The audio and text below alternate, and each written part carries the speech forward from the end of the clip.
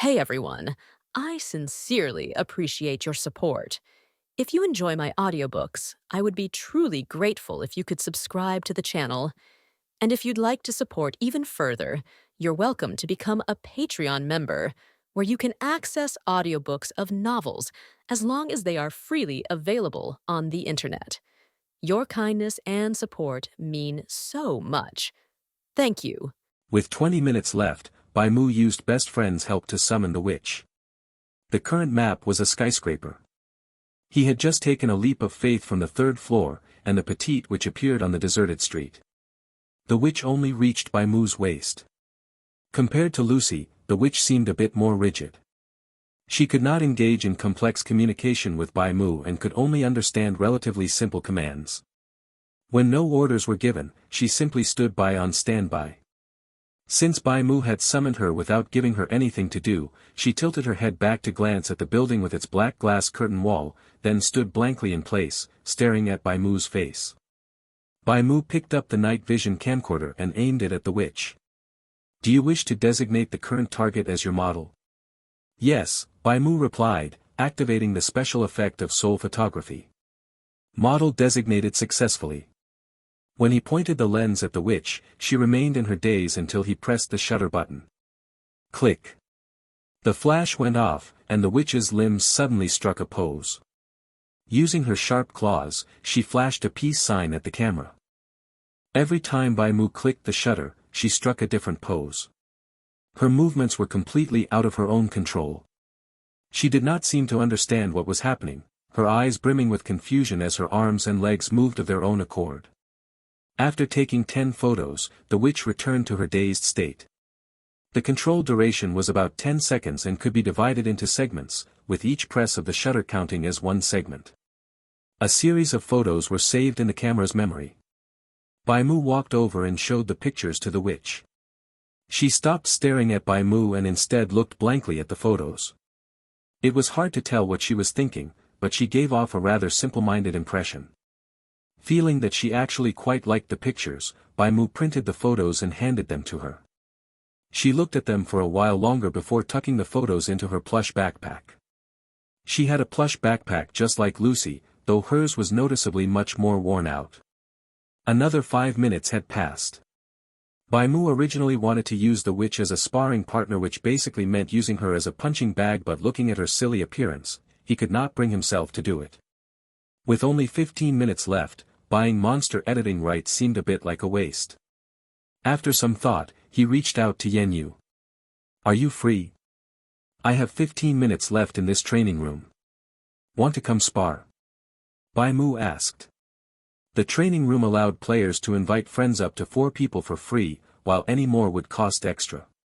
Yen Yu's massage was not over yet, but she waved her hand, signaling the masseuse to leave. She usually hated having her resting time interrupted, but she was genuinely curious about Bai Mu's true skill level, so she accepted the invitation. "Sure, just pull me in. Your friend, Bai, has invited you to enter training room No. K8107. Do you accept?" "Yes," Yen Yu replied, clicking accept. The next moment, she appeared in front of Bai Mu. Yen Yu was wearing a blue string bikini, sporting dark sunglasses, and walking in wooden flip-flops, showing off her long, fair legs. This kind of swimsuit was essentially no different from just wearing underwear. In fact, Bai Mu had never understood why women would shyly cover their skirts if the wind blew, yet could boldly go out in public at the beach wearing underwear disguised as swimwear. He remembered seeing a forum post many years ago back when he was in college, pointing out that some styles of women's shorts were even shorter than men's boxer briefs. Of course, he only kept these complaints to himself. As a D-grade player, Yen Yu was naturally completely different from women living ordinary lives. In Paradise, a player's community time was equivalent to their lifespan. No one knew if they would survive their next random script. When you could clearly see your life slipping away at any given moment, many secular rules lost all meaning. As the saying went, only when you realized that everyone would eventually die, and that sooner or later you too would turn into a handful of yellow dirt, did you truly begin to live. "What are the rules?" Yen Yu asked as she began to change outfits right after entering, switching into her familiar bloody nurse uniform. A direct fight? Or competing in something else? Let's fight, Bai Mu said. I mostly just want to test out some new skills and equipment. You already summoned the witch, why not test them on a monster? Yan Yu glanced at the witch sitting on a stool, then cast a suspicious look at Bai Mu. She suddenly felt a pang of regret, suspecting that Bai Mu had already tormented the witch and, feeling unsatisfied, had called her over to continue. I did not buy monster editing rights, Bai Mu explained. The witch over there is my summon. You can summon the witch now. Yan Yu exclaimed in shock. Don't worry, she won't interfere with our spar, Bai Mu reassured her. It is just the two of us practicing. Yan Yu's gaze grew increasingly cautious, and she looked as though she wanted to back out. Bai Mu asked tentatively, I will transfer 1 hour of community time to you, how about it? He still had 1,364 hours of community time, which was even more than his points. Judging from the signs held by the streetwalkers, 10 points was roughly equivalent to 1 hour of community time. However, this conversion rate only applied to certain demographics. Otherwise, the community time he currently had would be enough to exchange for over 10,000 points. Perhaps community time was only this expensive among groups terrified of the scripts, as they were essentially buying their own lives. For high-ranking players, the exchange rate between community time and points probably was not as steep. Are you really paying up? Yan Yu double-checked. Player, Bai, has initiated a trade with you. Yan Yu remained silent for a few seconds before quietly clicking accept. Free time was free time, she would be a fool to refuse. Bai Mu gave an honest, good-natured smile. Let's get right into the fight. Use whatever means you like, and make sure not to hold back. We will just fight until the training room time runs out, which is about 10 minutes. Alright, Yan Yu agreed. It is only 10 minutes, she thought to herself. Even if things go poorly, I can just grit my teeth and push through it. 10 minutes later. Hurried footsteps and terrified screams echoed through the building's emergency stairwell. No. Stay away from me. Brother, I surrender. I surrender. Please, I'm begging you. She glanced back but saw no sign of Bai Mu. However, just as she was about to escape through the exit ahead, Bai Mu suddenly materialized in front of her like a ghost. Wearing a faint smile, Bai Mu stood there without a word, raising a baseball bat in his hand. Meanwhile, behind Yan Yu, a blood-stained kitchen knife hovered, flying straight toward her. Yan Yu turned pale with fright. Even though her pain sensitivity was dialed down to 10%, Bai Mu kept popping up completely unannounced without saying a single word. He showed absolutely no mercy to the fairer sex, and that bloody kitchen knife was chasing her everywhere like a vengeful spirit.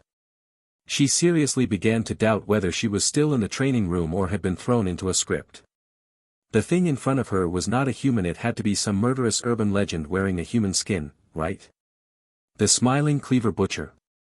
If she had not made a trade with Bai Mu, which prompted Paradise to enforce their sparring session until the training room timer expired, she would have hit the exit button long ago. Now she was regretting everything to death. Damn it, was this guy even human? How could an E-grade player have such surreal skills?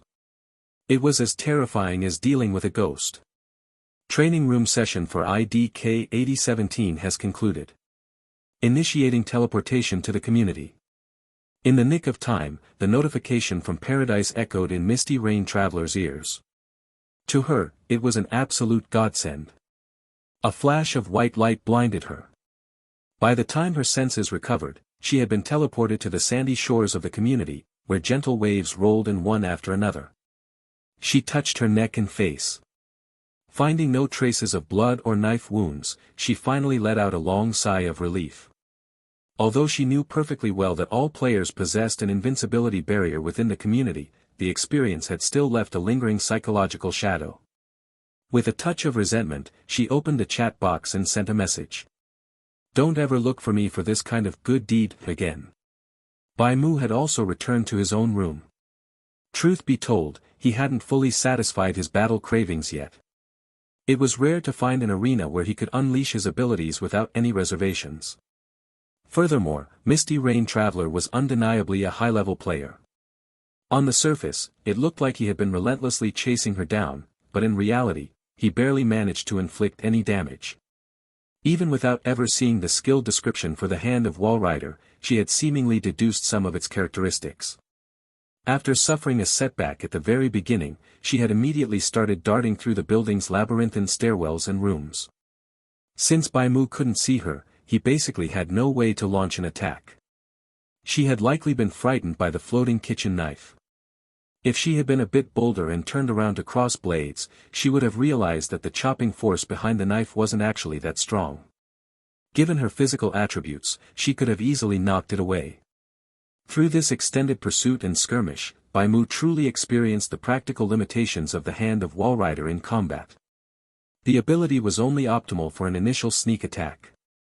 Once it was exposed from the shadows into plain sight, its threat level plummeted dramatically. Its flight speed simply couldn't be considered fast, and its physical strength was merely average.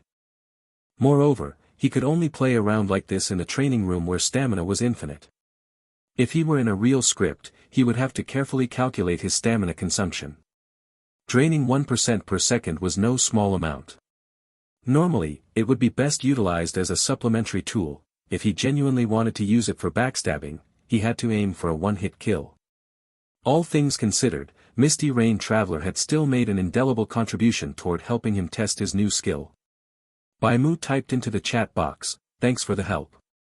What are you planning to do next? Don't tell me you're going into another script already?" Misty Rain Traveler asked. She increasingly felt that Bai Mu was a complete freak, though in her dictionary, that was a compliment. Deep down, she genuinely thought he was incredibly formidable. Back when she was an E-grade player, she definitely didn't have an endless stream of tricks up her sleeve like he did. An ES. Setting aside the levitating kitchen knife, the fact that an E-grade player managed to acquire a skill to summon an elite monster from a D-grade script was utterly mind-boggling in itself. "No, I plan on checking out the market first," Bai Mu replied.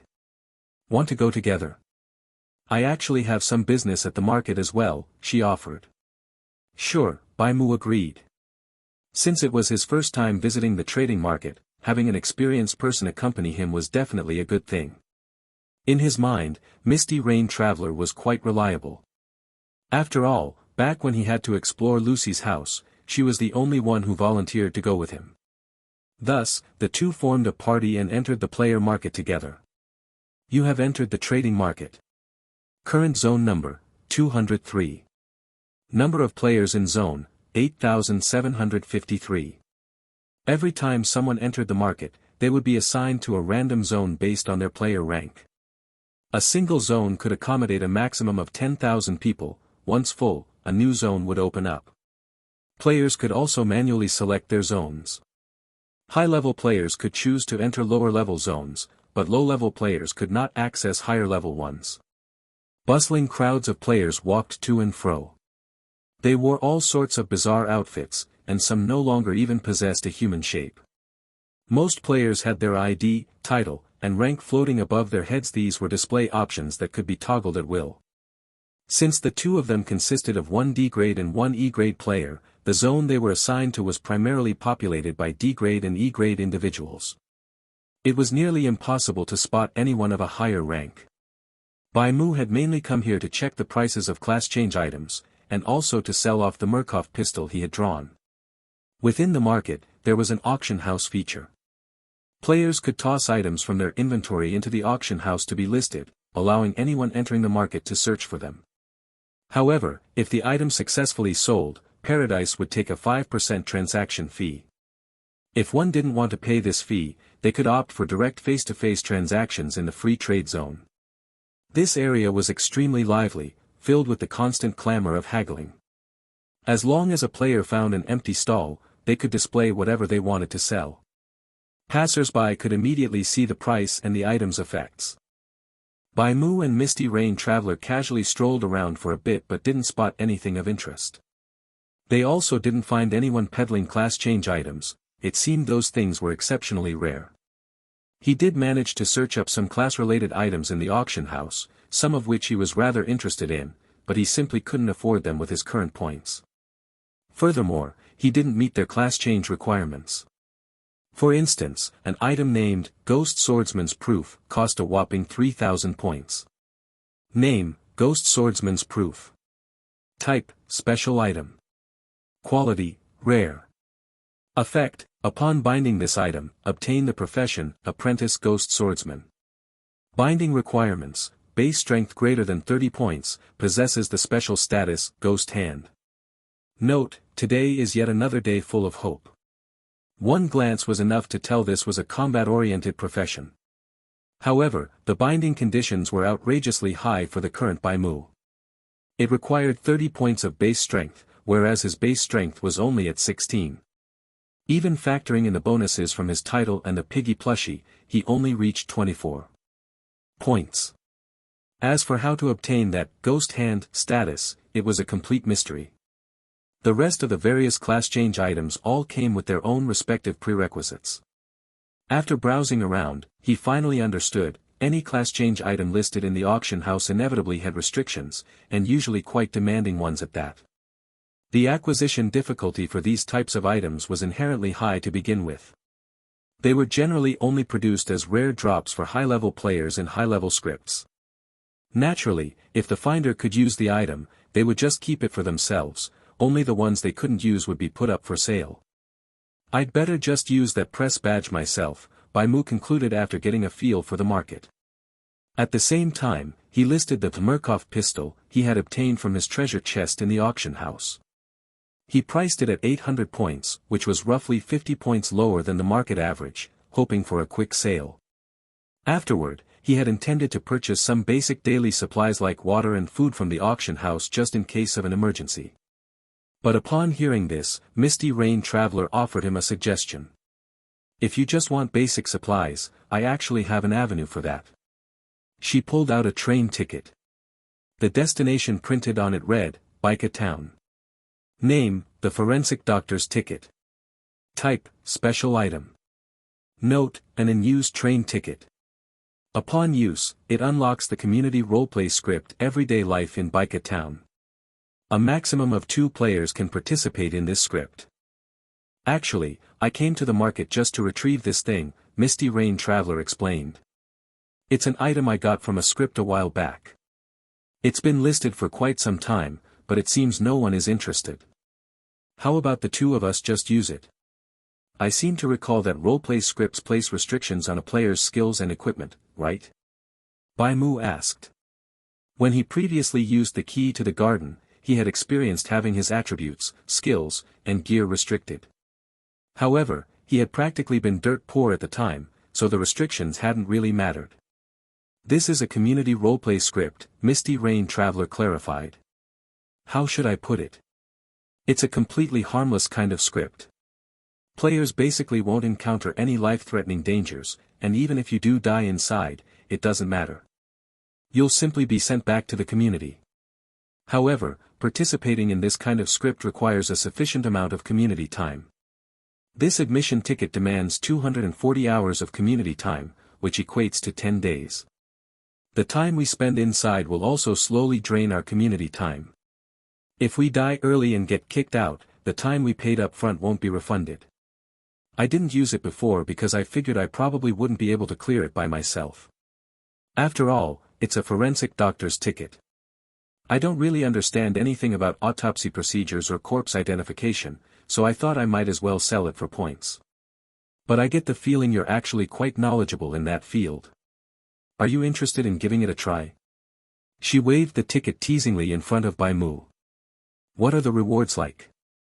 Bai Mu asked. The clearance rewards for community roleplay scripts are all fixed. It's somewhat similar to an adventure script, except there's no script shop. During the final settlement, you randomly receive script treasure chests based on your overall rating. One look and you can tell this is a slice-of-life type script. Our roles will likely be forensic doctors, so it should be quite easy to draw some basic daily supplies. If we clear it, we'll also get some items with rather unique utility, which should also be related to forensic work. Are you planning to sell this ticket to me? Bai Mu inquired. It's an invitation, Misty Rain Traveler corrected. I won't charge you any points, but you have to use it with me. I figured this thing would definitely be a tough sell. After all, when it comes to other people's community roleplay scripts, it's usually stuff like legal double dating on Cyan Blue Island or maid education. Those sell like hotcakes. If it were me, I wouldn't want to spend my time in the community digging through a pile of corpses either. Alright, let's give it a shot, Bai Mu agreed after a moment of thought.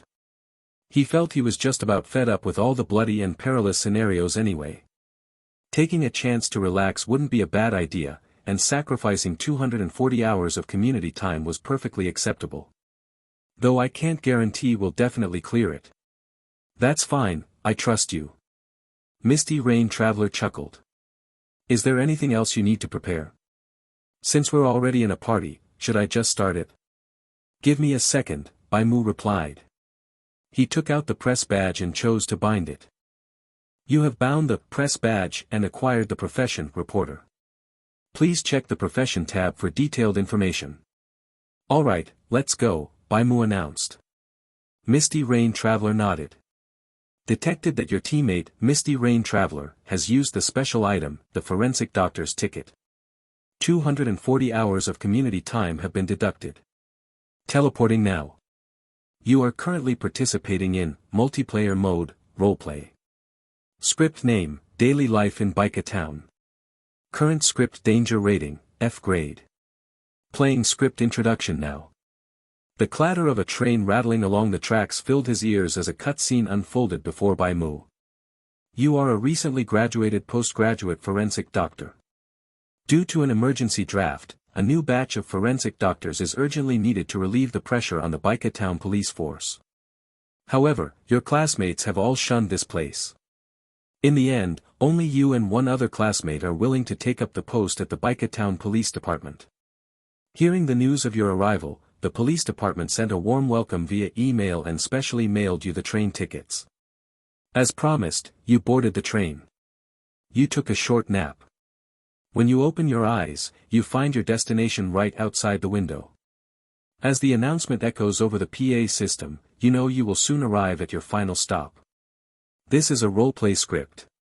Your attribute values will be reset to their initial levels, and certain items and skills are disabled. As these words faded from his ears, Bai Mu regained his normal senses. He was currently sitting in a window seat on a highly modern bullet train. The cabin was brightly lit, a cool breeze blew from the air conditioning, and a tall female conductor walked down the center aisle.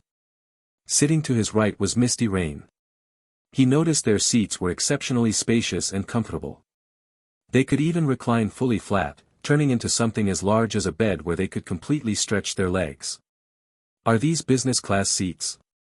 The police department actually reimbursed business class tickets for rookies who haven't even officially joined yet. Isn't that a bit too generous? Bai Mu glanced around. Aside from him and Misty Rain, who looked relatively young, everyone else in the carriage fit the business profile. They were almost all middle-aged men, some reading newspapers, others handling matters on their laptops.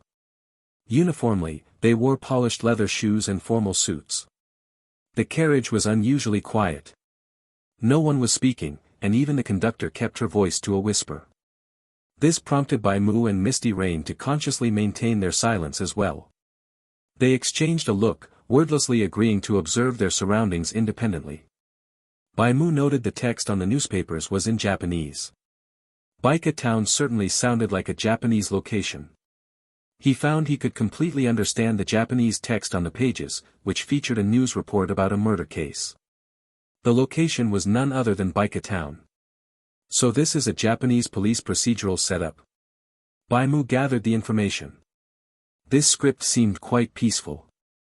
With an F-grade rating, there were likely no supernatural elements involved. The danger level was probably on par with Deserted Island Survival. However, a low danger rating did not mean it would be easy to clear. Take Deserted Island Survival, for example. A high-level player who was a master of combat with a powerful physique could naturally spend 30 days on the deserted island in total comfort. Yet, they might not possess the electronic repair skills needed to fix the walkie-talkie, contact the outside world, and escape the island. Of course, they could try to build a boat, but the resources on that island were pitifully scarce. It wasn't like they were a monkey born from a stone who could use a simple skiff, have their monkey subordinates pack some fruit on a raft, and sail across the vast ocean to seek the immortal path and actually succeed in crossing it. For a normal person attempting to build a boat to leave, the outcome would basically be getting capsized by the waves and left bobbing in the sea. Unless their physique was so formidable that they could literally swim across the ocean, that high-level player would probably only receive an A-grade or B-grade evaluation at the end, falling short of a perfect S-grade clear. Since he had spent 240 hours of community time, Bai Mu naturally wanted to exchange it for something valuable in return. Although dying just meant returning to the community, and he could theoretically ignore everything to just enjoy the city for 10 days or even boldly go full Homelander, indulging in debauchery and committing every evil deed imaginable, failing to properly roleplay his identity meant he wouldn't get a single reward. It would be thrilling, sure, but after the thrill faded, nothing would remain except endless emptiness and post-clarity depression. He still wanted to complete the script's main quest as best he could, but the quest notification hadn't rung yet. The only sound was the PA system announcing, "Next stop, Baika Town. Next stop, Baika Town. Passengers alighting here, please make your way to the doors and prepare to disembark." Hearing the broadcast, many passengers set aside what they were doing and cast their gazes outside. Yet, no one stood up. Bai Mu saw a kind of awe in their eyes. How to describe it? It was the same look people gave when viewing statues of bodhisattvas or Buddhas, as if they were all silently chanting, "No offense intended," in their hearts. Reino. What strange behavior, Bai Mu thought. Could this Baika town be related to some exceptionally famous ancient temple or shrine? Forget it, no point guessing. I'll find out once I get there anyway. Bai Mu ignored the other passengers for the time being and began sorting out his belongings. Just like in the last roleplay script, his attire had automatically changed. He was wearing a plain white button-up shirt and gray trousers. Resting in his lap was a white messenger bag printed with Kyoto University. It seemed his persona this time was a top student once again. He didn't rush to check the bag's contents. Instead, he first checked his inventory and status screens. The Dance of Elvis and his combat boots had both been stowed away in his inventory, displaying a disabled status. Additionally, Charge's Dash, Plant Care, and the Hand of Walrider had also been locked. His common-grade baseball bat and kitchen knife could still be drawn, and items like his pistol and hand grenades were also usable. However, the cherry bomb and plant cards were disabled. It seemed that anything conflicting with this script's worldview would be restricted. Although firearms were rare-grade items, their existence in this modern cityscape didn't violate the worldview, so he could still equip his gun. To his surprise, he could actually still use Best Friend's Help, though the skill was currently on cooldown for 23 hours and 48 minutes. The last time he had used this skill was to summon the witch in the training room. He remembered turning on the skill refresh option, but he just hadn't actively cancelled the skill at the time, leaving the witch downstairs to bask in the sun by herself. Looking at it now, the training room's skill refresh feature had not worked on Best Friend's Help. Is it because I don't inherently own this skill, but rather it's an ability granted to me by a special item? In his inventory, Best Friend's Doodle showed up as disabled, yet Best Friend's Help remained active. From the looks of it, the Doodle's priority level was incredibly high. Even though it was restricted and Bai Mu couldn't physically take it out, as long as the item existed in his inventory, he would retain access to Best Friend's Help. Two other items, the Piglet plushie and the large travel bag, were also in effect. However, neither of them was disabled, so it was perfectly normal for them to work. Having finished sorting out his things, Bai Mu unzipped his messenger bag. Just as he expected, inside was his forensic doctor ID, bearing the name Ishikawa Shiro. There was also an onboarding letter from the police department and 100,000 yen in cash, which he figured was his starting capital. Misty Rain also opened her bag. She showed her ID to Bai Mu. Her name was Hasegawa Aim. Both of their ID photos featured them in white lab coats, looking exactly as they did in reality. The train slowly ground to a halt, and the quest notification finally chimed in his ear. Main quest triggered, report to the police department before nightfall. Let's get off, Bai Mu said softly. Misty Rain nodded, and the two stood up from their seats. At that moment, the people around them all cast astonished glances their way. As they walked through the carriage, every single person tracked their footsteps. When they reached the doors, the conductor warned, "You too, this is Baika Town Station." She deliberately emphasized the words, Baika Town Station, as if terrified they were getting off at the wrong stop. Baika Town is exactly where we're going. With that, Bai Mu and Misty Rain confidently stepped off the train. The previously quiet carriage instantly erupted into hushed murmurs. No way, this is Baika Town. Do they have a death wish? Why would any normal person go to a place like that? But the figures of the two simply walked away without looking back. They swiped their tickets to exit the station and disappeared at the end of the platform. Bai Mu found it a bit strange. Across the entire platform, it seemed they were the only two passengers who had disembarked. There were staff members present, but the station was otherwise eerily deserted. However, the moment they stepped out of the station, they were greeted by bright sunshine. The streets were bustling with traffic and pedestrians, looking for all the world like just an ordinary, peaceful city. Ishikawa Shiro, 26 years old, a postgraduate student majoring in forensics at Kyoto University. During my time in school, I worked as an intern at the Kyoto Prefectural Police Scientific Investigation Research Institute. I was a former member of the Kyoto University Mystery Fiction Research Club and even won the Student Presentation Award at the annual law conference. My resume is actually quite impressive, Bai Mu remarked as he carefully read through his curriculum vitae. Mine is pretty similar, Misty Rain Traveler said. But I haven't acquired any skills related to autopsy or corpse examination. Do you have any? No, Bai Mu replied, shaking his head. I guess we'll just have to rely on our own abilities to bluff our way through this job. This is going to be tough, Misty Rain Traveler said, tapping her head. But looking at the streets, it's pretty lively. Adults and kids are all playing outside.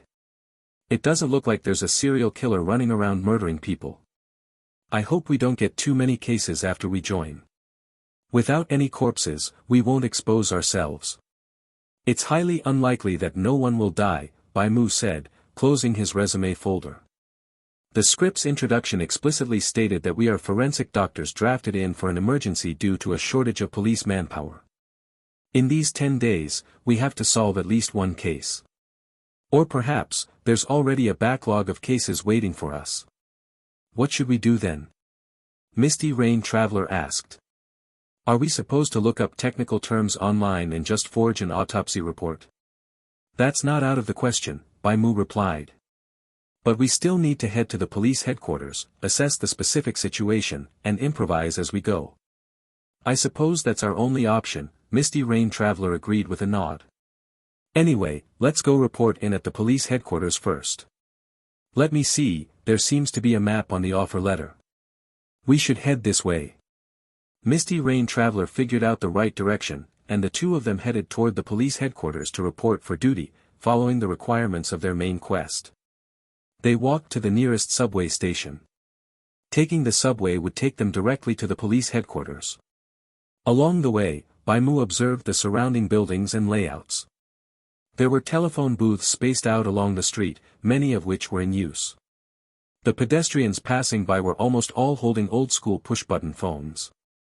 Even flip phones were a rare sight. Judging by this, the era of this script was set quite early.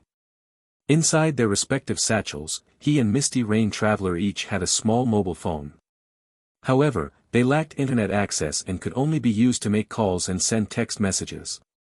Their contact lists contained each other's phone numbers. Aside from that, the only other entry was the number for the Baika Town Police Headquarters. The combined starting funds for both of them amounted to 200,000 yen. In early-era Japan, 200,000 yen held considerable value, more than enough to comfortably last them for 10 days. However, Bai Mu noticed that his phone did not display the year or the date. It only read 2:23 p.m. Misty Rain Traveler's phone was exactly the same.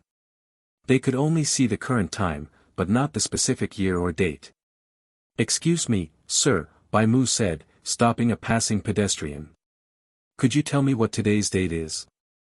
"The date?" The pedestrian paused, taken aback. Asking me such a question out of nowhere. I'm not entirely sure either. But I remember Valentine's Day was just a few days ago. Valentine's Day? Isn't that February 14th? Misty Rain Traveler muttered under her breath. Shouldn't it be winter then? Bai Mu looked up at the sky above. The sun was shining brightly, casting a blazing heat against his face. It was unmistakably the height of a scorching summer. Just moments ago, he had been enjoying the cool air conditioning inside the train car. Sensing that something was deeply wrong, he approached a few more pedestrians to ask the same question. What month and day? What a weirdo. Why are you asking me that? Can't you look at a calendar yourself? I recall the new year passed just a couple of days ago, so it should be around January. Is it summer right now? Then maybe I remembered wrong. A couple of days ago should have been Children's Day. Right, June 1st, Children's Day. You guys don't even know that. Our junior high school festival is coming up right away. The school festival is held around this time every year. By the way, Miss, do you want to come visit our class's maid cafe? Outsiders can get in for free, you know. RN Beta.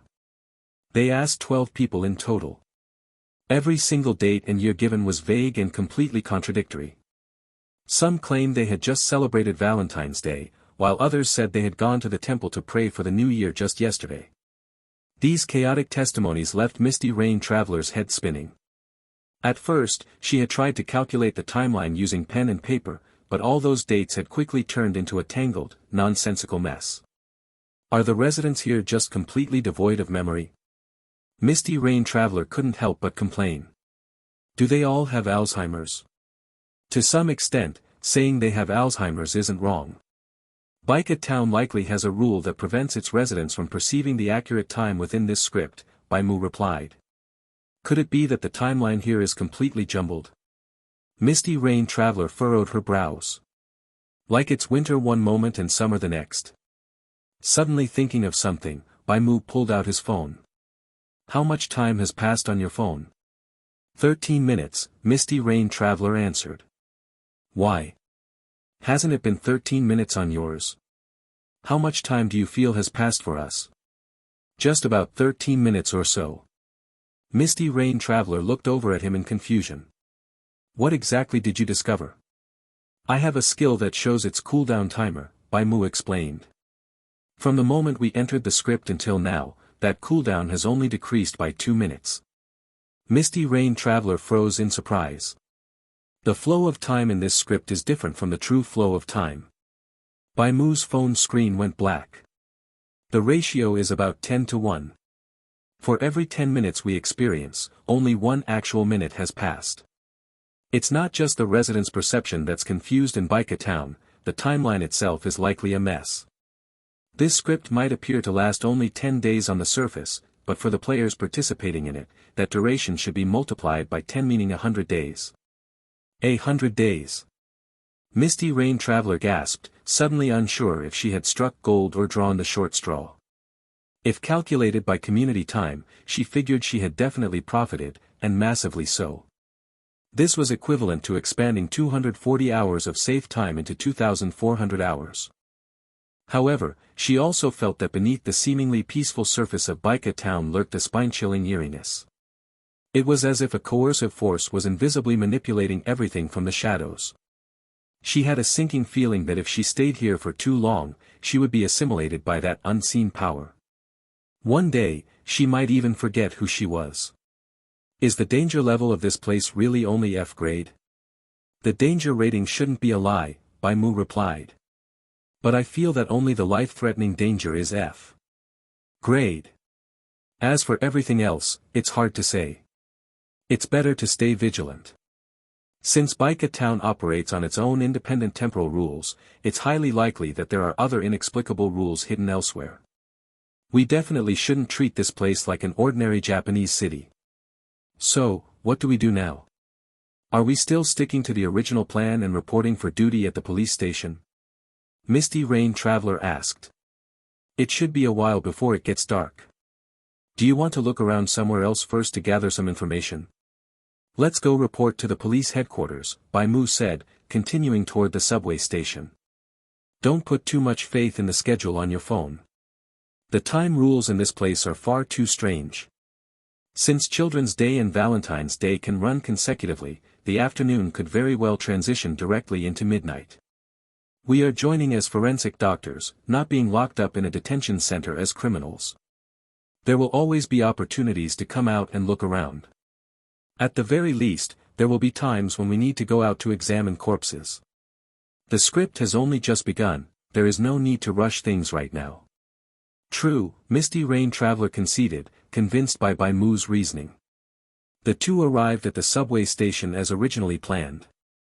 They went to the ticket vending machine and purchased tickets for the Baika Town Police Headquarters station. Bai Mu casually bought a newspaper at a kiosk outside the ticket machines.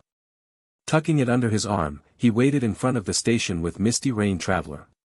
Walking all the way here, Baika Town struck him as quite prosperous. There were electronic billboards playing music videos of female celebrities, crowded snack streets, a massive hospital, and even a towering television tower. They had also passed by a quaint old street and a shrine. The infrastructure and cultural heritage here showcased exactly what a top-tier city should look like, comparable to the Tokyo he had seen in movies and television shows. The foot traffic was also immense. Even though it was not rush hour, a significant number of people were waiting for the subway in front of the platform doors. Station attendants stood by on standby, holding tools that looked like curved steel forks. Their primary job was likely to forcefully shove people into the subway cars with those forks whenever the doors could not close. The train arrived quickly. After boarding, Bai Mu began studying the news in the paper. Almost every page featured a picture of a middle-aged man with a small mustache. Sleeping Kagoro solves yet another murder case.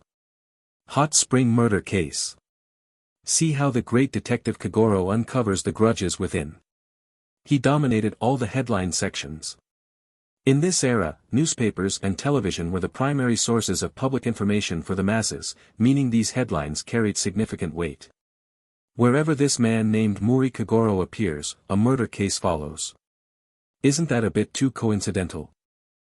Has no one ever suspected that he is the actual culprit? How is he a great detective? He should be called the Grim Reaper. In the newspaper Bai Mu bought alone, there were 5 or 6 murder cases related to Muri Kagoro.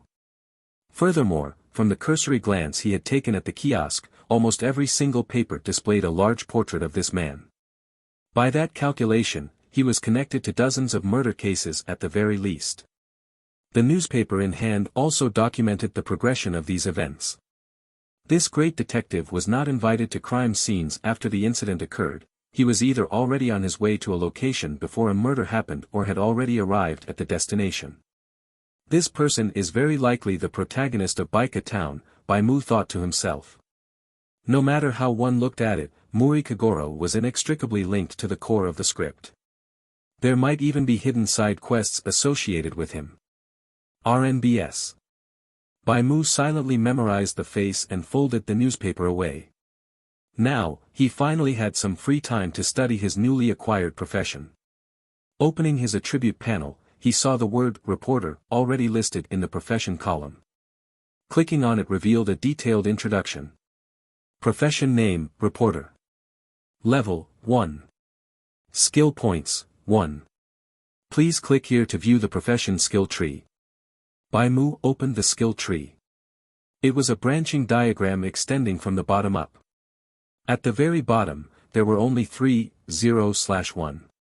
Gray options. Above them was a series of, indicating that he needed to raise his profession level to level 3 before he could unlock new selections. Those 3 gray options corresponded to his initial skills, namely, plainclothes photography, illegal infiltration, and battlefield survival. Plainclothes photography was an active skill. Its effect allowed players to freely alter the appearance of their clothing. For example, combat boots could be made to look like sneakers, and a bulletproof vest could appear as a dress shirt.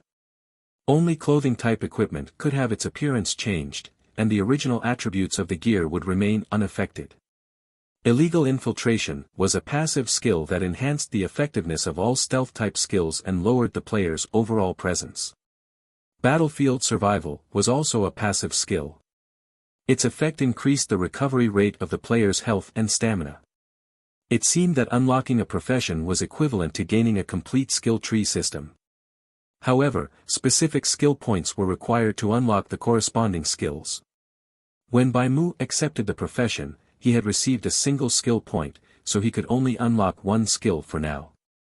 To obtain more skill points, he had to increase his profession level. Every level up would grant him one skill point. The reporter profession did not level up by fighting monsters. As a non-combat profession, its primary method of progression was to gather news. He could gather news within the script and sell it to the newspaper publisher after the script concluded. He would then earn profession experience points and additional points based on the intrinsic value of the news. This was indeed a profession with alternative growth paths, encouraging players to unearth the hidden truths within the scripts. The more hidden side quests and secret plots a player dug up, the greater the extra rewards they would reap, and the faster their profession level would rise. Furthermore, each player could generally only hold one profession at a time. It was not that players were forbidden from using other class change items, but there were multi-classing penalties. If someone took on two professions, the experience gain efficiency for both would be slashed to 50%. If they took on three, it would drop down to 30%. However, professions could be swapped. If one felt their current profession was inadequate, they could choose to change careers, but their previous profession level and skills would be completely wiped out. Bai Mu tried taking out his camcorder and filming Muri Kagoro's picture in the newspaper. He discovered that he could designate this photo as news. Additionally, he could write a press release or use audio recordings to document his news. The value of this photo could not be seen directly for the time being. Only after the script ended, when he sold his news to the newspaper publisher, would he be able to see the actual value of the photo. If the news was invalid, such as guessing the truth incorrectly or reporting something contrary to the facts, he would not receive any experience points or point rewards. All in all, the profession system felt rather complex. It was akin to opening up an entirely separate growth system with its own specific method of acquiring skills. Bai Mu had a feeling that the photo's value would not be very high. After all, it was just surface-level intelligence laid out plainly in the script, but having something was better than having nothing. He kept his skill point for now. Since allocating it would not provide a particularly massive boost, and there was no urgent need for it at the moment, he decided to wait and invest the point whenever a situation actually demanded it. Time quickly slipped away just like that. He and Misty Rain Traveler arrived at their platform and exited the subway station. The massive police headquarters building appeared before their eyes. The facility was incredibly luxurious and featured its own dedicated parking lot. But just as the two arrived at the entrance, before they even had time to report in, they saw a plump police officer in a brown leather jacket rushing out from the transparent glass doors while talking frantically on his phone. What? Another murder case occurred? I understand, I will bring my people over immediately. Hurry, hurry. Where are the forensic doctors and detectives? Go call them. Inspector Magyar, the files for the last case haven't even been closed yet. There are no forensic doctors left in the police headquarters right now. Didn't they say new forensic doctors were transferred over? Are they not here yet? The email said they would arrive today, but... Bai Mu and Misty Rain happened to stumble upon this scene. She tugged at his sleeve, her eyes darting outside the police headquarters, signaling that they should lay low for a while. She figured they should stall for as long as possible and wait for the Criminal Investigation Brigade to leave before reporting in. That way, even if they were dispatched to a crime scene, they would at least have some time to prepare. However, urged on by Inspector Magyar, one of the detectives dialed the number of the new forensic doctor. A ringtone immediately chimed from Bai Mu's satchel. The officers and detectives turned their heads, drawn by the sound. Instantly, 4 pairs of eyes locked onto each other.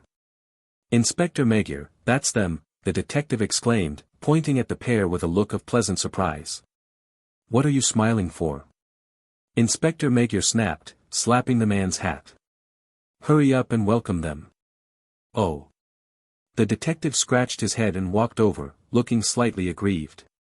Inside the police headquarters, the Criminal Investigation Brigade was already surging outward with imposing momentum. Inspector Magyar seemed to hold a rather high position, as everyone was moving under his direct orders and coordination. There was nowhere left to hide. The detective approached them, bowing politely as he asked, "You two must be Mr. Ishikawa Shiro and Ms. Hasegawa Aim, graduates from Kyoto University, correct?" "Hello, I am the patrol officer in charge of recruitment, Endo Asaka." "Hello, Mr. Endo," Bai Mu said, shaking his hand. "Hello," Misty Rain greeted, also shaking the detective's hand. It seemed this counted as reporting in, for the Paradise System's notification chime rang out. Main quest updated, perfectly play the role of a forensic doctor. Do not let any resident of Baika town discover any flaws in your disguise. Endo spoke up, "Please forgive the poor reception. We were originally supposed to hold a welcome party for you too, but as you can see, the department is currently extremely short-handed. A murder just occurred, so I am afraid we will have to trouble you to accompany the team to the scene." "It is no problem, Mr. Endo," Bai Mu replied. He leaned in closer and lowered his voice, "We came prepared for this. However, is that fierce-looking officer our boss?" "You mean Inspector Magyar?" Endo's ears perked up. He threw a wary glance toward the entrance of the police headquarters. Seeing that Inspector Magyar was still busy directing the detectives, he let out a sigh of relief. Inspector Magyar is the chief of the 3rd Investigation Division. He is actually quite easy to get along with most of the time. Strictly speaking, he is not your direct superior. You were originally supposed to report to the medical examiner's office, but there have been so many cases lately that they are completely overwhelmed.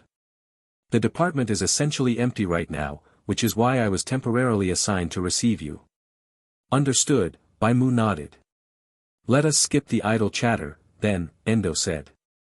"Follow me to the car. I will drive you to the scene. The investigation department will bring all the tools you might need." Since things had reached this point, there was no room for refusal. Bai Mu and Misty Rain had no choice but to follow Endo into the vehicle. Bai Mu took the initiative to sit in the passenger seat, while Misty Rain sensibly climbed into the back. Ari with circumflex and beta. Up ahead, the detective squad had already driven off. Endo's car trailed at the very back of the convoy. Sirens wailed as the police cars blazed through red lights, yet despite the massive commotion, barely a single pedestrian on either side of the road even bothered to look back. "According to the informant, the deceased is a female," Endo explained. "She was a gallery owner. There do not appear to be any obvious external injuries, so we might need you two to test her blood later to rule out certain causes of death." Hearing the word "test," Misty Rain frowned slightly from the back seat. No emotion could be seen on Bai Mu's face, however. His expression management had always been impeccable. Besides, Endo had just mentioned that apart from him and Misty Rain, there were no other available forensic doctors in the entire police headquarters. This meant that it wasn't just them who were clueless about the profession, not a single person present knew the first thing about it either. If no one understood the field, then they had plenty of room to maneuver. This world was essentially one giant, makeshift theater troupe. As long as they kept up appearances, acted the part well enough to look convincing, and successfully bluffed their way through, that would be more than enough. Many so-called professionals operated exactly like this. They simply looked intimidatingly competent on the surface. Besides, the main quest only required them to avoid exposing any flaws in their disguise. It never explicitly stated that they actually had to deduce the cause of death. With enough nerve and a thick enough skin, one could confidently declare black as white. Bai Mu listened to Endo recount the details of the police report with a thoroughly serious expression, pen and paper in hand. He looked as though he was paying the utmost attention, taking meticulous notes, but in reality, he was just aimlessly doodling in his small notebook. Before long, the police car pulled to a stop. They had arrived at a luxury apartment building. Just outside the complex sat a subway station and a bustling shopping mall. The location was prime real estate. A single glance was enough to tell that housing prices here were exorbitant. Detectives were already setting up barricades and police tape to block off the area. Bai Mu and Misty Rain stepped out of the car and followed Endo to retrieve their toolkits. These are the tools the medical examiners typically use, Endo said, pointing into the open trunk of a police cruiser. I have no idea what any of these are for, so please select whatever you need. Misty Rain looked at Bai Mu nervously. She didn't recognize more than half the items in the trunk. There were reagents with complicated names and small, peculiarly shaped instruments. Out of this massive pile of equipment, the only things she recognized were the scalpels, tweezers, hammers, white lab coats, and medical gloves. She was too afraid to touch anything, terrified that using a tool incorrectly would expose her as a fake forensic doctor. Deciding to play copycat, she waited to see what Bai Mu would do first. Bai Mu calmly picked up a white coat and draped it over his shoulders, followed by a surgical mask and medical gloves. He flashed Misty Rain an "OK" hand sign, then turned to speak to Endo. Mr. Endo, take us to the scene first. You are not going to grab any other tools, Mr. Ishikawa? Endo asked, looking confused. We need to examine the scene first before we can determine which tools are required, Bai Mu explained smoothly. After all, there are far too many uncertainties based solely on verbal information about the deceased. For instance, the time of death, the age and skin condition of the victim, whether they suffered from any organ diseases, or if they were on long-term medication. If we do not factor in the actual circumstances, our testing and evidence collection will yield inaccurate results. As forensic doctors, we must strive for the utmost rigor in our work.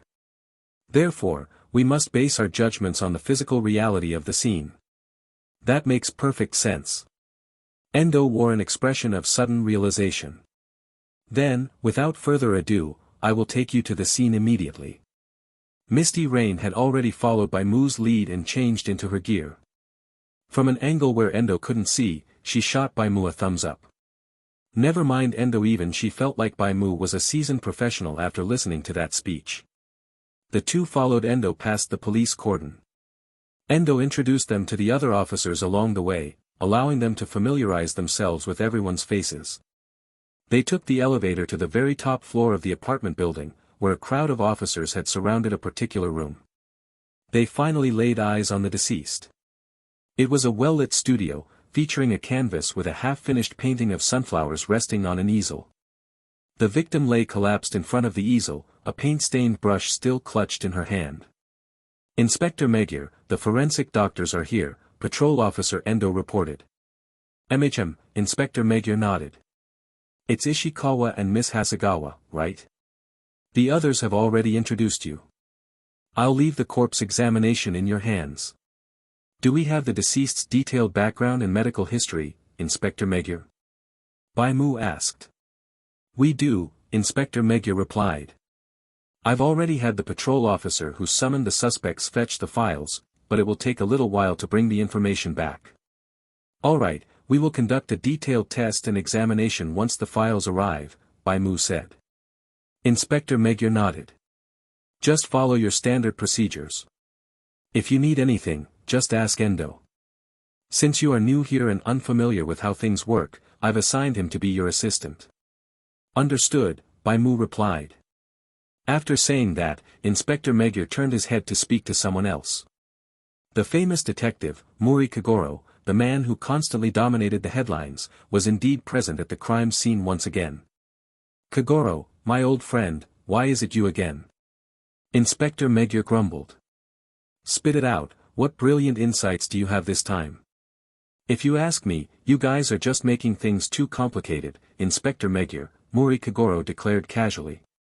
According to my deduction, the deceased definitely died of a sudden cardiac arrest. After all, she was getting on in years and ran a famous art gallery. Worrying about her business during the day and her own paintings at night. When middle-aged people don't get enough rest, they get overworked and drop dead. It's a very common occurrence. People really need to pay attention to their rest, don't you agree, Inspector Magyar? Mori Kagoro leaned in and muttered, I say we wrap this case up quickly. I still have to catch Miss Okino Yoko's television performance tonight. Dad! Please quit drinking beer before you say things like that, okay? A young woman with a sharp, pointed hairstyle interjected. She delivered a swift punch right to the top of Muri Kagoro's head. A comically massive lump instantly swelled up from his skull, but it disappeared just as quickly as it had formed. Bai Mu almost thought his eyes were playing tricks on him. Who on earth is this girl?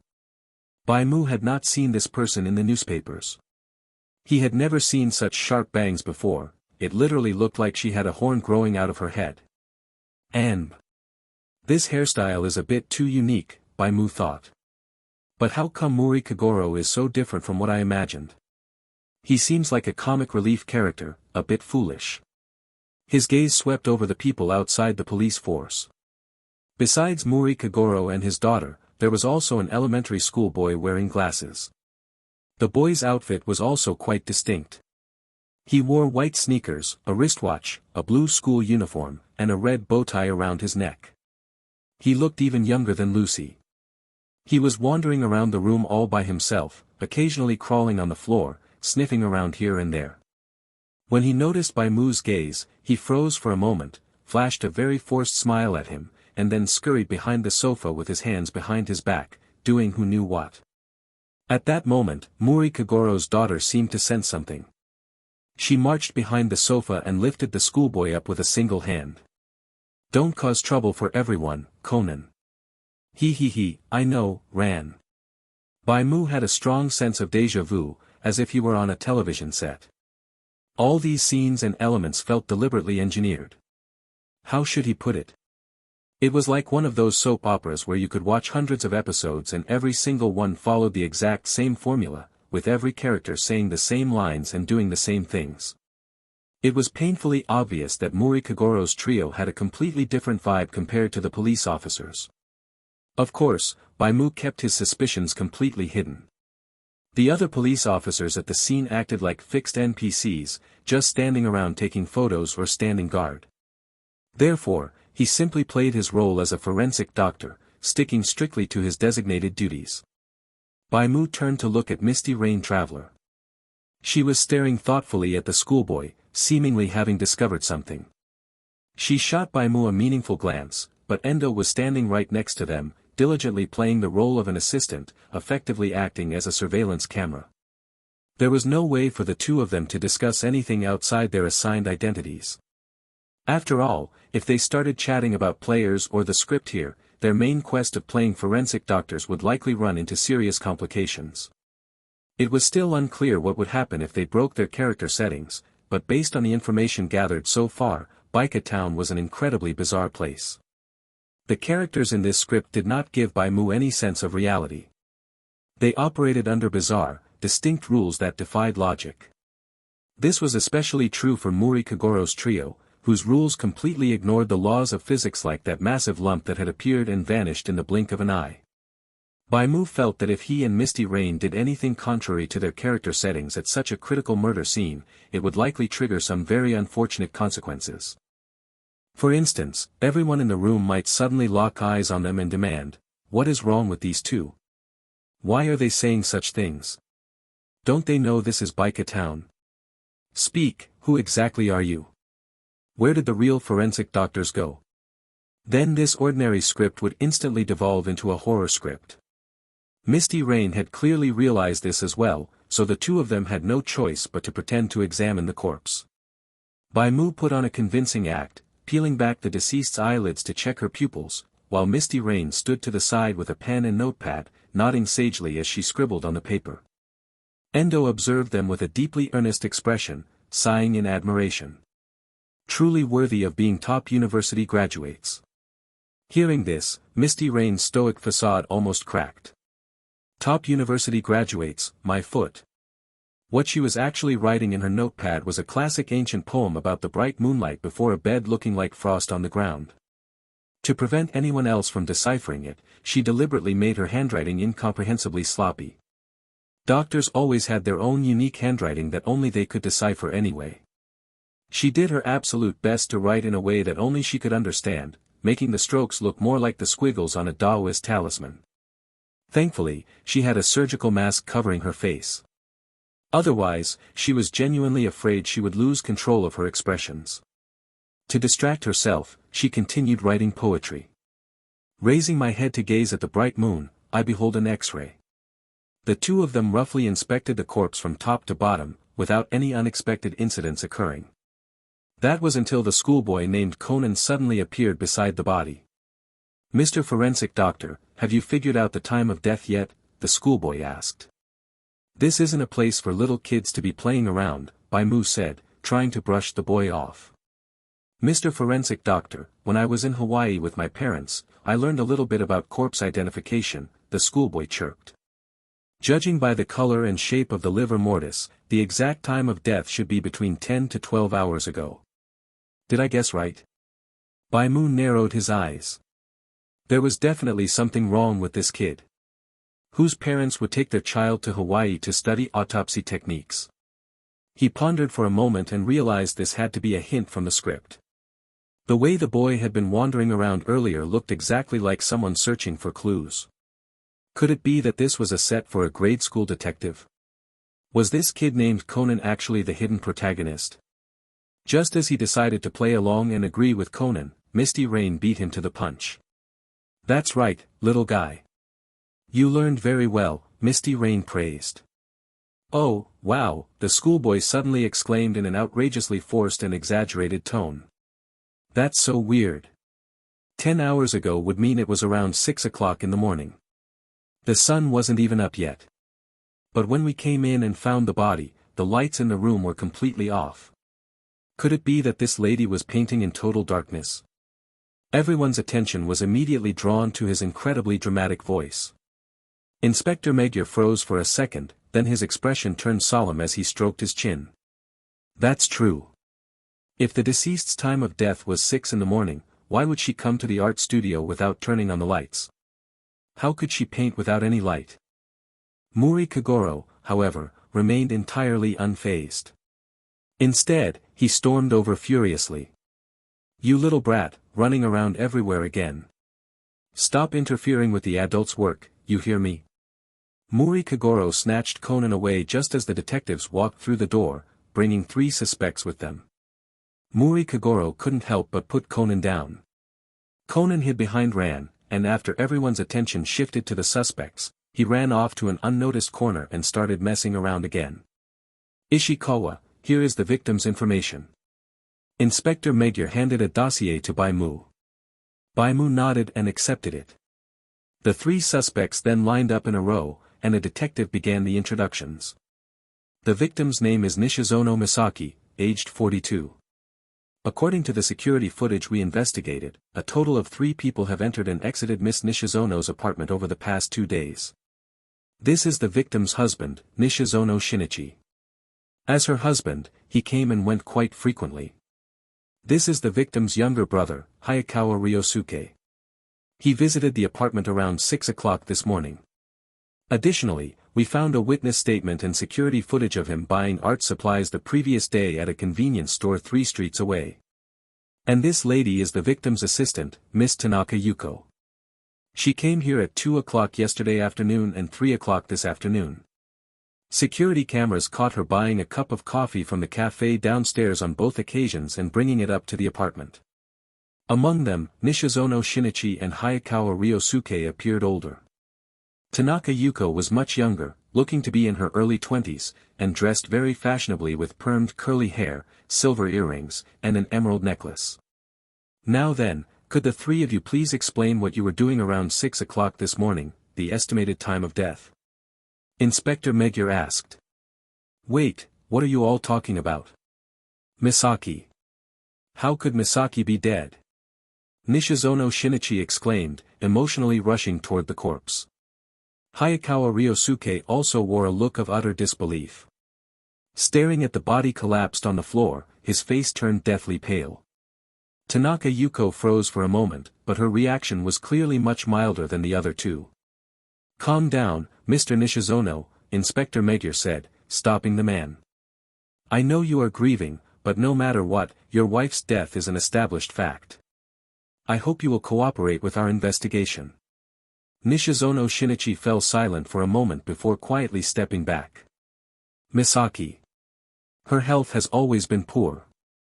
I advised her so many times not to overwork herself with her paintings, but she never listened.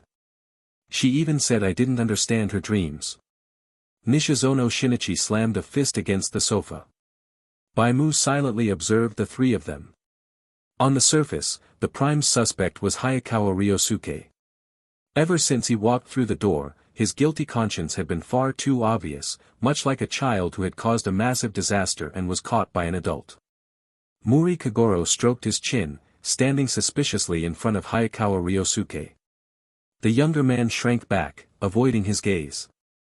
Suddenly, Muri Kagoro shouted, "I know who it is. The culprit is you, Hayakawa Ryosuke, Ranobes. Admit it, you are the one who murdered Miss Nishizono Misaki." Muri Kagoro pointed an imposing finger at him. "Let me guess, was it over a financial dispute? Your sister was clearly wealthy, yet she ordered you around to run her errands. You've harbored resentment for a long time, haven't you? This morning, you tried to ask Miss Misaki for money but were rejected. In a fit of rage, you murdered her, staged the scene to look like a sudden death, and then fled in a panic.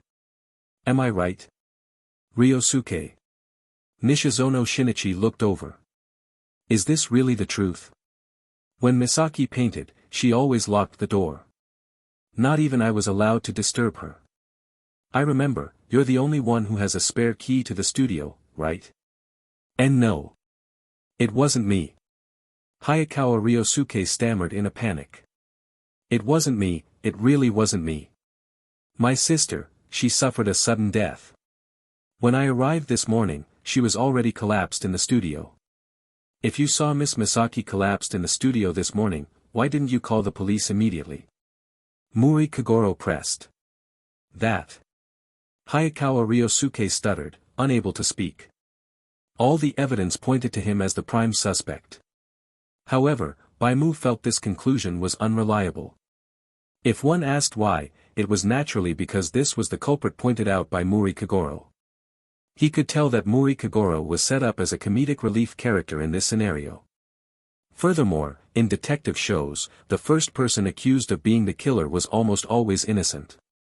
A case wrapping up without any twists would be far too boring to watch. Besides, he had yet to witness the sleeping Kagoro routine mentioned in the newspapers. In those news reports, Muri Kagoro was always described as sitting in a chair with his head silently hanging down. Because he looked like he had fallen into a deep slumber, he earned the moniker Sleeping Kagoro. Every murder case was solved by Sleeping Kagoro. This should be a guaranteed sequence of events. Before Sleeping Kagoro made his appearance, the case absolutely would not end so easily. However, Inspector Megur's gaze had already sharpened. "Mr. Hayakawa Ryosuke, I must ask you to come with us to the police station." "It wasn't me, it really wasn't me." Right at that moment, a voice broke the silence. "Oh look, there seems to be something stuck to the back of this picture frame." It was Conan again, standing behind the drawing board. "You brat. Don't ruin the crime scene." Muri Kagoro bellowed. Conan nimbly dodged away. A few gloved detectives approached the back of the frame and reported, "Inspector Megur, there is a stain here. It looks like coffee residue." "Coffee?" "Yes, it smells like coffee. Speaking of which, did any of you see a coffee cup in this room?" Inspector Megur turned to look at Muri Kagoro. "I don't think so." "Right, Ran?" Muri Kagoro asked. "Yeah." Ran nodded. "I don't remember seeing one." "Go check the trash cans and the corners," Inspector Megur ordered. The detective sprang into action, but after a thorough search, they found absolutely nothing. There were no signs that the trash in the house had been taken out. According to Nishizono Shinichi's statement, he hadn't thrown away any garbage over the past 2 days. "Miss Tanaka Yuko, could you explain what is going on here?" Inspector Megur asked. "You clearly bought coffee from the cafe and brought it to the apartment. Why is there a stain here but no coffee cup?" "Inspector, it's far too strange to suspect me based on such reasoning," Tanaka Yuko replied. "Besides, couldn't that be an old coffee stain? Miss Misaki had been drinking coffee for many years. It's perfectly normal for her to accidentally spill some and leave a mark every now and then. But yesterday afternoon, when you came to see Misaki, I remember she definitely took your coffee, Nishizono Shinichi chimed in. Tanaka, last week my wife gave you a harsh scolding, didn't she? She said if you couldn't even handle such trivial matters next time, she would fire you immediately. Please, Mr. Nishizono. Even so, I wouldn't have a reason to kill anyone, Tanaka Yuko said, her expression unchanging. At that moment, Hayakawa Ryosuke suddenly changed his story. It was me. I'm the one who took the coffee cup my sister drank from. He lowered his head, adopting the posture of someone confessing to a crime. I had no other choice. I've been out of work, so I wanted to ask my sister for some pocket money. But she berated me instead, and we ended up in a scuffle. But I really didn't murder her on purpose. She suffered a sudden death because of her emotional agitation. Because the scene was completely messed up and coffee was spilled everywhere, I cleaned up the traces. Inspector, I really didn't intentionally kill anyone. My sister died by accident. I knew it. You're the culprit. Muri Kagoro stepped forward once again. Inspector Megier, the situation is crystal clear now. He has already confessed, this man is the murderer. Inspector Megier said, Mr. Hayakawa Ryosuke, manslaughter is still a form of murder. Please come with us. This time, the detectives pulled out their handcuffs and cuffed Hayakawa Ryosuke. However, Bai Mu did not focus his attention too much on Hayakawa Ryosuke. His eyes had been constantly tracking Conan. Without anyone noticing, Conan had slipped out of the studio and run into the bedroom. With so many police officers at the scene, not a single one stopped him from running around. It was as if he possessed some unique buff that caused the police to completely ignore his every move. Bai Mu and Misty Rain exchanged a glance. She wiggled her eyebrows in Conan's direction, wearing an expression that said she had seen through everything. It seemed they were the only two unaffected by whatever buff was in play, allowing them to track Conan's movements the entire time. Ha ha ha, as expected of me. Muri Kagoro laughed exaggeratedly, looking extremely sleazy. I've solved yet another murder case. Endo chimed in, it looks like the case is closed. Mr. Muri truly lives up to his reputation. Bai Mu felt things weren't going to be that simple. He was still waiting for sleeping Kagoro to make an appearance. Sure enough, after coming out of the bedroom, Conan sneaked around to the back of the sofa. Bai Mu caught the flash of a silver line that struck Muri Kagoro right in the neck with a soft swish. Following that, Muri Kagoro stumbled around like a drunkard. He swayed and spun 2 or 3 times on the floor before collapsing onto the sofa with incredible precision and coincidence, assuming the standard sleeping pose often seen in the newspapers. Bai Mu almost lost his composure. Wait, how could he fall onto the sofa from that far away? And why, after crashing onto the sofa, was he sitting in such a perfect posture without slouching at all? This completely violated basic physics. Shouldn't a normal fall end with him sprawled flat on the ground? It's here. The sleeping Kagoro. Endo shouted in excitement. I knew things wouldn't end that easily. Wait a moment, Inspector Megier. Hayakawa Ryosuke is not the real murderer, Muri Kagoro's voice echoed from behind the sofa. Bai Mu could easily pinpoint the source of the sound. Muri Kagoro wasn't speaking at all, his lips didn't even twitch. Even though his head was lowered, his mouth and throat were still clearly visible. Unless he was a trained ventriloquist, a person's throat and mouth had to move at least a little when talking. Yet Muri Kagoro showed no such signs. His mouth seemed welded shut, completely motionless, and not a single person in the room found this suspicious. This was clearly that elementary schooler Conan doing the talking, wasn't it? With so many people at the scene, did absolutely no one see him run behind the sofa? Bai Mu felt a strong urge to march over to the sofa and drag the hiding kid out into the open. He stared intently at the backrest, absolutely certain that Conan was crouching right there.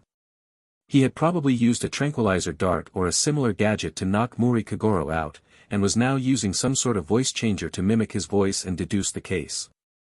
However, he knew that if he actually did that, he would instantly derail the entire flow of this murder case. According to the standard procedures of these scripted events, this segment was indispensable. It could even be considered the most crucial part. If he really yanked the kid out, the main quest would likely fail on the spot. Who knew what would happen to the script then? He suppressed his inner impulses, reasoning that since it was his first time at a murder scene, he should focus on participating and familiarizing himself with the process before stirring up trouble later. Bai Mu caught the flash of a silver line that struck Muri Kagoro right in the neck with a soft swish.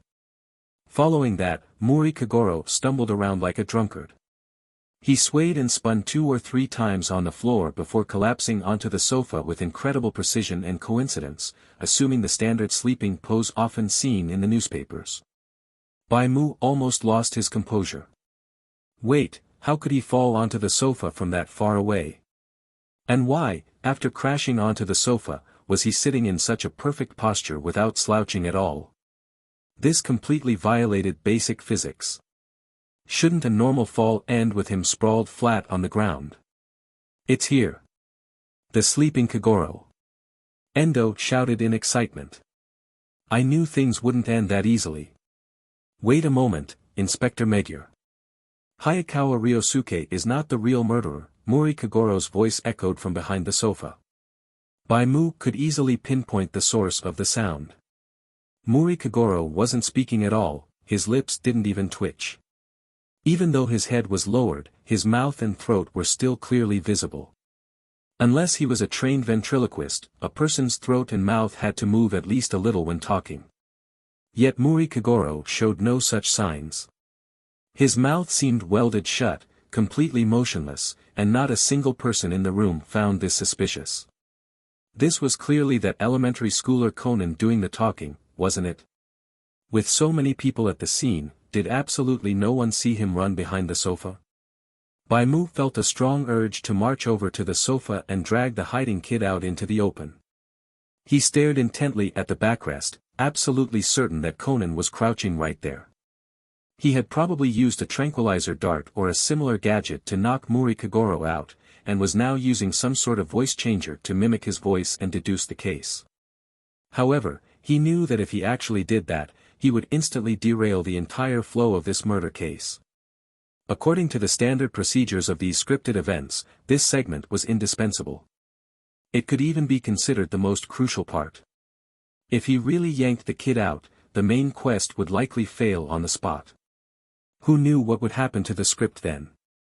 He suppressed his inner impulses, reasoning that since it was his first time at a murder scene, he should focus on participating and familiarizing him. Everything served the dramatic effect. When faced with contradictions involving the laws of physics or basic logic, reality had to step aside and make way for the drama. Helpless, Bai Mu could only stand back and obediently listen to the famous deductions of sleeping Kagoro. While his eyes showed a hint of resignation, Misty Rain remained completely unfazed. In fact, she looked like a spectator eager for a show, casually pulling off her mask and taking a handful of sunflower seeds from her pocket with great interest. Want some? Misty Rain offered the seeds to him. Once the deduction began, Endo's attention was fully captivated by Kagoro. Taking advantage of the distraction, the two players had slipped away to a secluded corner of the room. Where did you get sunflower seeds? Bai Mu grabbed a handful and started cracking them open, noting they were green tea flavored. Drew them from a script chest, Misty Rain explained. These are about the only things on me that weren't restricted. Who do you think the killer is? Misty Rain asked. Probably Nishizono Shinichi, Bai Mu said. Why's that? Misty Rain glanced at him. Intuition, Bai Mu replied. He hasn't been suspected at all so far. If this follows a subverted trope formula, he has to be the murderer in the end. I think the female assistant is highly suspicious too, Misty Rain whispered, leaning in closer. She didn't even blink when she saw the corpse. Doesn't that scream cold-blooded killer? Realizing the implications of her words, she hastily added, Bro, don't misunderstand, I'm not talking about you. Bai Mu silently continued cracking seeds. Do you know what this set actually is? Seeing that kid jogged my memory, Misty Rain said. I don't usually watch this stuff, but that elementary schooler named Conan is pretty famous. He has a nickname, the Grim Reaper Kid. Wherever he goes, people die. So this really is a TV show set. A long-running anime set, Misty Rain corrected. I get it now. Clearing this script isn't actually hard. I'm guessing we just need to slack off and cosplay as forensic doctors at the crime scenes, and we'll pass. The process is just a bit long since we have to play pretend as forensic doctors for 100 days. True, Bai Mu nodded. What do you think would happen if I dragged Conan out right now? I haven't thought about that, Misty Rain mused. But the script would probably collapse. In the original setting, Conan is a high school detective turned into a child by poison. The core appeal is watching him solve cases using Muri Kagoro's mouth. This secret has lasted for over 1,000 episodes. If he gets found out, the script wouldn't be able to continue. The lore states that once his identity is exposed, the Black Organization will hunt him down and shoot him. I figure the moment you pull him out, the Black Organization will show up, spray us with bullets, and the script will end.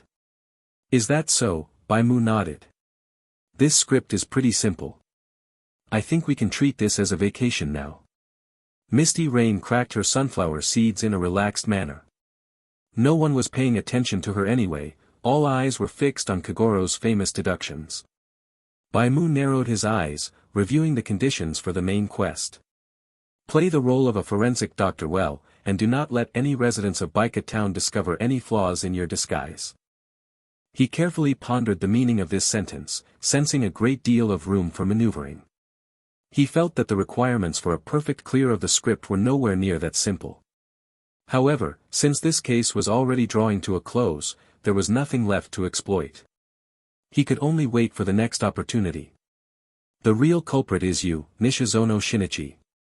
What nonsense are you spouting, Mr. Muri? Hayakawa Ryosuke has already confessed to being the culprit. No, he never planned to kill anyone. He was merely taking the fall for Miss Tanaka Yuko, sleeping Kagoro declared. Please take a look at their hands. Mr. Hayakawa and Miss Tanaka are wearing a pair of matching rings. The one who actually plotted the murder is Tanaka Yuko. She likely poisoned the coffee, and afterward, she sought out Hayakawa Ryosuke to make him take the blame. Men are easily deceived. When a beloved woman cries and pleads, he naturally wants to step up. That is why he arrived at the studio early to dispose of the coffee cup and clean up the traces around the body. But on the other hand, he was terrified of carrying the guilt of a murder charge. That is why his face looked so pale when he came in just now. If that is the case, the true culprit should be Tanaka Yuko. Why are you suspecting me? Nishizono Shinichi demanded. Tanaka Yuko's expression also changed. Great detective, deciding I am the murderer based solely on a ring makes your deduction far too far-fetched, do you not think? That is because the true location of the victim's death was not the studio, but the bedroom. Sleeping Kagoro revealed the truth. Mr. Hayakawa Ryosuke, this is precisely when you need to step forward as a witness. There were no signs of blunt force trauma on the body. When you arrived at the studio this morning, Miss Misaki was already dead, was she not? You never actually struggled with her. Hayakawa Ryosuke hesitated for a moment before dropping to his knees. Bai Mu suddenly heard some mysterious background music swell up from out of nowhere. Yet, everyone else at the scene acted as if they could not hear it, quietly listening to the man's confession. Bai Mu did not even know where to begin pointing out the absurdity. Between his sobs, the man spilled out a hidden, dramatic family soap opera. Yes, when I arrived this morning, my sister was already dead. Hayakawa Ryosuke choked out. I only dealt with Yuko's coffee cup, and then I was so scared that I locked the door and fled as fast as I could. Hayakawa, what nonsense are you babbling about? Tanaka Yuko shouted. Just confess, Yuko. I finally understand. You never loved me. You only had your eyes on my status as the younger brother of the famous painter, Nishizono Misaki. You knew that after my sister died, as her only brother, would inherit her wealth. That is the only reason you married me, right? It is true that you are young and beautiful. Falling in love with a woman like you was something I could never have imagined in my entire life. But you never loved me. Earlier, when I took the blame, I saw it you breathed a sigh of relief. You thought you could finally get rid of me, take your cut of the money, and go live your own life." Tanaka Yuko fell silent, entirely speechless. Following that, sleeping Kagoro continued to analyze the evidence found in the bedroom. Soon after, Nishizono Shinichi also fell to his knees, weeping bitterly as he confessed his sins. It turned out that Tanaka Yuko was his cousin using an alias. The two of them had conspired together to send Hayakawa Ryosuke to prison. The victim's cause of death was a heart attack triggered by hypothermia. The evidence was the chiller and air conditioning in the bedroom. As long as they checked the meter, they would undoubtedly find an abnormal spike in the apartment's electricity usage that morning. Kagoro pointed out that an autopsy report would prove the victim was not poison at all. The coffee on the easel was also completely free of toxins, it was just a regular cup of coffee. From beginning to end, the ones being played were the two siblings. In reality, it was an outsider trying to scheme away their family's entire fortune. Before the deduction completely wrapped up, Bai Mu and Misty Rain put their masks back on and returned to their posts. "They sure are crying a river right now," Bai Mu muttered. Were they not quite enthusiastic when they were framing someone for murder? Baika Town is truly a place bursting with extraordinary individuals, Misty Rain noted. Perfectly ordinary-looking people might be plotting to kill someone with some bizarre method at any given moment, eh? The incident concluded smoothly. Ultimately, all three individuals were handcuffed and escorted to the police headquarters for interrogation and detention. Bai Mu and Misty Rain rode in Endo's car back to the police headquarters. By this time, the sky had already grown dark. The two of them tossed the body into the freezer of the medical examiner's department. Then, at midnight, Hayakawa Ryosuke was released. He made a phone call to arrange for a funeral parlor van to transport the body away for cremation. "My sister was my only remaining family in this world. I am such a fool," Hayakawa Ryosuke cursed himself bitterly. "At the very least, let me give her a proper and beautiful funeral." The man had not thought of treating his sister better while she was alive, yet now that she was dead, he had suddenly come to his senses. Bai Mu found it hard to judge him. After all, this was basically a television drama set. A soap opera of this magnitude was something one might never encounter in a whole lifetime of reality. However, Bai Mu figured that over the next 100 days, there would definitely be no shortage of similar cases. Once the body was transported away, their work for the day came to an end. However, the police headquarters did not have staff dormitories. They either had to rent a place of their own or sleep at the station. Bai Mu was not picky. He casually found a bed in the morgue and lay down. "Do you not feel a chilling draft sleeping in here?" Misty Rain rubbed her arms. "You have to sleep in the morgue to stay cool during the summer," Bai Mu stated matter-of-factly before closing his eyes. Seeing him sleep so soundly, Misty Rain eventually overcame her psychological hurdle and found another bed nearby to settle into. In truth, the spot Bai Mu picked was quite excellent. In the massive police headquarters, only the morgue had actual beds. Plus, due to the unique nature of the room, nobody came to disturb them the entire night. The two of them actually got a fairly good rest. However, after a brief discussion the next day, they still decided to head out and rent an apartment. The personnel at the police headquarters were simply too numerous and diverse. As the saying goes, if you walk by the river often enough, your shoes are bound to get wet. Staying there constantly would inevitably invite trouble. They visited a real estate agency in the morning and found that the rent in the area was surprisingly cheap. A high-end apartment close to the subway only cost 20,000 yen a month. Of course, it was cheap for a reason. This was a stigmatized property where someone had died.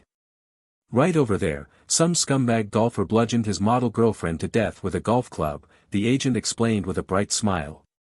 Ah, this place was completely covered in blood at the time. It really took a lot of effort to clean off all the stains. So, what do you think? Can the two of you accept this apartment? The agent asked cheerfully. Aside from the fact that someone died here, you will not find a single flaw. We will take it, Bai Mu agreed readily, handing over the money. He had lost count of how many so-called haunted houses he had slept in throughout his life. He had never once seen a ghost with bleeding eyes crawl onto his shoulders in the middle of the night. Well, a zombie maybe, but no ghosts. By the way, are all these cheap apartments stigmatized properties? Misty Rain inquired. They sure are, the agent sighed. It seems like ever since that Muri Kagoro became famous, property values in Baika town have just been plummeting. It is quite a headache for those of us in the real estate business. The number of murder houses in Baika town is on the verge of exceeding the number of normal houses. Perhaps in my lifetime, every single building in Baika town will end up as a stigmatized property.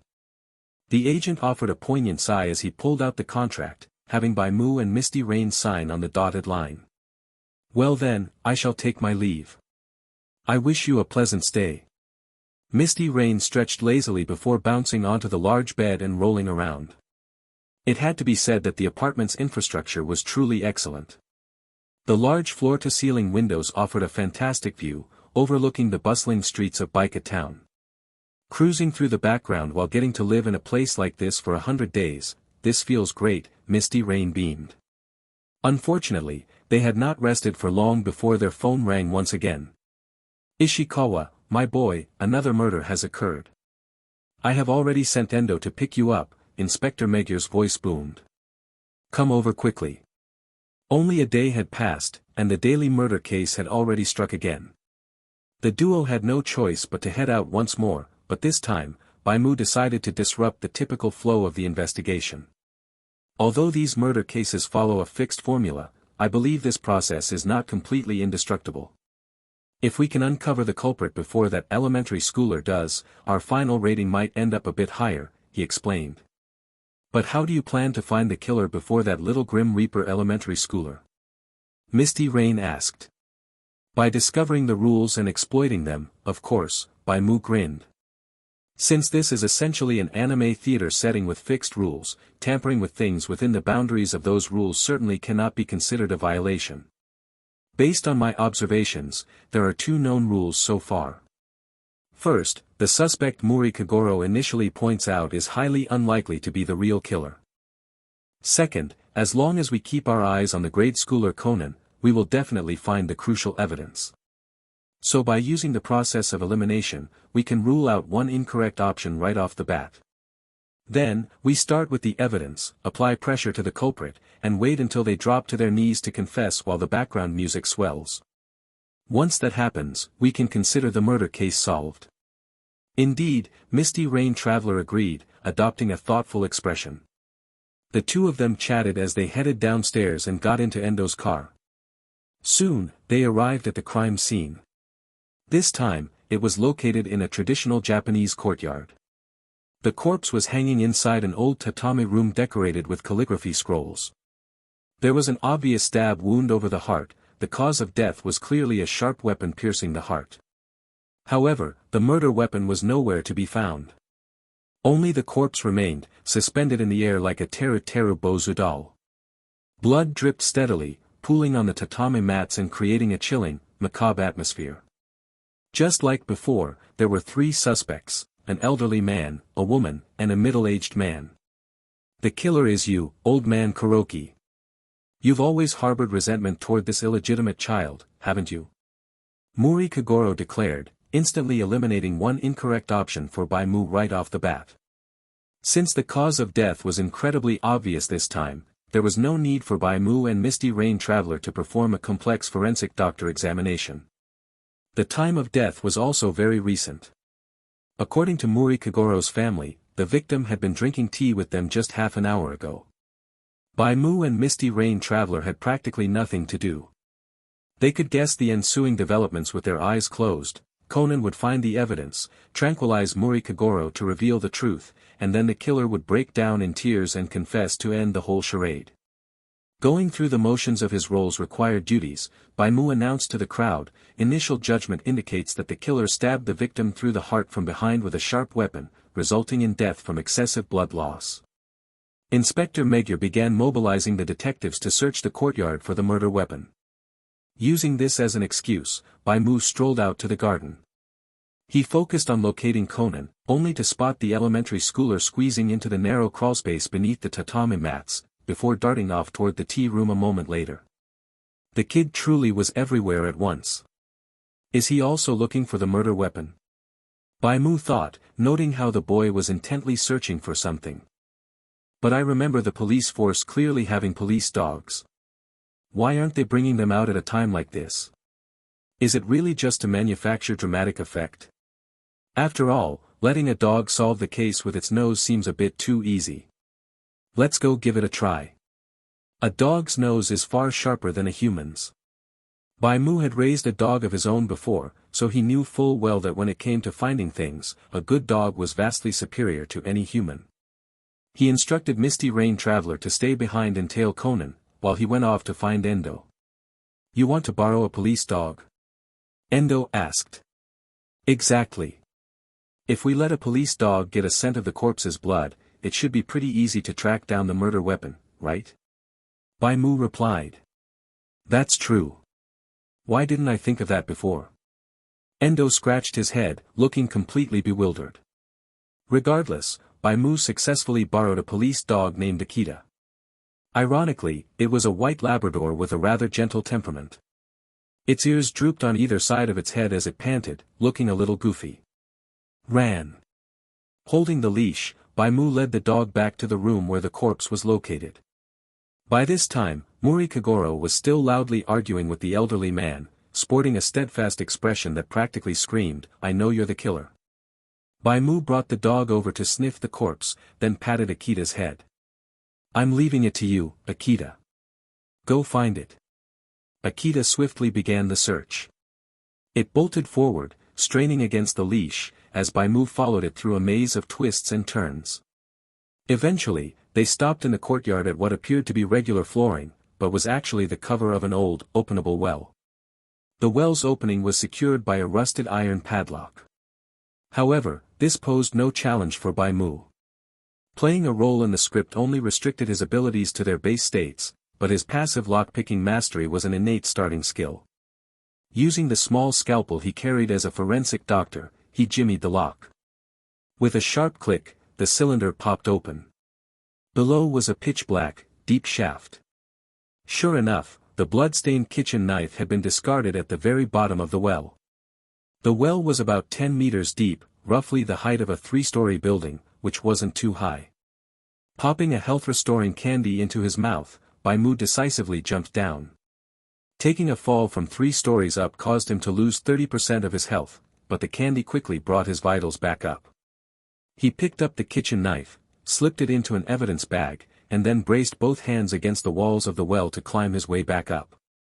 By the time he returned to the surface, his health had practically regenerated to full. He checked his phone and saw a text message from Misty Rain Traveler. "Sleeping Kagoro has already started his deduction. How are things on your end? This case should be wrapped up any second now." "On my way," Bai Mu replied. He let Akita sniff the bagged knife, and the dog immediately took off running again, leading him straight back. Even outside the room, he could hear Muri Kagoro's voice. "The real killer is not Mr. Kuroki." Right at that moment, Akita darted in through the door. Slipping free from its leash, the dog lunged forward and clamped its jaws onto the woman's kimono. "Ah!" the woman shrieked in terror as the nearby officers scrambled to pull the police dog away. "What is the meaning of this? Why is there a dog running around in here?" Inspector Magyar asked, furrowing his brows. "Inspector Magyar, this is Akita, a police dog from our precinct," Bai Mu announced as he strode into the room, holding up the evidence bag containing the knife. "After I let Akita catch the scent from the corpse, we found this kitchen knife. This is the murder weapon. And as for this lady over here, Akita, biting your clothes proves only one thing. Your scent is the strongest on the murder weapon. You are the killer who murdered the victim." This. Inspector Magyar was utterly dumbfounded. Even sleeping Kagoro, who had been right in the middle of delivering his grand deduction, was left stunned. "This is irrefutable evidence. What more do you have to say for yourself, ma'am?" Bai Mu demanded, applying pressure with righteous indignation. Unable to withstand the mounting pressure, the woman instantly collapsed to her knees and began her confession. She tearfully detailed her entire process, which genuinely amounted to just stabbing the victim to death with a kitchen knife and hoisting the corpse into the air. I didn't have any other choice. That's why I had to kill Kazuhiko. As the familiar background music swelled once again, Bai Mu couldn't help but think that the killers in Baika town were remarkably ruthless. For a woman who appeared so frail to possess enough strength to effortlessly pierce a grown man's heart, coldly string up his corpse within mere minutes, and do it all without getting a single drop of blood on herself, it was absurd. Whether it was her psychological fortitude or her physical prowess, the woman was undeniably in the top tier of humanity. Ultimately, after laying bare her motives and the details of her crime, she was escorted away in handcuffs. Excellent work, Ishikawa, my boy. Inspector Magyar gave a hearty thumbs up. You've finally won one back for the police force. We managed to solve a murder case this time without relying on a detective. Still, to think that even a dog can solve cases. It's such a simple method, why didn't I think of it before? Because you have altered the daily routine of Baika town, has increased their attention on you. Current attention level. 20%. After the incident concluded, Bai Mu heard a system notification chime. An unknown entity had taken a greater interest in him. Who could this person be? Bai Mu pondered, trying to guess their identity. Regardless, it seemed he was heading in the right direction. As long as the main quest didn't fail, altering the flow of a murder case could indeed break the established conventions of the script. Upon returning to their apartment, he shared this discovery with Misty Rain Traveler. Misty Rain hadn't received any notification chimes, indicating that only the person who actively initiated the changes would get a progress update. Looks like I'll have to give it a try next time, Misty Rain Traveler said, rubbing their hands together eagerly. I didn't expect this script to actually have hidden content. I'm guessing that once the attention level rises high enough, new content or quests will trigger. As of now, this seems to be the best way to improve our script rating. I'll leave the next one to you, then, Bai Mu said. Deal, Misty Rain Traveler replied. However, when another case occurred the following day, they discovered something incredibly bizarre. Every single police dog in the precinct had vanished without a trace. It seems there was a massive smuggling case down at the port. All the police dogs in Baika town were reassigned there. Huh? You're asking when that happened? I think it was 3 days ago. Or maybe a week ago. Endo wore a confused expression, completely unable to remember. The chaotic temporal rules of Baika town had scrambled the timeline into a complete mess. This can't be a coincidence. You just used a police dog to solve a case yesterday, and today all the police dogs vanish, Misty Rain whispered. The two of them walked toward the crime scene. This time, the murder took place at a suburban hot spring inn, and a faint scent of sulfur hung in the air. The crime occurred at night. A festive celebration was in full swing outside the hot spring inn, complete with bustling crowds and blooming fireworks. It is probably because I derailed the usual routine of Conan solving the case, Bai Mu replied. To prevent the exact same thing from happening again, the concept of the police force having dogs was simply written out of the script. That is quite a headache, Misty Rain sighed. I was actually planning to follow your example and find a dog to use. Even without a dog, all we need to do is force a confession out of the killer before Conan does, Bai Mu declared. Let's figure out another way. Oh. The pair entered the crime scene.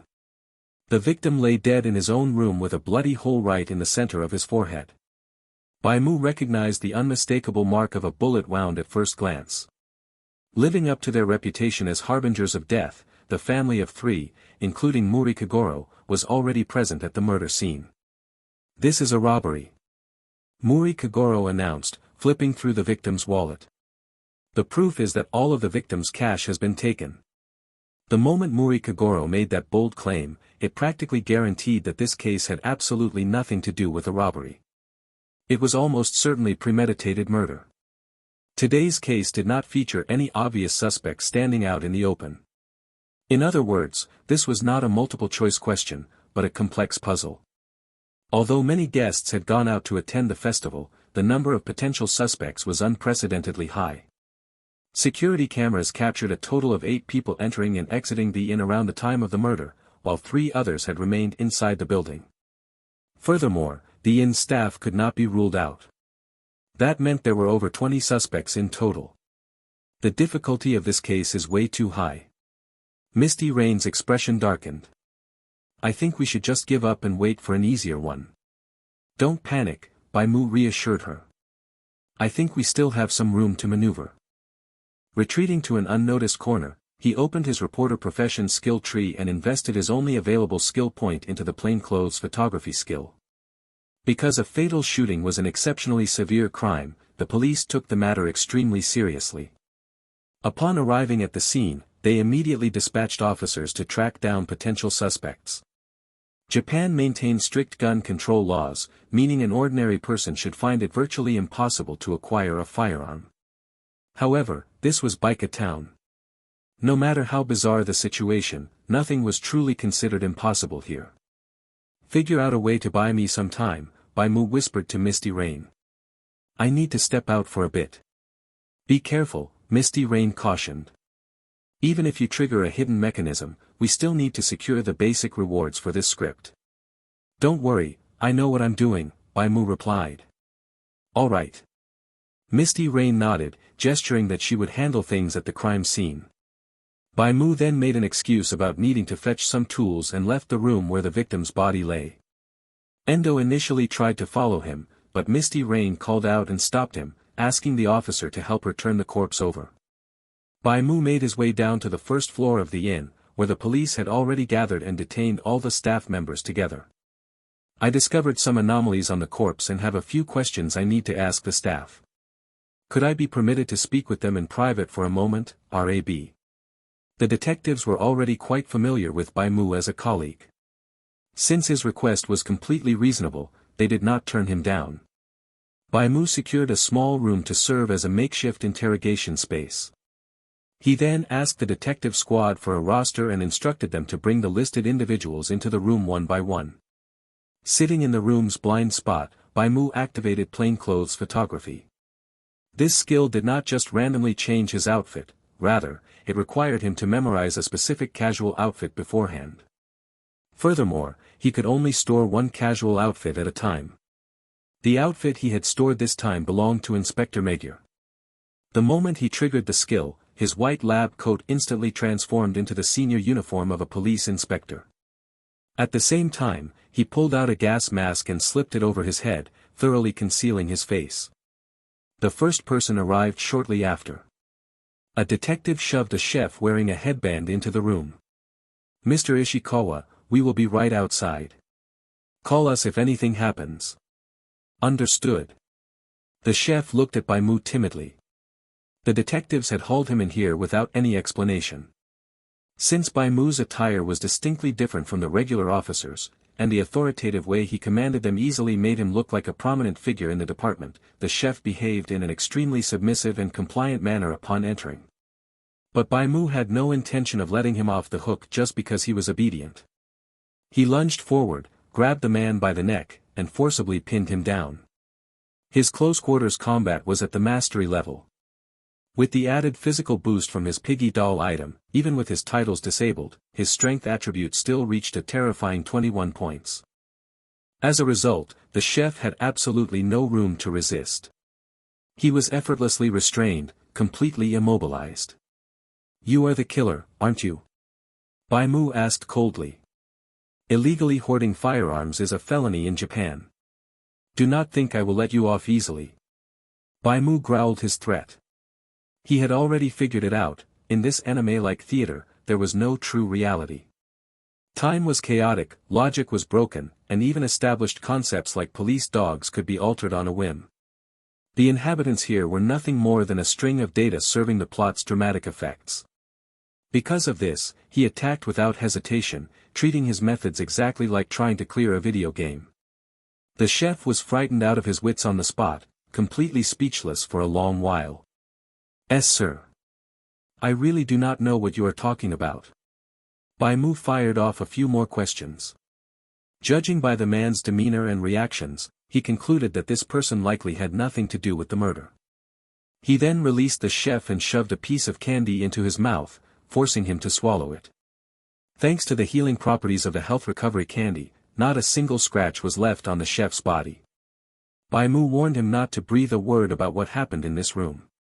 He claimed the entire police force was on his side, and if the chef dared to step out of line, he could imagine the consequences. The chef frantically agreed.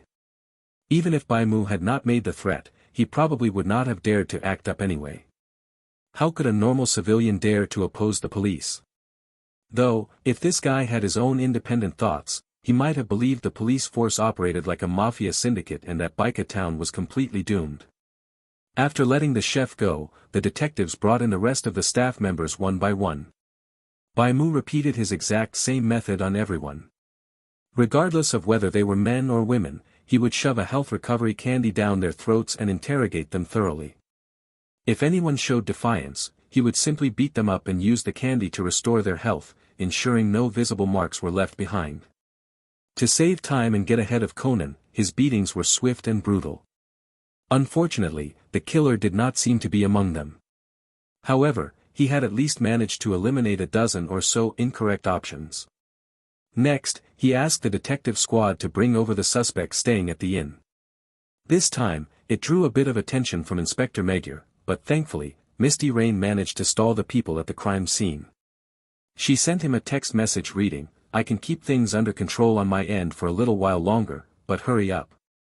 Bai Mu quickened his pace, deciding to handle 3 people at once. As soon as the 3 suspects walked through the door, he instantly knocked them all to the ground before they could even utter a single word. "I know the killer is one of you 3. Bai Mu declared. "Confess and receive leniency, or resist and face the absolute worst. It is not too late to turn yourselves in. This is police brutality. I'm going to rep dash." Before the man could even finish the word report, Bai Mu buried a fist deep into his stomach. If the homicide detectives outside heard the commotion, his main quest would undoubtedly end in failure. Therefore, he absolutely could not allow the suspects to raise their voices. We live in a society of law dash. Thud. Another heavy blow landed, causing the bespectacled middle-aged man to double over, his back arching like a cooked shrimp. However, a piece of candy was forcefully jammed past his pried-open teeth. The physical pain rapidly receded, but his sheer terror of the gas mask-wearing man standing over him was permanently etched into his mind. Just imagine the kind of scenario where someone would completely conceal their face during an interrogation. It was blatantly obvious, they wanted to beat you senseless while ensuring you could never identify who did it. Let me be brutally honest with you. Even if you walk out of here and file a report, it won't make a single ripple, Bai Mu stated coldly. Baika town is my territory. I call the shots here. Even the homicide detectives answer to me. If you do not want to suffer any more physical trauma, then spit out the truth. Japan rarely hands out the death penalty anyway. If you go to prison, you at least get to keep your miserable lives.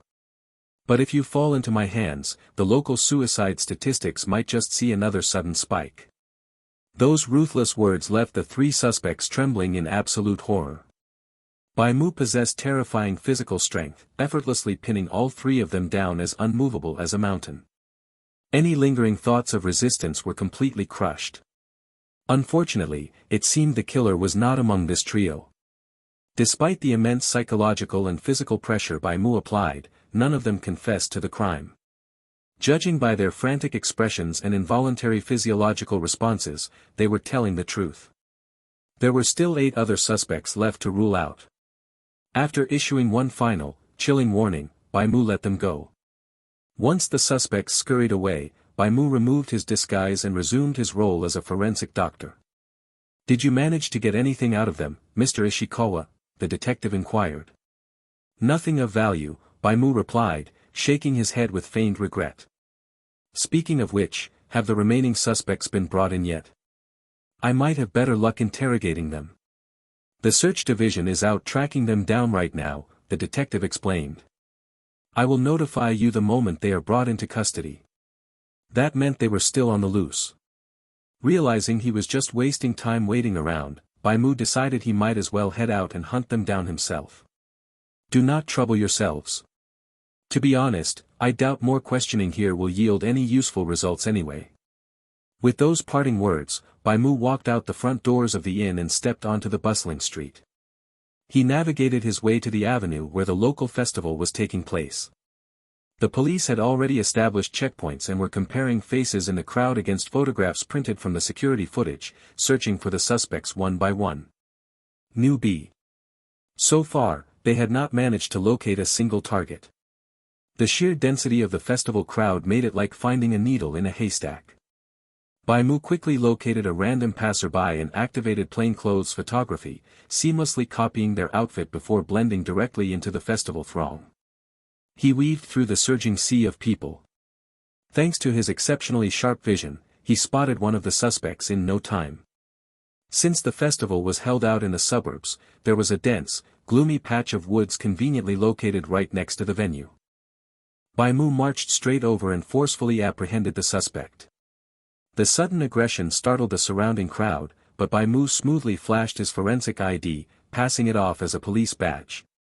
He loudly announced that he was a plainclothes officer executing an arrest, immediately calming the bystanders and maintaining public order. After securing his target, he dragged the suspect into the secluded woods for a private interrogation. His methodology remained exactly the same as before.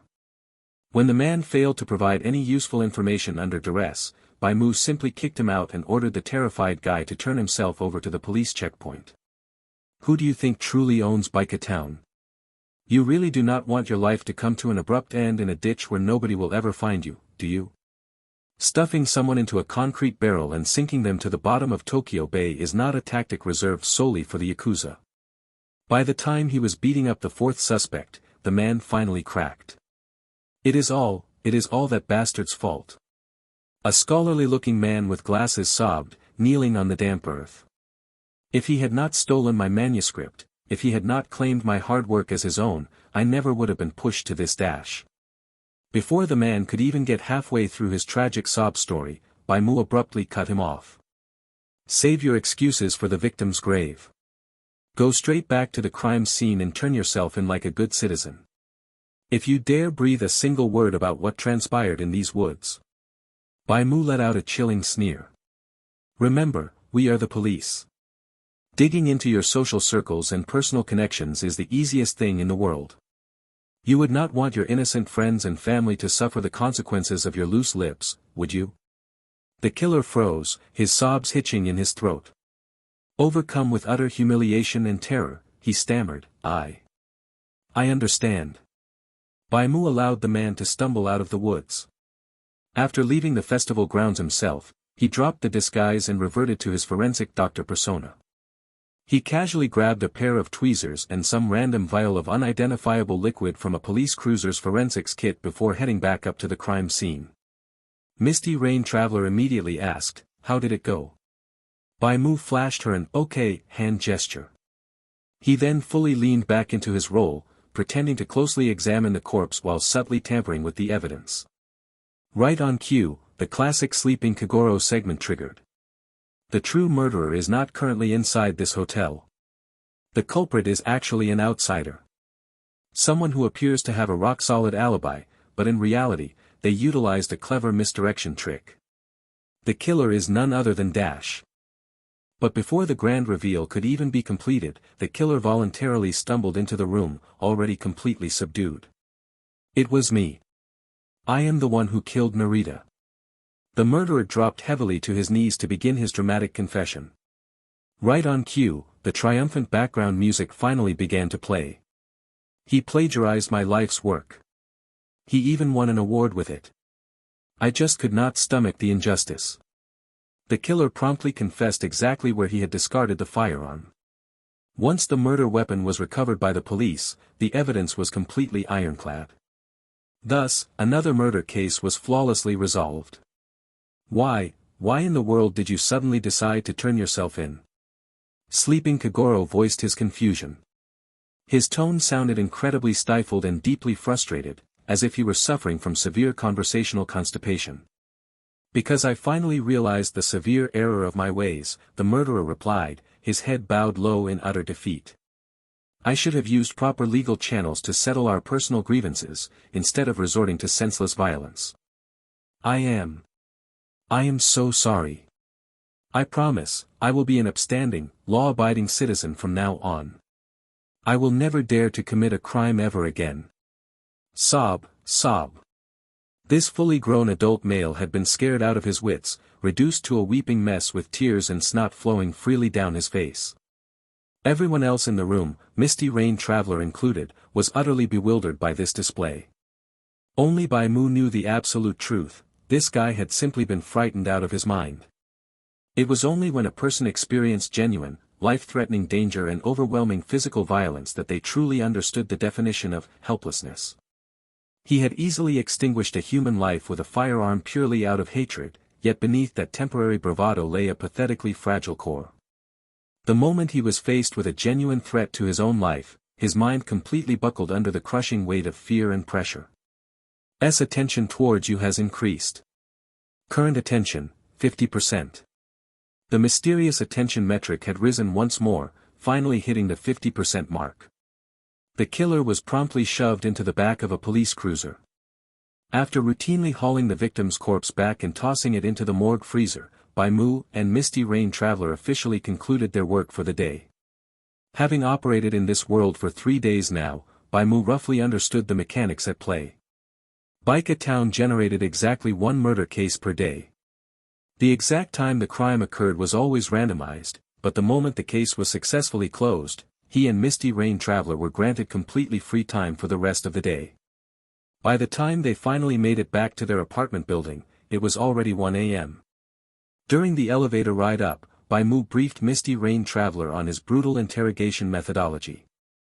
"Holy crap, that actually worked," she exclaimed in utter astonishment. "My attention meter hit 50% just now," Bai Mu noted.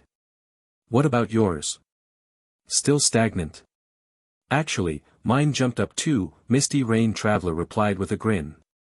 "Maybe it is because I successfully stalled the investigation for you, but my attention has now risen to 30%. At this rate, if we completely derail the procedural flow of another 2 or 3 cases, our attention will cap out at 100%, Bai Mu analyzed. However, keep in mind that the system permanently banned police dogs after our first stunt. For the next case, they might assign several officers like Endo to constantly monitor our every move. The difficulty is only going to escalate from here. Well, the carriage will find a way through the mountains. I completely trust your judgment, boss," Misty Rain Traveler said with profound admiration. She pulled out her keys and unlocked the front door to their apartment. But the very moment the door swung inward, she froze solid. A towering man dressed entirely in black was standing in the shadows just behind the doorway. He casually raised a pistol, aiming the dark, hollow muzzle directly at her forehead. Traitors to the organization have only one path awaiting them: death. Neither Bai Mu nor Misty Rain expected a man dressed in black, holding a gun, to be standing inside their apartment. His appearance came without a single warning. Before opening the door, Bai Mu hadn't even sensed another presence behind it.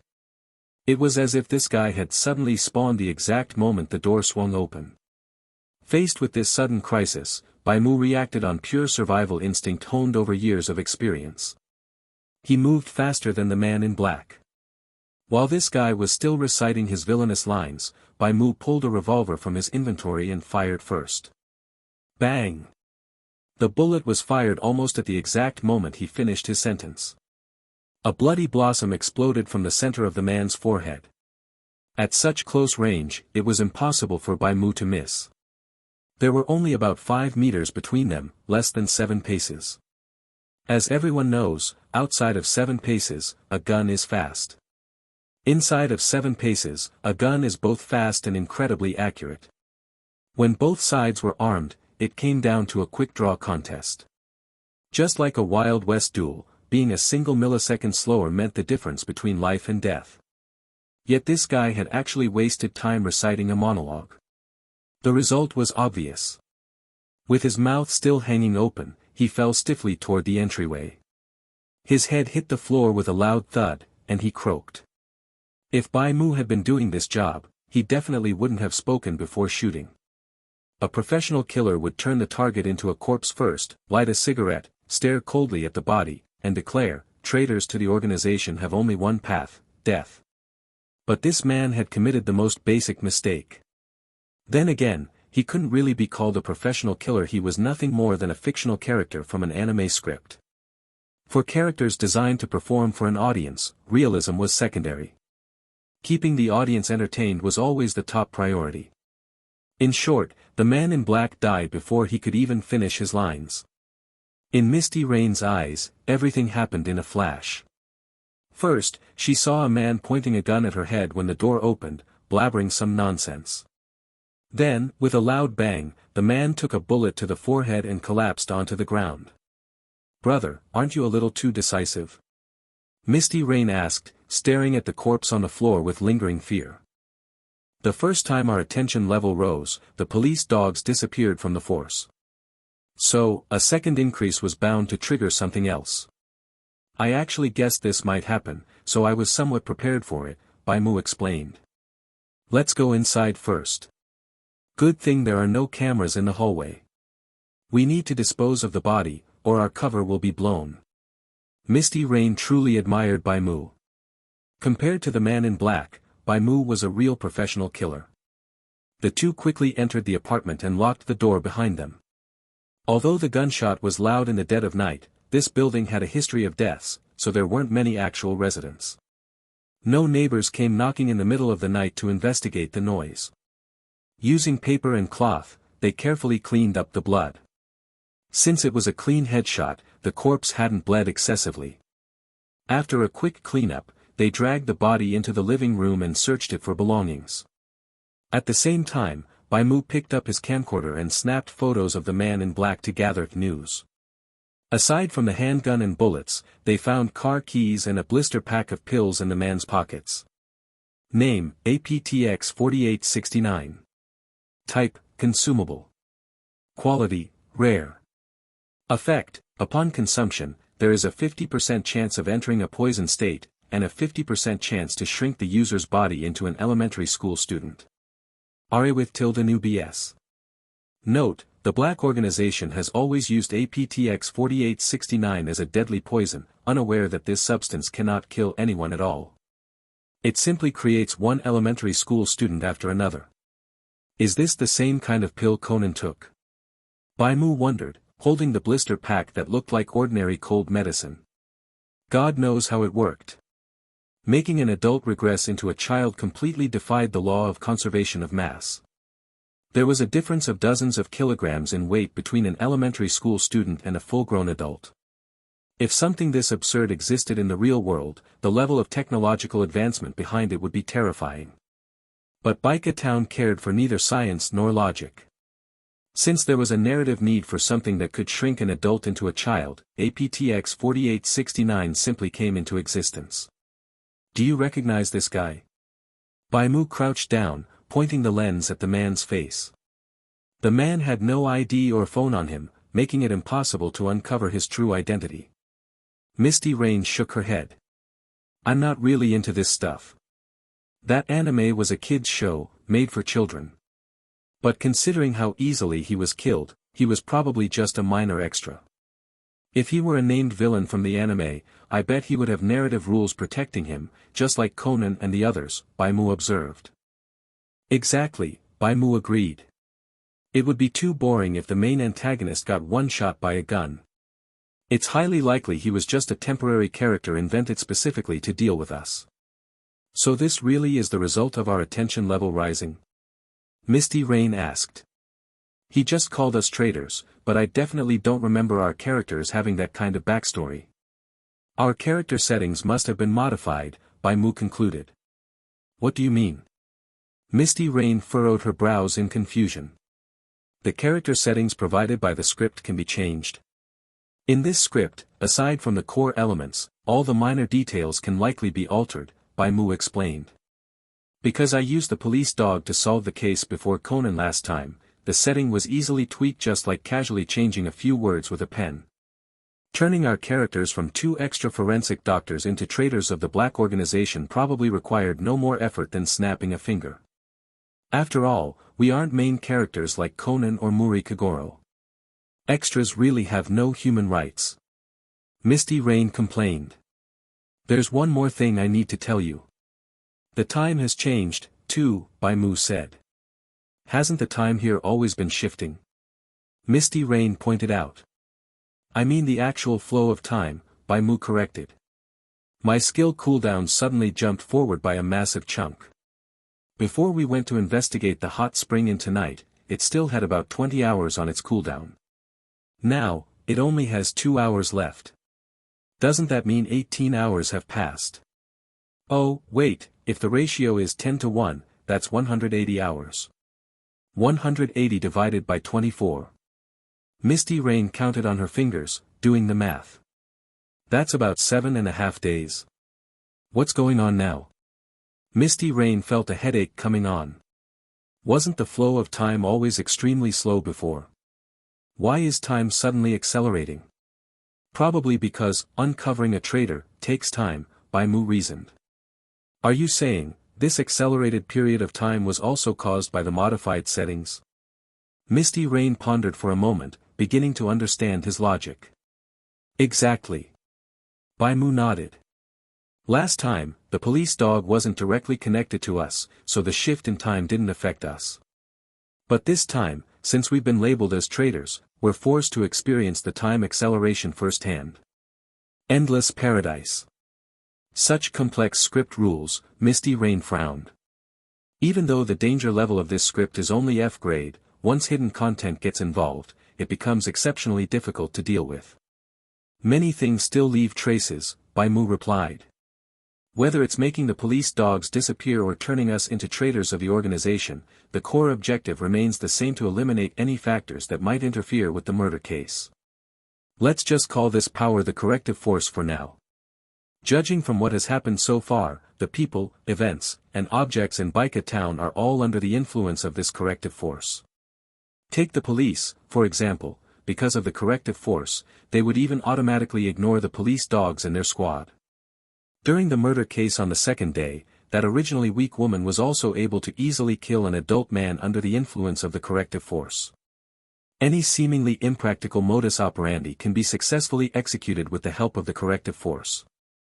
However, this corrective force does not seem to affect the minds of us two players, nor can it directly influence us. Therefore, it can only borrow the hands of the Black organization to eliminate us.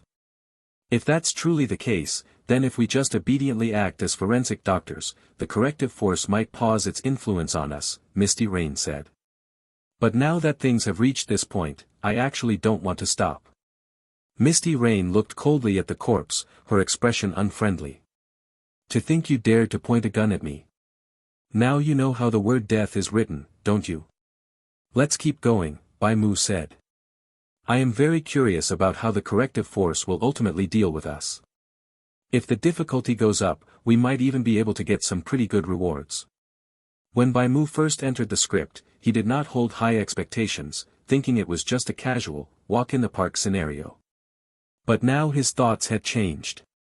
If the script continued to alter, the difficulty would very likely rise. The greater the difficulty, the greater the rewards. Moreover, this was a script where they did not need to worry about their lives being in danger. After all, dying merely meant returning to the community. Rather than being dismissed with a couple of measly consumable items, he would naturally choose to gamble for something bigger.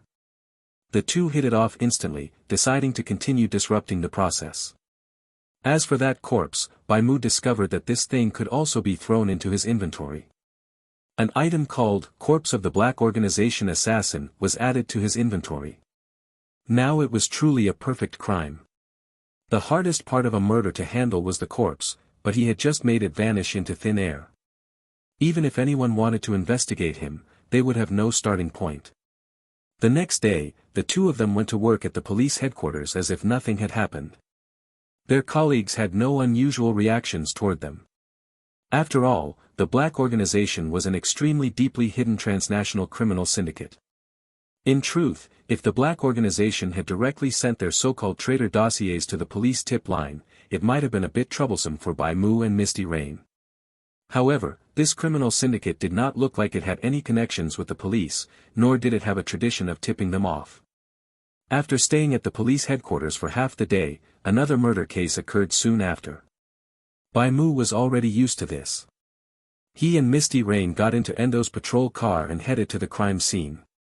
However, when they stepped out of the car and arrived at a certain villa where someone had died this time, a sudden notification tone chimed in their ears. A new OS attention on you has increased. Current attention level, 70%. Bai Mu's attention level had increased to 70%, while Misty Rain's had risen to 50%. It didn't increase when we took out the man in black last night, but instead went up when we arrived at the crime scene. Bai Mu faintly grasped a clue. This did not stop Bai Mu from continuing to stir up trouble. Compared to the last one, this case was much simpler. It was another classic pick one out of three scenario, and Mori Kagoro had even eliminated one of the options. Bai Mu did not use the same trick as last time, mainly because the suspects were all detained at the scene today, leaving him with no good excuse to take anyone to another room alone. Moreover, there was no need to use his previous methods. The details of this case were surprisingly terrible, fraught with glaring loopholes.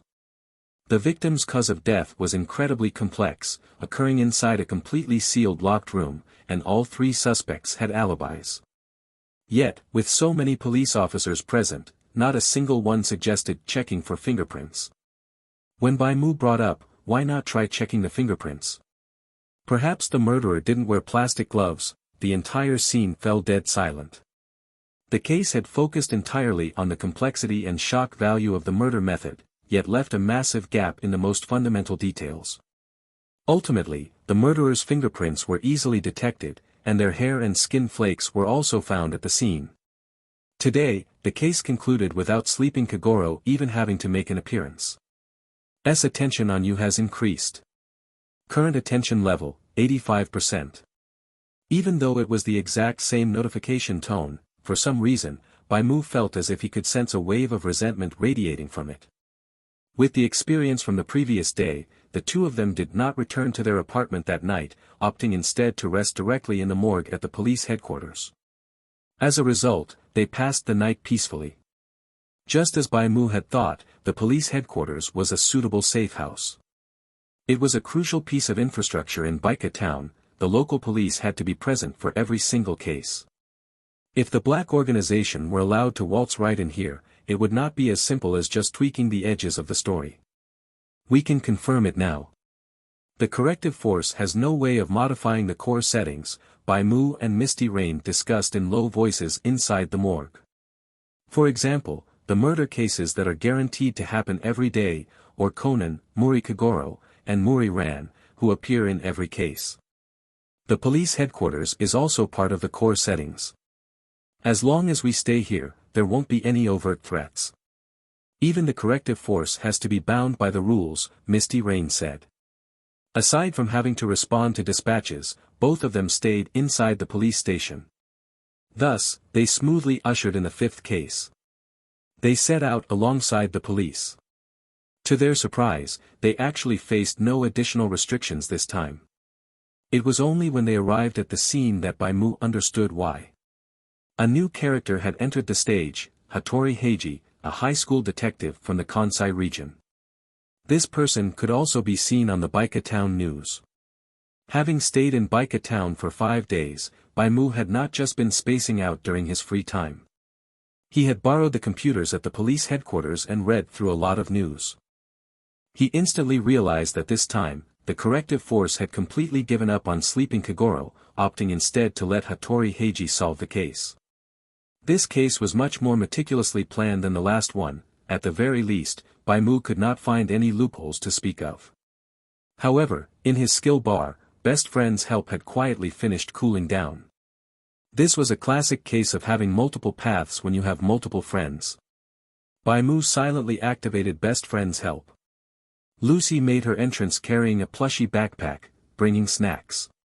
Bai Mu stored the 3 consumable snacks into his inventory. Lucy floated beside him, yet no one present reacted to her. She was in an invisible state, and only Bai Mu could see her. After Bai Mu handed the detective glasses to Lucy, she transformed into a little Sherlock Holmes once again. To Bai Mu, it had been nearly a week since he last saw her. It was not a terribly long time, but reuniting with a friend was always a joyful occasion. The little one's radiant smile eased the tension in his heart. She rested on Bai Mu's shoulder, peering curiously at her surroundings. This time, the case took place at an art museum. The exhibition hall was magnificent, with sparkling crystal chandeliers suspended beneath a vaulted ceiling adorned with angel reliefs. Various oil paintings lined both sides of the corridor, which was draped in dark red velvet. The interior design was incredibly luxurious after all. This art exhibition was hosted by the Suzuki Financial Group, an outrageously wealthy conglomerate. Lucy stared at an oil painting of an autumn maple forest on Bai Mu's right. She hesitantly reached out to touch it, only for her hand to phase right through the frame. This seemed to give her a fright, and she immediately shrank back to hide behind Bai Mu's head. It took several seconds before she cautiously peeked out again, seemingly remembering that she was in a dream. Truth be told, Bai Mu had no idea what things looked like from Lucy's perspective whenever he activated his skill. Judging by her reactions, he believed that Lucy's world was real, and that the omnipotent paradise simply linked the two of them together whenever he used the skill. Although the status panel listed her as Bai Mu's summon, she possessed her own consciousness and was an entirely independent entity.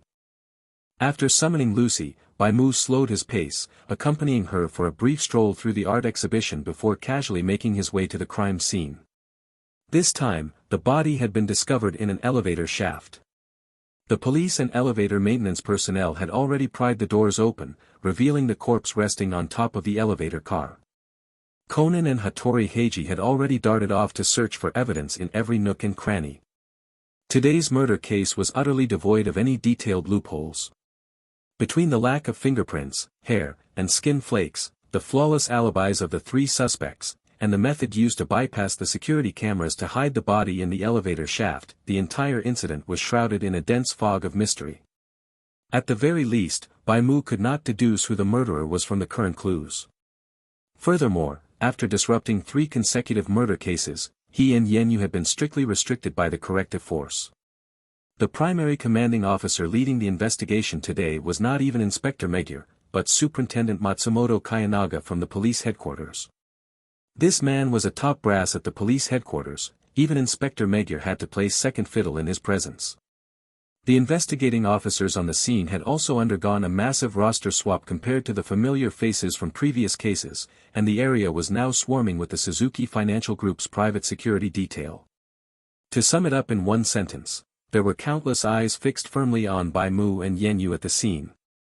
In just the few minutes it took to walk back from the corridor, Bai Mu felt a multitude of gazes tracking his every move. He could no longer roam around freely as he had before. Because he and Yenyu had been turtling up inside the police station, the corrective force could only resort to these strict limitations to prevent them from taking any unexpected actions. Since this was a children's theatrical play, the child detective naturally had to make an appearance. He took Lucy to observe the murder scene so she could get a general grasp of the situation. "Lucy, can you help me find the murderer who killed this person?" he asked, making a request of her. Lucy patted her chest confidently, pulled out her drawing board, and scribbled a large "OK." She then phased straight into the wall, vanishing from sight. Her range of movement was restricted to a 10-meter radius centered around Bai Mu. This was rather small compared to the sheer size of the art museum, so Bai Mu had to occasionally stroll around to accommodate her investigation. The security personnel and unfamiliar detectives cast suspicious glances his way, but he simply meandered about with his hands clearly visible outside his pockets to prove his innocence. Roughly 15 minutes later, the frantically roaming Lucy finally settled down. She floated down from the third-floor ceiling, looking brimming with confidence as she began to sketch in front of Bai Mu. She presented 3 doodles to him. The first circled one of the 3 suspects. Though her line work was simple, the defining features were distinctly highlighted, making it obvious at a glance that the heavily bearded man was the one she had identified as the killer. R.A. In her second doodle, she drew a painting. This was evidently the oil painting they had just seen in the exhibition hall, the famous artist's Sunflowers, which was displayed in a highly prominent spot.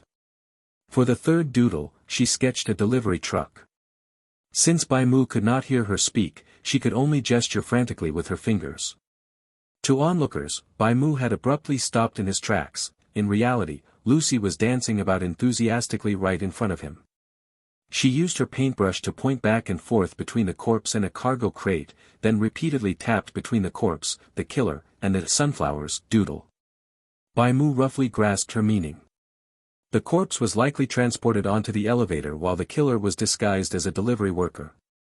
Was that famous sunflowers painting the motive for the murder? He pondered the details carefully. However, it wasn't long before he suddenly heard footsteps approaching from the stairwell, accompanied by the muffled voices of Conan and Hattori Heiji. So, the culprit really is that guy. The facts are clear. I'm one step ahead of you this time. Coincidentally, the spot Conan and Hattori Heiji were descending from seemed to be the exact same area of the ceiling that Lucy had just floated down through. He suddenly understood Lucy's method of deduction. Indeed, in Baika town, this was unquestionably the fastest and most direct approach. Wasting no time, he hurried back to the crime scene. You are the murderer, aren't you, Mr. Monica? Bai Mu declared. What nonsense are you spouting? The heavily bearded middle-aged man roared in fury. Which department are you from? What rank gives you the right to speak to me? Go fetch your superior. Killing someone over a single painting seems far too impulsive, Bai Mu remarked calmly. Those words made the middle-aged man stutter out of sheer reflex, but he quickly fired back a denial, stubbornly refusing to change his story. It wasn't until Bai Mu mentioned the delivery worker disguise that he finally exhibited a severe reaction. At that exact moment, Conan and Hattori Heiji arrived at the scene. They were holding an ordinary-looking staff uniform. But the instant the middle-aged man laid eyes on that uniform, his psychological defenses completely collapsed and he dropped to his knees. The dramatic background music swelled, signaling the start of the confession segment once again. Conan and Hattori Heiji stared blankly at the older man as he began pouring out his sins. Wait, we haven't even started our deduction yet.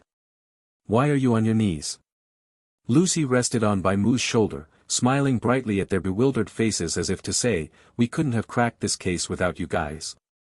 She really just eavesdropped on the protagonist's conversation, didn't she? Bai Mu thought to himself.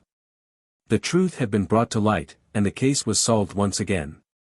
Even Yan Yu had absolutely no idea what Bai Mu had just done. Although she was his teammate, she could not see the invisible Lucy. The very second the background music stopped and the killer was handcuffed and led away, suddenly. Attention on you has increased. Current attention level, 100%. You have been marked as a high-priority target for disposal. Main quest updated. Objective changed, survive the pursuit of. Script danger level increased. Current danger rating, C. The moment those notifications sounded, a furious voice roared through the air. Enough. I don't care where you two glitchy characters came from, I'm going to eradicate you right this instant. Bai Mu and Yan Yu had barely taken a step toward the exit of the art museum before the scene transitioned. Just like during the script introductions, this transition stripped them of control over their bodies, forcing them into a cinematic, movie-like perspective. In the darkness, a screen-like opening sequence appeared before their eyes. It read, Detective Conan Special Episode, The Traitor Under the Moonlight. A silver full moon materialized, illuminating rows of towering skyscrapers below. On the rooftop of one building, a black trench coat fluttered in the wind. A man with long silver hair, wearing a dark fedora, held a gun in one hand and a cigarette between his lips, exhaling a plume of smoke with chilling indifference. This was clearly not Baika town, the billboards were plastered with English words rather than Japanese text. A lifeless body lay at the man in black's feet, the barrel of his gun still smoking. After taking another drag from his cigarette, he pulled out a phone and dialed a number. Still no news from Bloodhound? Understood. I will handle this matter personally. The man in black cast a fleeting glance at the camera before leaping off the rooftop. A second later, a black helicopter ascended from the lower floors. The man hung from the chopper's rope ladder with one hand while continuing to smoke with the other. It was an incredibly stylish move, yet one could not help but worry he might lose his grip and plummet from a height of several hundred meters. Once the helicopter vanished into the distant horizon, Bai Mu and Yan Yu regained control of their bodies. The time of day had shifted from broad daylight to the dead of night. They were no longer in the art museum, but standing in a deserted, narrow alleyway. What just happened? How did an F grade suddenly become C grade? Yan Yu glanced around in bewilderment. They were sandwiched between weathered, ancient walls about 10 feet wide and 6 feet high. Behind the walls stood single-family residential homes unique to Japan. Bai Mu keenly observed that the windows of the houses were coated in cobwebs and thick layers of dust. These homes had clearly been abandoned for a long time. Did you hear that? That shout? Bai Mu asked. Yeah, loud and clear. It sounded furious. Yan Yu replied. I just realized my attention meter has spiked to 100%. Mine too, Bai Mu said. The attention meter had turned a deep, glaring crimson, faintly radiating an illusion of leaping flames. It felt like it should simply be renamed the aggro meter. That special episode opening sequence we just saw was bad news, wasn't it? Yan Yu said anxiously. That silver-haired guy looked like the main villain, Jin. When he said he would handle things personally, he obviously meant handling us. Honestly, the plot progression is quite logical, Bai Mu remarked.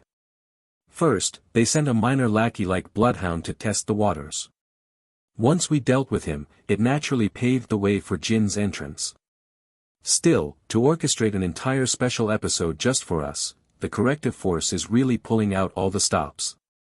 I honestly didn't think it was capable of doing something on this scale. Brother, aren't you being a bit too calm about this? The script literally jumped from F grade to C grade. Panicking won't magically turn a C grade script back into an F grade one, will it? Yan Yu choked on her words, though she still rubbed her temples in frustration. This was her first time experiencing a C grade script.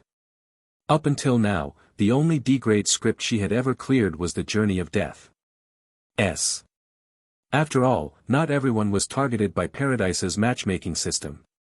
Historically, she had always been matched into scripts that perfectly aligned with her current tier. The only time she had ever skipped a grade was during her promotion from F to E, where she was preemptively placed in an E-grade script. She knew the sheer difficulty of a D-grade script all too well. Although she had scraped by safely under Bai Mu's leadership, the moment she came face to face with the witch, she genuinely believed she was going to die right then and there. If a D-grade script was that perilous, a C-grade one would be unimaginably worse. No, seriously, how does a kid's anime escalate into a C-grade threat? Yan Yu voiced her absolute refusal to accept, understand, or agree with the situation. Bai Mu's inner thoughts were not nearly as placid as his expression suggested. He simply had a habit of keeping his emotions meticulously guarded. In truth, shock and unease had coiled tightly around his heart the moment that voice echoed in his ears. Even he could not accurately gauge the difficulty of a C-grade script. More crucially, both he and Yan Yu were currently subjected to severe restrictions. The vast majority of the equipment in their inventories was locked out, and their skills and titles remained completely sealed. Best Friend's help had also gone on cooldown. Lucy had vanished right after fulfilling his request to help solve the case. He was now in a state of nearly total resource depletion, with agonizingly few options left at his disposal. Moreover, judging by the remaining cooldown on his skills, time had been drastically accelerated once again. The cooldown timer had ticked down by 20 hours, meaning roughly 8 or 9 days had passed in the blink of an eye. The situation mirrored their first encounter with the man in black. However, back then, the man had merely spawned behind their apartment building. This time, their entire surrounding environment and the time of day had been completely refreshed. He had every reason to suspect that this was an isolated scenario specifically fabricated by the corrective force. A so-called special episode was effectively a realm where standard logic and rules no longer applied. It was a domain where characters from entirely different anime could cross over, or where core narrative settings could be utterly discarded. The main protagonist might never even show up, while minor background characters, the ones who appeared just often enough to seem immune to death, could easily be written off and killed in an instant. Bai Mu pulled out his phone to check. He was still wearing his white lab coat, and the items he had acquired earlier in the script were still there, but just as he expected, his phone had zero signal. They certainly went all out, Bai Mu commented. Preparing a grand, final curtain call exclusively for our execution. Did we push our luck a little too far? Yen Yu muttered, her tone dripping with despondency. Right at that moment, a dark silhouette materialized on the path ahead.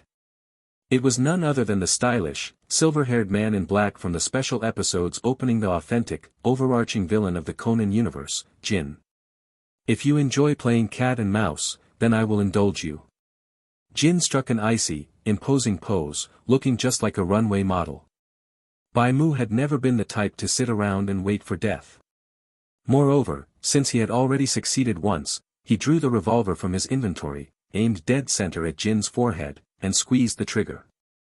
He completely trusted his aim. At such close range, there was absolutely no chance of him missing, yet the impossible happened anyway. The bullet slammed into the concrete right in front of Jin, carving out a small crater and sending a few sparks flying into the air. Jin cast a frigid glare at the impact site. So eager to die? Then I will grant your wish. Bai Mu completely failed to understand how the bullet's trajectory had deviated. Feeling a pang of defiance, he fired 2 more rapid shots, but the man remained utterly unscathed. Yen Yu's earlier deduction had been spot on, core characters within a script were protected by special rules. No matter how ruthless a human assassin might be, they could not realistically compare to something like a giant zombie. But Jin was different, he was a fictional anime character brought to life.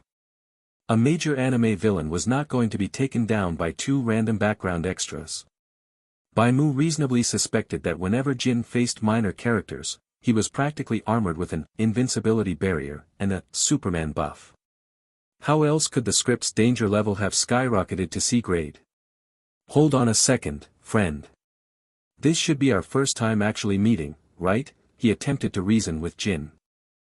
But the man refused to listen, simply raising his handgun and pulling the trigger. The motion of his shot felt incredibly sluggish. Bai Mu had clearly dodged well in advance, yet the bullet still somehow bit violently into his right arm. Based on the bullet's original trajectory, that shot should have been physically impossible to land. Yet it struck him anyway, completely defying all logic and reason. A searing wave of pain washed over him as blood spilled from the fresh wound. Bai Mu's health instantly took a significant hit. Fortunately, the bullet missed any vital organs, only shaving off 15%. Not only did this guy possess an invincibility barrier, but he was also running an aimbot. This has got to be cheating. Bai Mu roared internally, feeling as though a stampede of 10,000 alpacas was trampling through his mind. Bai Mu still had 3 hand grenades in his backpack, purchased from the script shop during the death journey. These were among the items that had not been disabled. After being shot, he pulled out a hand grenade, yanked the pin, hurled it at Jin, and bellowed, "Run." He had already determined that this was an opponent who could not be dealt with through conventional means, not even with a hand grenade. However, according to the standard tropes of television and film, after a background character throws an explosive, there is always a brief dramatic pause. He hoped this would buy them some time. The flash and roar of the explosion erupted behind them. When the smoke cleared, Jin stood completely unharmed in the middle of the road. He cast a cold glance in the direction they had fled and began to pursue them at a leisurely pace. By now, the 2 had escaped to another street. Bai Mu popped a blood-restoring candy into his mouth as he sprinted down the road. "Let's split up," Bai Mu suggested. He took out half of his blood-restoring candies from the box and tossed them to Misty Rain Traveler. No matter how formidable Jin is, he is still just one person. Whichever one of us he chases first, the other will have a much higher chance of survival. "I am starting to regret this," Misty Rain Traveler admitted. "I feel like I should have just been a good little background character." "It is too late for regrets," Bai Mu replied. "Let's just hope one of us makes it out. If we can reach a densely populated area or somewhere we can make a phone call, Jin might stop chasing us to avoid risking his identity. Then let's split at the intersection up ahead," Misty Rain Traveler said. "Good luck." "Good luck to you too." Bai Mu and Misty Rain Traveler parted ways at the fork in the road, one darting left and the other veering right. Bai Mu sprinted to the left, his depleted health rapidly recovering thanks to the candy. He did not bother looking for a house to hide in. It was obvious at a glance that this special edition script was a storyline about a major villain cleaning up traitors. If the everyday murder cases were meant to highlight the brilliant intellect of the protagonist Conan, then this special chapter was naturally designed to establish Jin's overwhelming power and cold-blooded nature. He guessed that even if he left absolutely no traces and hid in the most secluded house, Jin would track him down like a radar and show up right at his doorstep. His only hope was to escape the immediate area. He figured he and Misty Rain Traveler were still within the borders of Baika town. As he ran, he tilted his head back to look at the stars, using them to gauge his direction. Although this was an anime theater setting, the constellations in the sky were perfectly accurate. After all, in a detective anime serialized for over 1,000 episodes, astronomical knowledge was bound to be required at some point. By reading the positions of the stars, Bai Mu pinpointed the cardinal directions. He remembered that the Baika Town TV tower, the tallest building in the area, was located to the south. Thus, he sprinted southward without looking back. However, after running for about 10 minutes, he noticed something unsettling. The surrounding scenery had barely changed. It remained an abandoned, desolate townscape. It felt as though he were trapped in an endless maze, or perhaps just running in place. Your teammate, Misty Rain Traveler, has died. The notification of Misty Rain Traveler's death echoed in his ears. Although Bai Mu knew she was fine in reality and had merely been sent back to the community hub, the tension in his chest flared violently. Being hunted down was a terrible feeling, even when you knew you would not truly die. Is that guy really invincible? Bai Mu's mind raced. He frantically reviewed the details of the script, trying to think of a way to fight back against Jin. Brute force was the first option to be eliminated. The sheer fact that Bai Mu's gun was ineffective, while Jin's weapon essentially had an aimbot, completely ruled out any direct confrontation. R.A. The sheer stopping power of firearms was enough to bridge any gap in base attributes, and there was no guarantee Bai Mu's attributes were higher than Jin's to begin with. The only viable strategy he could think of was to defeat rules with rules. Yet, his current environment seemed completely devoid of any loopholes. In this stage specifically designed to eliminate him and Misty Rain Traveler, it felt as though his only choice was to accept reality and let Jin send him packing with a single bullet. Is there really no other way but to try that method? He took a deep breath and pulled out the blister pack looted from the black-clad assassin, APTX 4869. He and Misty Rain Traveler had split the stash evenly. A single pack of APTX 4869 contained 12 pills, so his half gave him exactly 6. As a side note, the black-clad assassin's gun was also with Misty Rain Traveler, since Bai Mu already had a revolver on hand. They were both armed, yet even with a gun, Misty Rain Traveler had been effortlessly taken out by Jin. This only proved that the man truly possessed some sort of invincible trait. Without further hesitation, he swallowed all 6 pills in one go. The moment he gulped them down, 2 new statuses instantly popped up on his status interface. Severely poisoned, lose 10% health per second. Ever-changing, APTX 4869 is altering your physical age. 6 pills down, and both effects of the drug had been triggered. Bai Mu felt his body growing feverishly hot. His heart hammered violently against his ribs, and his head spun. A suffocating tightness gripped his throat, as if he were drowning deep underwater, completely unable to draw a breath. The sensation was agonizing. At this rate, the pill's intense toxicity would turn him into a corpse in a mere 10 seconds. However, he had not done this blindly. He had a detoxifying item on hand. Back at the art museum, Lucy had brought him a bottle of grape soda. Although it tasted different from the orange soda, the effect was exactly the same, clearing all negative statuses. Bai Mu downed the grape soda in one gulp. Just as expected, the severely poisoned status was immediately cleansed. However, ever-changing remained active, as it was classified as a special status rather than a negative one. The suffocating tightness faded away, but the intense fever and dizzying headache persisted. Fortunately, Bai Mu had plenty of candy left. Not only did these sweets restore health, but they also helped keep his mind sharp. Lucy's candy box truly lived up to its reputation as a rare item obtained only by completing 2 hidden side quests. Its effects were both simple and highly practical. I need to find a place to hide first. He muttered. Bai Mu noticed that his stamina was burning away at a rate of 1% every 3 seconds. Both his strength and agility attributes had already dropped by 1 or 2 points. Every time he lifted his legs, it felt as though heavy weights were strapped to them. There was no way he could keep running in this condition. Before his physical functions failed completely, he quickly vaulted over the wall of a residential house, picked the lock, and slipped into the dusty, abandoned rooms inside.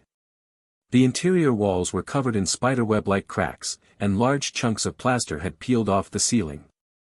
The living room held a sofa and a television, but everything was shrouded in thick cobwebs and a heavy layer of dust. Bai Mu locked the front door. Pulling out his remaining 2 hand grenades, he used threads from his clothes to set up tripwire traps at the door and windows. He also dragged out the corpse of the black-clad assassin, strategically placing it to buy himself just a little more time. After finishing these preparations, he hid on the 2nd floor. From the window, he had a clear view of the street below. It was not long before Jin appeared on that very road. Jin stood outside the courtyard gate. He crouched down to inspect the ground for a moment, a knowing sneer creeping onto his face as if he had seen through every trick. Then, he forced the door open and stepped into the yard. Bai Mu had no idea what the man was smirking about. He had vaulted over the wall to get inside, yet Jin was busy searching for clues at the main gate. The assassin's investigative skills were utterly abysmal. He was clearly just acting out his own dramatic fantasies. The moment he pulled the gate fully open, he triggered the explosive trap Bai Mu had rigged beforehand. Boom! The wooden door was blasted to splinters.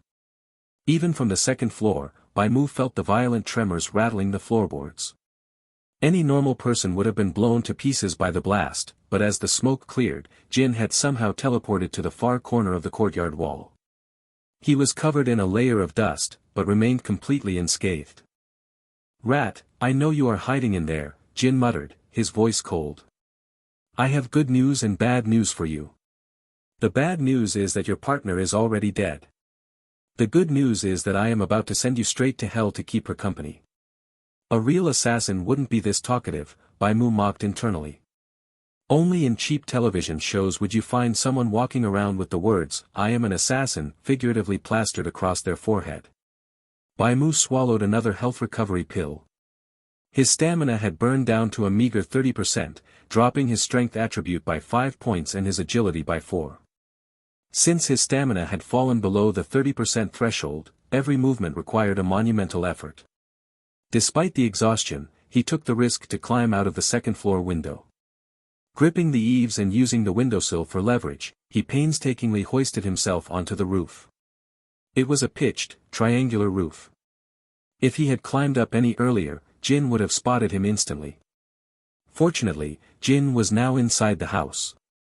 Though Bai Mu couldn't see what was happening below, he figured the assassin's attention would inevitably be drawn to the corpse. Serving as a plot hook to set up this special episode, Jin would inevitably have to investigate the body. After all, 8 or 9 days had passed in the narrative's timeline, yet the corpse hadn't decomposed at all.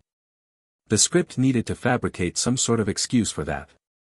Bai Mu waited in silence for ever-changing to take effect. He noticed his hands beginning to shrink, while his hair and bone structure simultaneously underwent a drastic transformation. Jin finally made his way up to the 2nd floor, but Bai Mu had stalled just long enough. Ever-changing had successfully transformed him into an elementary schooler. Reaching the 2nd landing, Jin froze, staring blankly at the tiny silhouette huddled inside an oversized white lab coat. Time seemed to freeze in that moment. Jin halted his movements completely, while Bai Mu raised his revolver with both hands, aimed straight at the assassin, and pulled the trigger. Naturally, the shot missed. However, Jin remained rooted to the spot as if his brain had crashed, entirely unresponsive to the deafening crack of the gunshot. "Ah no!" Bai Mu stood up. Logically, the massive lab coat should have slipped right off his shrunken frame, but it clung to his body as if fixed in place by superglue. He walked right up to Jin and fired at point-blank range, yet the bullet somehow ricocheted harmlessly into the concrete floor. Jin finally snapped back to reality. He grabbed Bai Mu by the collar and pressed the muzzle of his own gun squarely against the boy's forehead. Don't think I'll show mercy just because you're a brat, Jin hissed. Then pull the trigger, Bai Mu challenged. Jin squeezed the trigger, but the handgun merely responded with a hollow click. Forget to reload. Bai Mu taunted. Why don't you swap out the magazine and try again? What kind of trick is that rat playing? Jin muttered to himself, acting as if he hadn't heard Bai Mu speak at all. Drop the act. I know you can hear and see me, Bai Mu declared. You only pay attention to us when we show up at a crime scene. That proves you can perceive us, but only within the confines of the narrative setting you designed. Am I right, Mr. Screenwriter? Or, to use a broader title, Mr. Producer. The moment Bai Mu uttered those words, the standardized, unfeeling expression of a cold-blooded assassin vanished from Jin's face. In its place was a look of pure confusion and shock. You, how could a fictional creation like you possibly know that I am the producer, he stammered. What exactly are you? Bai Mu knew that he was no longer talking to the fictional assassin. He was now speaking to a genuine, living person with independent thoughts. Even if I told you, your system probably wouldn't let you process the information. We might as well discuss something more practical, Bai Mu replied. For instance, what is it going to take for you to call off this hunt and let me go? Let you go? Humph, impossible. If Jin can't do the job, then I'll do it myself. Be erased, you anomaly. The producer had completely lost his mind. He forcefully slammed a fresh magazine into the handgun and opened fire on Bai Mu. This time, the gun didn't just click empty. However, just like when Bai Mu had fired at Jin earlier, every single bullet curved off its trajectory, sparking harmlessly against the walls and floor. Why can't I eliminate you? You bastard! The producer roared in fury, throwing a heavy punch at Bai Mu. The physical capabilities of this body were unimaginably powerful. That single punch shattered the concrete structure overhead. Debris rained down, caving in the wooden floorboards of the second floor and sending both of them crashing down to the first floor. Despite the devastating collapse, Bai Mu's health barely dipped by a negligible fraction. Over the next few minutes, the producer tried every method conceivable. He hoisted an entire sofa and hurled it at Bai Mu, then tore a steel water pipe from the wall and swung it viciously at the boy's head. He fought like a madman, desperate to murder the elementary schooler standing before him. Yet, a series of bizarre coincidences consistently allowed Bai Mu to narrowly escape death. When the dust settled, the sofa had inexplicably landed harmlessly behind Bai Mu. When the steel pipe was inches away from caving his skull in, a joint snapped abruptly, causing the pipe to break into two useless pieces. Why? Why won't you just die? The producer shrieked in impotent rage. I think you might have forgotten something crucial. This is a detective anime geared toward children, Bai Mu stated calmly. You might barely get away with writing underage victims into the background lore, but if a scene of an elementary schooler getting brutally murdered actually aired in the main broadcast, this show would be permanently cancelled. That's... The producer suddenly came to a horrifying realization. Exactly. By turning into an elementary schooler, I am now completely invincible, Bai Mu said, a victorious smile spreading across his face. It is literally impossible for you to kill me. Impossible to kill, ha ha ha, impossible. The producer let out a manic laugh, his expression suddenly twisting into a cold sneer. You're nothing but a background extra. How could I possibly fail to kill you? I have plenty of other methods. If this script doesn't allow it, I'll just write a new scene. Yes, I just need to make you swallow the antidote. Once you transform back into an adult, I can slaughter you without any issues. I will never yield. I will force this world back onto its proper track.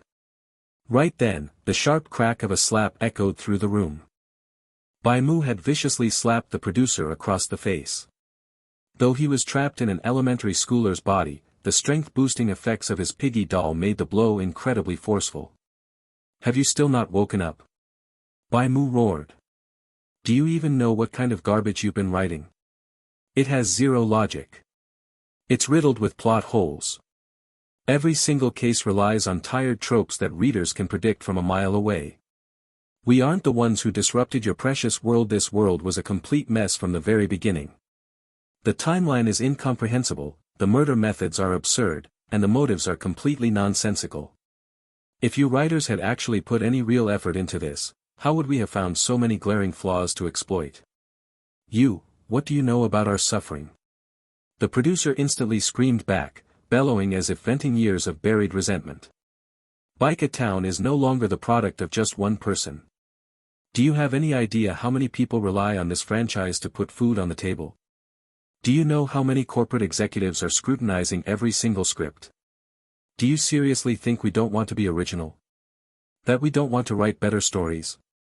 If you don't stick to the established formula, your scripts will never get approved. We're forced to manufacture episodes using the exact same assembly line process. No one can afford to take risks, so we just churn out the exact same garbage week after week. How do you think I made it to this position? I got here because I know how to guarantee the baseline quota. Would you dare say that to your audience? Bai Mu asked coldly. At those words, the producer fell into a dead silence, all of his previous bluster and aggressive momentum completely shattered. Without the love of the audience, what gives you the right to treat this anime as your meal ticket? You do not love this world at all.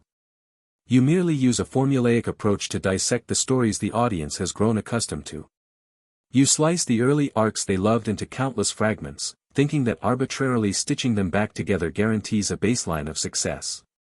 But even someone like me, stepping into Baika Town for the very first time, can feel an overwhelming sense of incongruity. Those who truly love creation, who genuinely love anime, only care about one thing: is this story interesting enough? Do I have a burning desire to express it? That is a passion someone like you will never understand. Far too many people who have absolutely nothing to do with creation have meddled with this world. In a world centered entirely around deduction, even the basic timeline has collapsed into a tangled mess. If you hadn't told me otherwise, I would have thought this was a gag anime. When the person who originally wrote this story put pen to paper purely for the sake of expression, they absolutely never imagined Baika Town would become what it is today. Do you really think you are doing justice to the audience who loves this story and this world? They are willing to spend their money not because what you produce is so brilliant, but because they can never forget the pure excitement and anticipation they felt the very first time they experienced this world. Bai Mu poured out all the thoughts he had kept bottled up in a single breath. Baika Town was absolutely the most riddled with holes place he had ever visited, plagued by far too many logical flaws and overly contrived rules. As someone who had never even seen the original work, having experienced just one murder case was enough for him to practically predict the progression and outcome of every subsequent incident. It was entirely formulaic and utterly devoid of novelty. Just to drag out this so-called daily life, the world had deteriorated into an absolute mess. After hearing those words, the producer bowed his head deeply. It seemed that, as a human being, he still retained a tiny shred of conscience. Did I really do something wrong? Just as the producer appeared to be repenting, something fluttered down from the sky. Bai Mu paused for a moment, picking up the flimsy object that had landed on his shoulder. What caught his eye was the large, imposing face of Yukichi Fukuzawa. It was a 10,000 yen banknote. A heavy blizzard descended from the heavens, but instead of snowflakes, it was a downpour of countless bills. Rustling paper money rained down in a torrential deluge. The banknotes rapidly filled the gaping hole in the roof, submerging both the producer and Bai Mu in a sea of cash. Renault. The producer's seemingly remorseful expression instantly vanished. Dropping to his knees, he began frantically sweeping the fallen money into his arms with both hands like a madman. His repentance morphed into sheer greed. The body that originally belonged to Jin began to bloat and swell as he continuously hoarded the money, as if this obese form was his true appearance all along. Ultimately, the figure that materialized before Bai Mu was a balding, portly middle-aged man. Clutching a massive pile of cash, he climbed back to his feet and declared in a nonchalant tone, "What does the audience's love have to do with me? All of that is fake. The only thing that is real in this world is money. Come on, join me. Help me put this world back on track. As long as we mold the world into a shape the audience finds familiar, everything will keep running." You'll have countless riches, more money than you could ever spend in a lifetime. Side quest, what is truly real, has been triggered. Quest objective, agree to the producer's request and bring the world back on track. Quest reward, 10,000 points. Come on, I won't try to eliminate you anymore. As long as you join us, we're family, the producer said, his face gleaming with grease. To be honest, the reception for your character hasn't been half bad. A decent portion of the audience actually likes you quite a bit. You have the potential to become a supporting character on the level of Hattori Heiji. Once the world is back on track, we can all make a fortune. Is that so? As long as I join you, I can make a fortune. Bai Mu stared at the newly triggered side quest. A whopping 10,000 points. He had been in paradise for quite a while now, yet all the points he had earned combined didn't even add up to 10,000. Exactly. Just join us and play along with the rules set from above, and I promise you will be filthy rich, the producer declared, gazing up at the sky. The gray sky was completely obscured by a gigantic Yukichi Fukuzawa banknote. The entirety of Baika town was trapped beneath its overbearing shadow. That was the true hidden force controlling Baika town. At the end of the day, the producer was nothing more than a puppet manipulated by that very entity. Making a fortune, huh? Bai Mu grabbed a handful of banknotes. In his eyes, they were no longer just mere bills, every single one of them displayed a prompt indicating it could be exchanged for points in paradise. A single banknote was worth 100 points. Bending down, he ran his fingers over the thick stacks of cash in his hands. The texture was rough, yet it somehow provided a strange, intoxicating sense of security. After a few seconds of silence, Bai Mu slammed his fist directly into the producer's chin, delivering a devastating Lushan Rising Dragon strike. However, I refuse. One of my absolute favorite things to do is to say, "No," to self-righteous pricks like you. The producer's teeth were shattered by the impact. Blood spilled from the corners of his mouth as he was sent crashing heavily to the ground. Simultaneously, the moment he threw that punch, Bai Mu reverted to his true form. Since you have rejected the temptation of capital, the roleplay restrictions of the script have been lifted. Don't go thinking I'm that gullible, Bai Mu said coldly. There is no such thing as a free lunch in this world. The ultimate fate of joining you is to be reduced to a puppet manipulated by capital, doomed to wander Baika town for all eternity. Within this chaotic timeline, the script would never reach a true conclusion. Since you have already been brainwashed by capital, allow me to beat some sense into you. Damn it! Jin, get out here. The producer frantically scrambled backward as the scattered banknotes converged, reshaping themselves into the unmistakable figure of Jin. Kill him. However, Jin did not follow the command. Jin merely glanced back, shooting the producer an indifferent sideways look. He pulled out a lighter, lit a cigarette, took a drag, and casually leaned against the wall. Why? Why is this happening? Have you still not realized? Bai Mu equipped his title, donned the dance of Elvis, and stood directly in front of the producer. Then I'll just have to pummel you until you wake up. Clenching his fist, Bai Mu drove a brutal punch right into the producer's left cheek, sending his entire body flying through the air. Why? Because there are people who actually want to change this world. Bai Mu retorted. I should have figured it out earlier. An anime isn't something created by just one person. If you truly wanted to stop us, there was a much easier alternative, bringing the other forensic doctors of Baika town back to work. But from beginning to end, we never encountered a single obstacle inside the police headquarters. In fact, everything went surprisingly smoothly. We slept right there in the morgue, and not a single soul ever came to disturb us. Adding a few background characters was definitely within your authority. But you failed to do so, because someone else revised your proposal, didn't they? There are always people who refuse to be seduced by capital. They simply want to see this world become a better place. Go back, and take a good hard look at yourself. Bai Mu's heavy, sandbag-sized fist smashed violently into the producer's massive face. Main quest completed. Commencing teleportation after the storyline concludes. After Bai Mu beat the producer unconscious, the main quest was officially completed. Next came the final cinematic cutscene. This time, the setting was not Baika Town, but Tokyo. The committee has held a vote. Due to the series of broadcasting incidents, you are being replaced.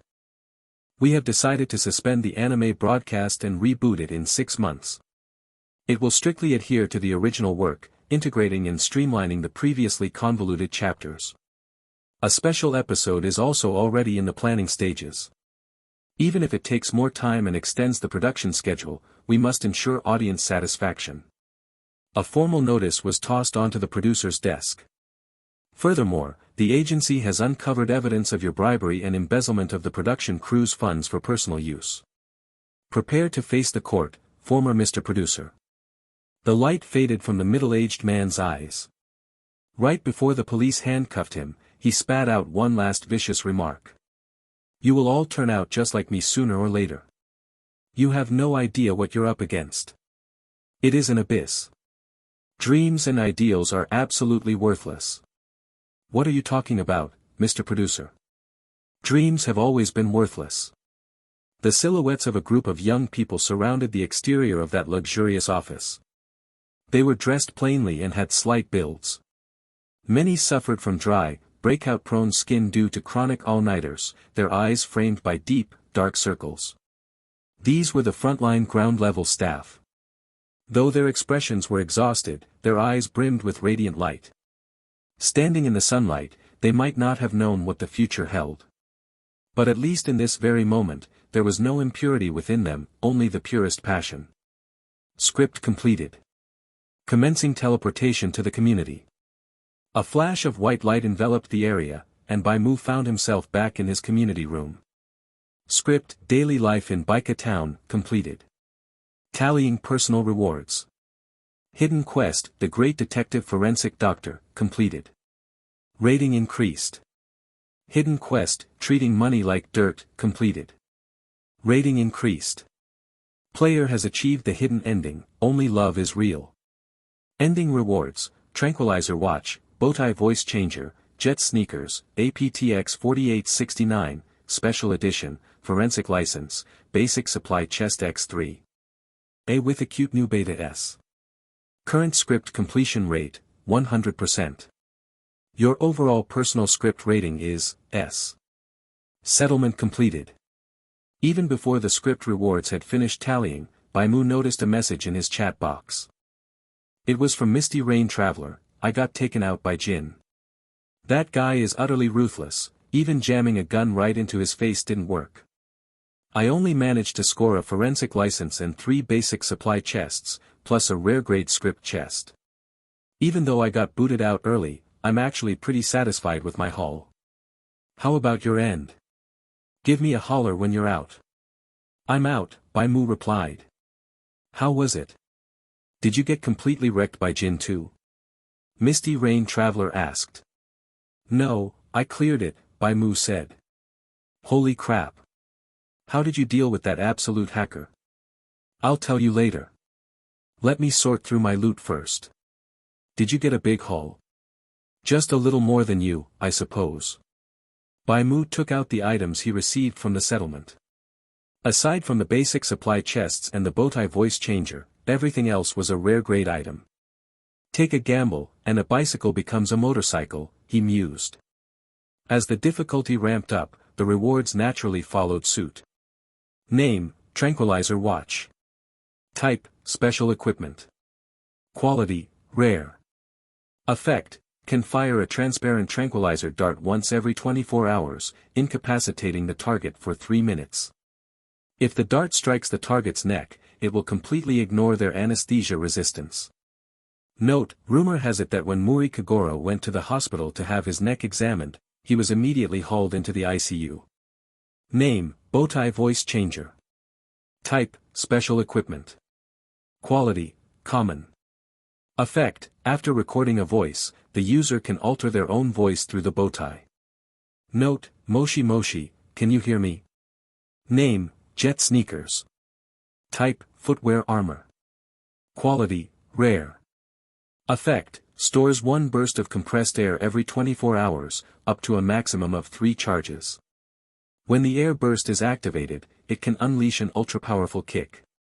Equip requirement, shoe size 32 or smaller. Note, who said you can't score just because there's a goalkeeper? The forensic license, much like the reporter license, was a class change item. As for APTX 4869, Special Edition, it had the poisoning debuff completely removed. The transformation time was shortened to 10 seconds, but the effects would only last for 20 minutes. There were a total of 12 pills. All things considered, it was a situational countermeasure item that would definitely come in handy at times. Among these, the most useful item to Bai Mu was naturally the tranquilizer watch. Although the target would wake up immediately if attacked while anesthetized, a solid 3-minute hard crowd control effect was undeniably powerful. The effect of the sneakers looked great, but unless he used a pill to shrink down, there was no way he could fit into them. However, they seemed perfectly suited for either Witch or Lucy. He cracked open the 3 basic supply chests, obtaining a dozen bottles of mineral water, a bag of 12 individually wrapped high-energy biscuits, and a vacuum-sealed smoked roast chicken. They were just icing on the cake, having them wasn't particularly crucial. The forensic doctor profession appeared to be an analytical combat class. Based on the brief introduction, it allowed the user to extract extra intelligence from corpses and specialized in discovering enemy weaknesses. It required dissecting different types of monster carcasses to level up. Bai Mu temporarily stored the license in his inventory, considering there was a penalty for taking on a new profession. Before contacting Misty Rain Traveler again, he opened the news agency interface unique to his reporter profession and sold off the news he had gathered. You have sold the news, everyday cases in Baika Town, the producer's true identity, and the city beneath Fukuzawa Yukichi.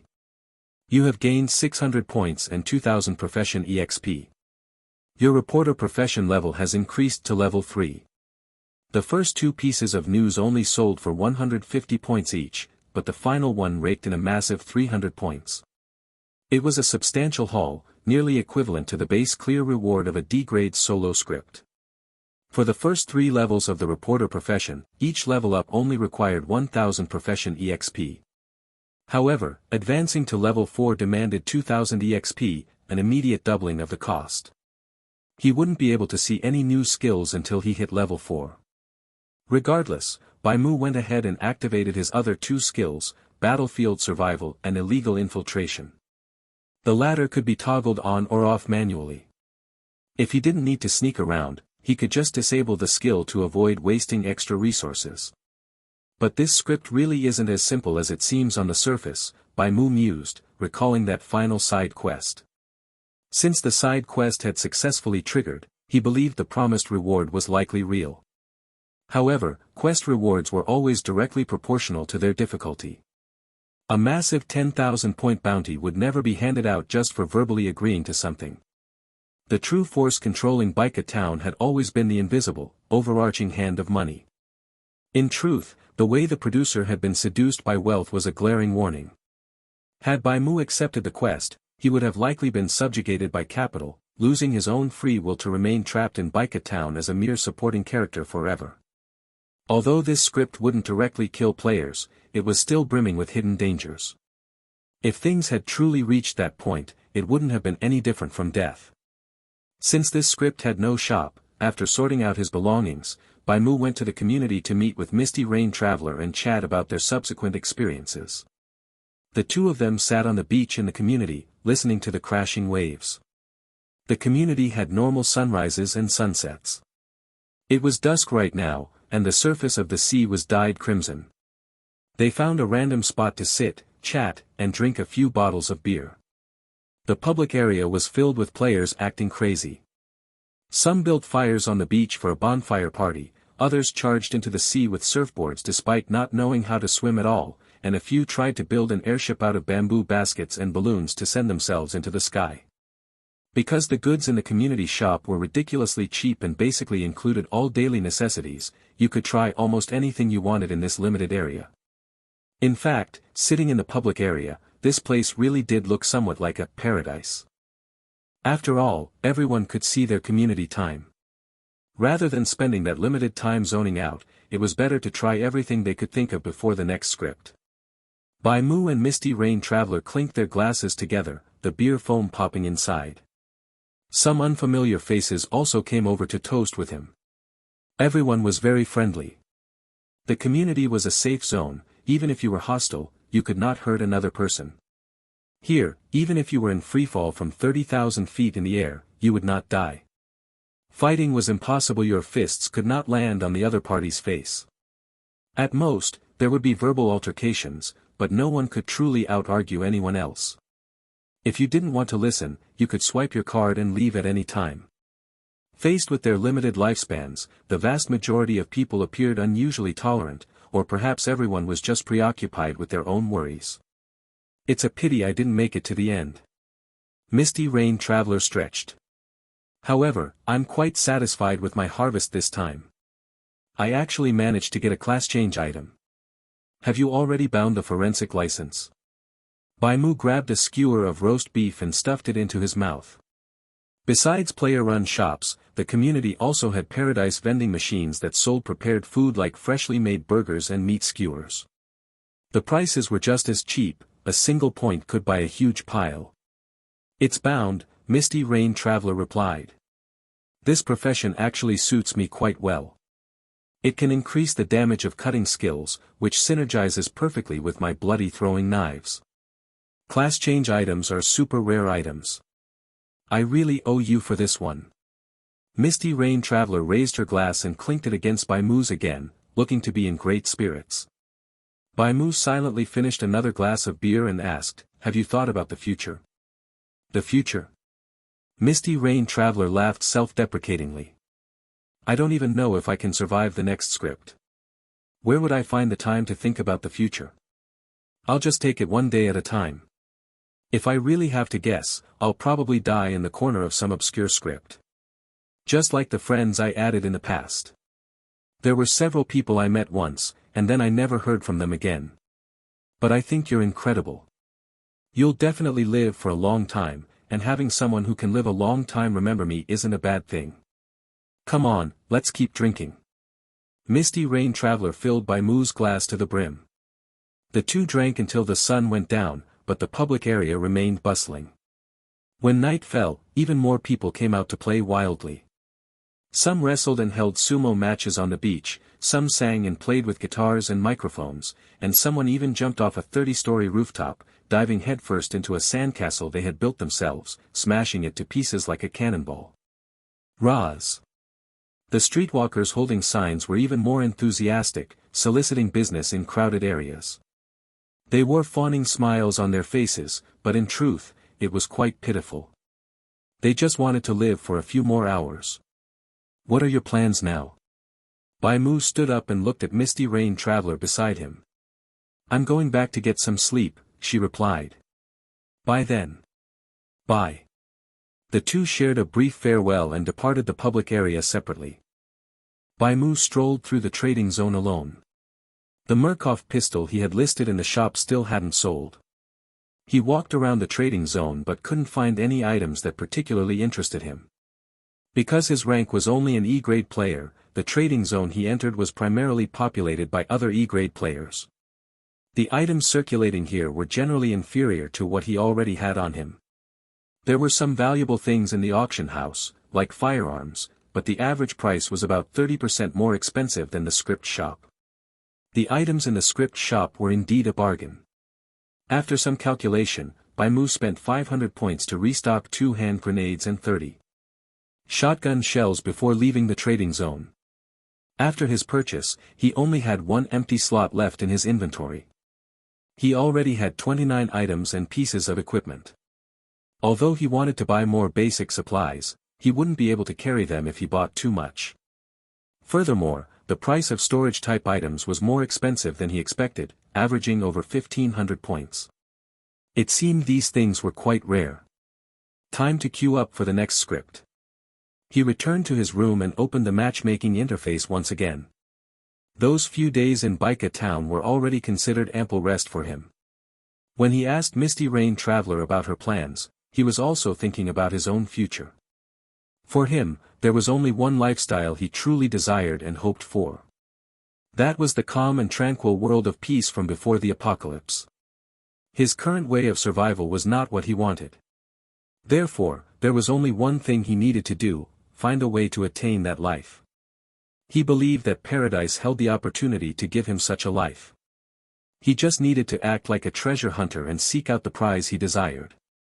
Do you wish to start a random script early? Yes/no. Yes. Player K8107 has joined the random script queue. Drawing a random script for you. Draw complete. You are about to enter solo mode, normal. Script name: Abandoned City of Doppelgangers. Current script hazard rating: C grade. The script introduction will now play. Once the playback is complete, the script will begin immediately. Bai Mu entered a first-person perspective. The first thing he saw was blinding sunlight. The sunlight scorched the earth dry, baking it until rolling heat waves rose from the ground. This doesn't seem to be an ordinary heat wave. Bai Mu saw the greenbelts, trees, and grass on both sides of the highway wilting under the sun. The outdoor temperature seemed to have reached a level unbearable for humans, to the point where some dried branches even spontaneously combusted. After briefly displaying these scenes, time shifted to late night. A bulky, old-fashioned television came into view. In the darkness, the static-filled screen emitted a faint glow, broadcasting the news. Due to abnormal solar activity, the average outdoor temperature during the day has risen to 50 degrees Celsius. Currently, all major industries nationwide have halted production. Click. Bai Mu saw a man's hand press a remote control, turning off the television. Knock knock knock, knock knock knock. The sound of someone knocking echoed from outside the door. However, the person whose perspective he was sharing completely ignored it. Bai Mu followed this perspective into the bedroom. The man lay down on the bed and tucked himself beneath the covers. But faintly, Bai Mu heard footsteps. A figure in the darkness slowly approached, stopping right by the bedside. The man in bed rolled over, and a bizarre, eerie face abruptly filled Bai Mu's vision.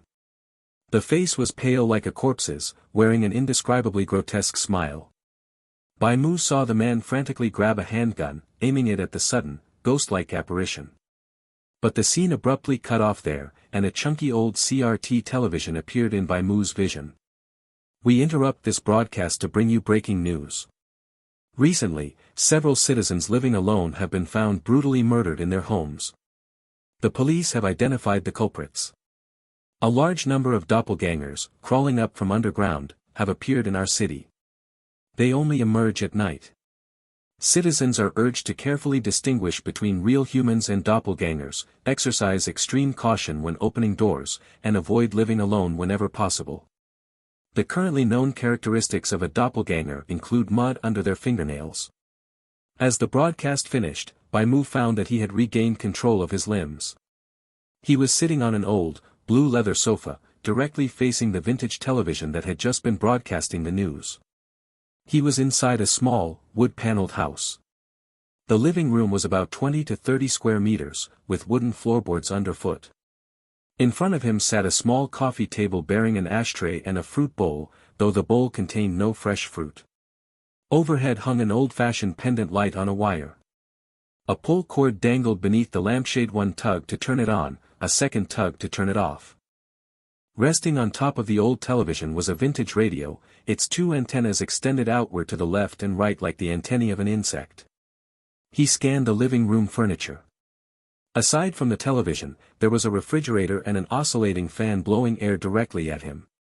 A coat rack stood in the corner, draped in a messy pile of clothes, pants, and hats. Everything in the house was in complete disarray. Slippers and leather shoes were tossed haphazardly on the floor alongside a pile of unwashed, foul-smelling socks. As he observed the room's layout, a notification chime rang in his ears. Main quest: survive for 50 days. There was no further introduction to the script, but he had gathered the basic information. This appeared to be a survival script without any complex plot or setting. The sole requirement for clearing it was to survive in this world for 50 days. The time was currently 10 a.m. On the wall behind the television hung a square, beige clock. Every movement of its hands emitted a crisp ticking sound. A wave of heat washed over his face. Even with the electric fan running, he felt overwhelmingly stifled. The indoor temperature was at least 35 degrees Celsius, hot enough to leave him drenched in sweat. An unpleasant stench, a mix of body odor and stale smoke, permeated the room.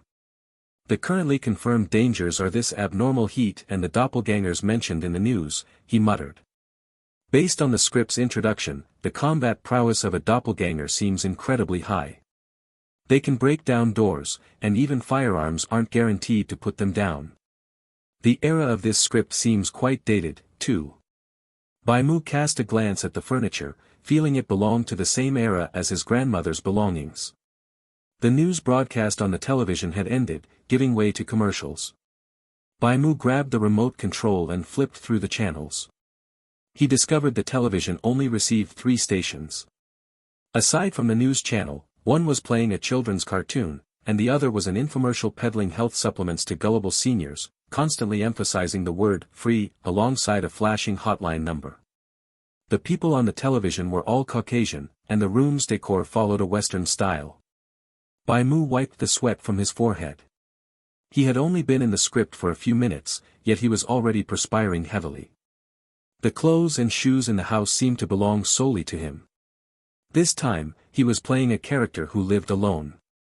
All of his skills and items were fully accessible without any restrictions. The fact that the television worked meant order hadn't completely collapsed, and the government was still providing electricity. However, in this scorching heat, the most vital resource was actually water. He stood up from the sofa, walked over to the bathroom on his right, and turned on the faucet. However, a very troublesome issue presented itself. Not a single drop of water flowed from the pipes. After conducting a thorough search of the house, he finally found a notice detailing a water rationing schedule for each household. Due to the abnormal heatwave, citywide water resources are severely depleted. A timed water supply schedule will be implemented for all households. Properties confirmed to be vacant will have their water supply terminated entirely. Rationed water supply hours, 17 to 1800 hours. Bai Mu let out a sigh of relief upon reading the notice. An hour of running water a day was far better than having none at all. Having assessed the water situation, he moved on to check the food reserves in his starting location. The kitchen cupboards were completely bare, though the toaster and oven were fully functional. There was also a gas stove hooked up to a cylinder. Bai Mu tested the ignition, and the burners flared to life without issue. The refrigerator contained some canned food and beer, but the quantities were pitifully small. He completely emptied out both the fridge and the freezer compartments, turning up only a can of luncheon meat, a can of tomato soup, and a can of chicken and corn. As for the beer, there were exactly 6 bottles of dark rye ale, all with a 6% alcohol content. In the trash can, he found several empty cans and instant noodle wrappers.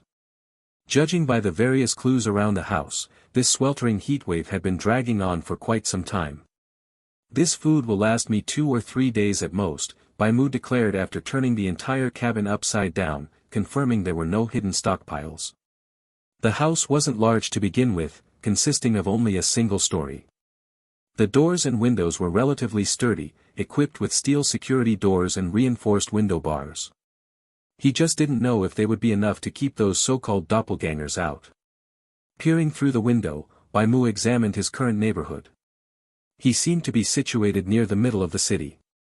He could see other houses spaced fairly close together. An asphalt road stretched past his front door, with a few cars parked along the curb. Further down the street stood several small, 3- or 4-story apartment buildings. Through the windows of those apartments and houses, Bai Mu could make out the silhouettes of moving people, though they were few and far between.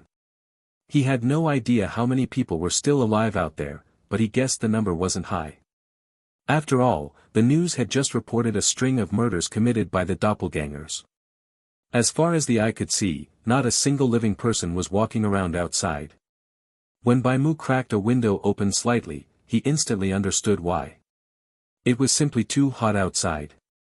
Just opening a tiny crack allowed a terrifying blast of scorching air to squeeze its way in. The outdoor temperature was at least 7 or 8 degrees Celsius hotter than indoors. If someone with a weaker constitution stood outside in that sun for 10 minutes, they would suffer from severe dehydration and heatstroke. And this wasn't even the hottest part of the day, it was only 10 a.m. The heat wouldn't reach its absolute peak until around 2 p.m. Under these conditions, going outside during the day is going to be incredibly difficult, Bai Mu remarked, hastily shutting the window and sitting back down in front of the electric fan to cool off.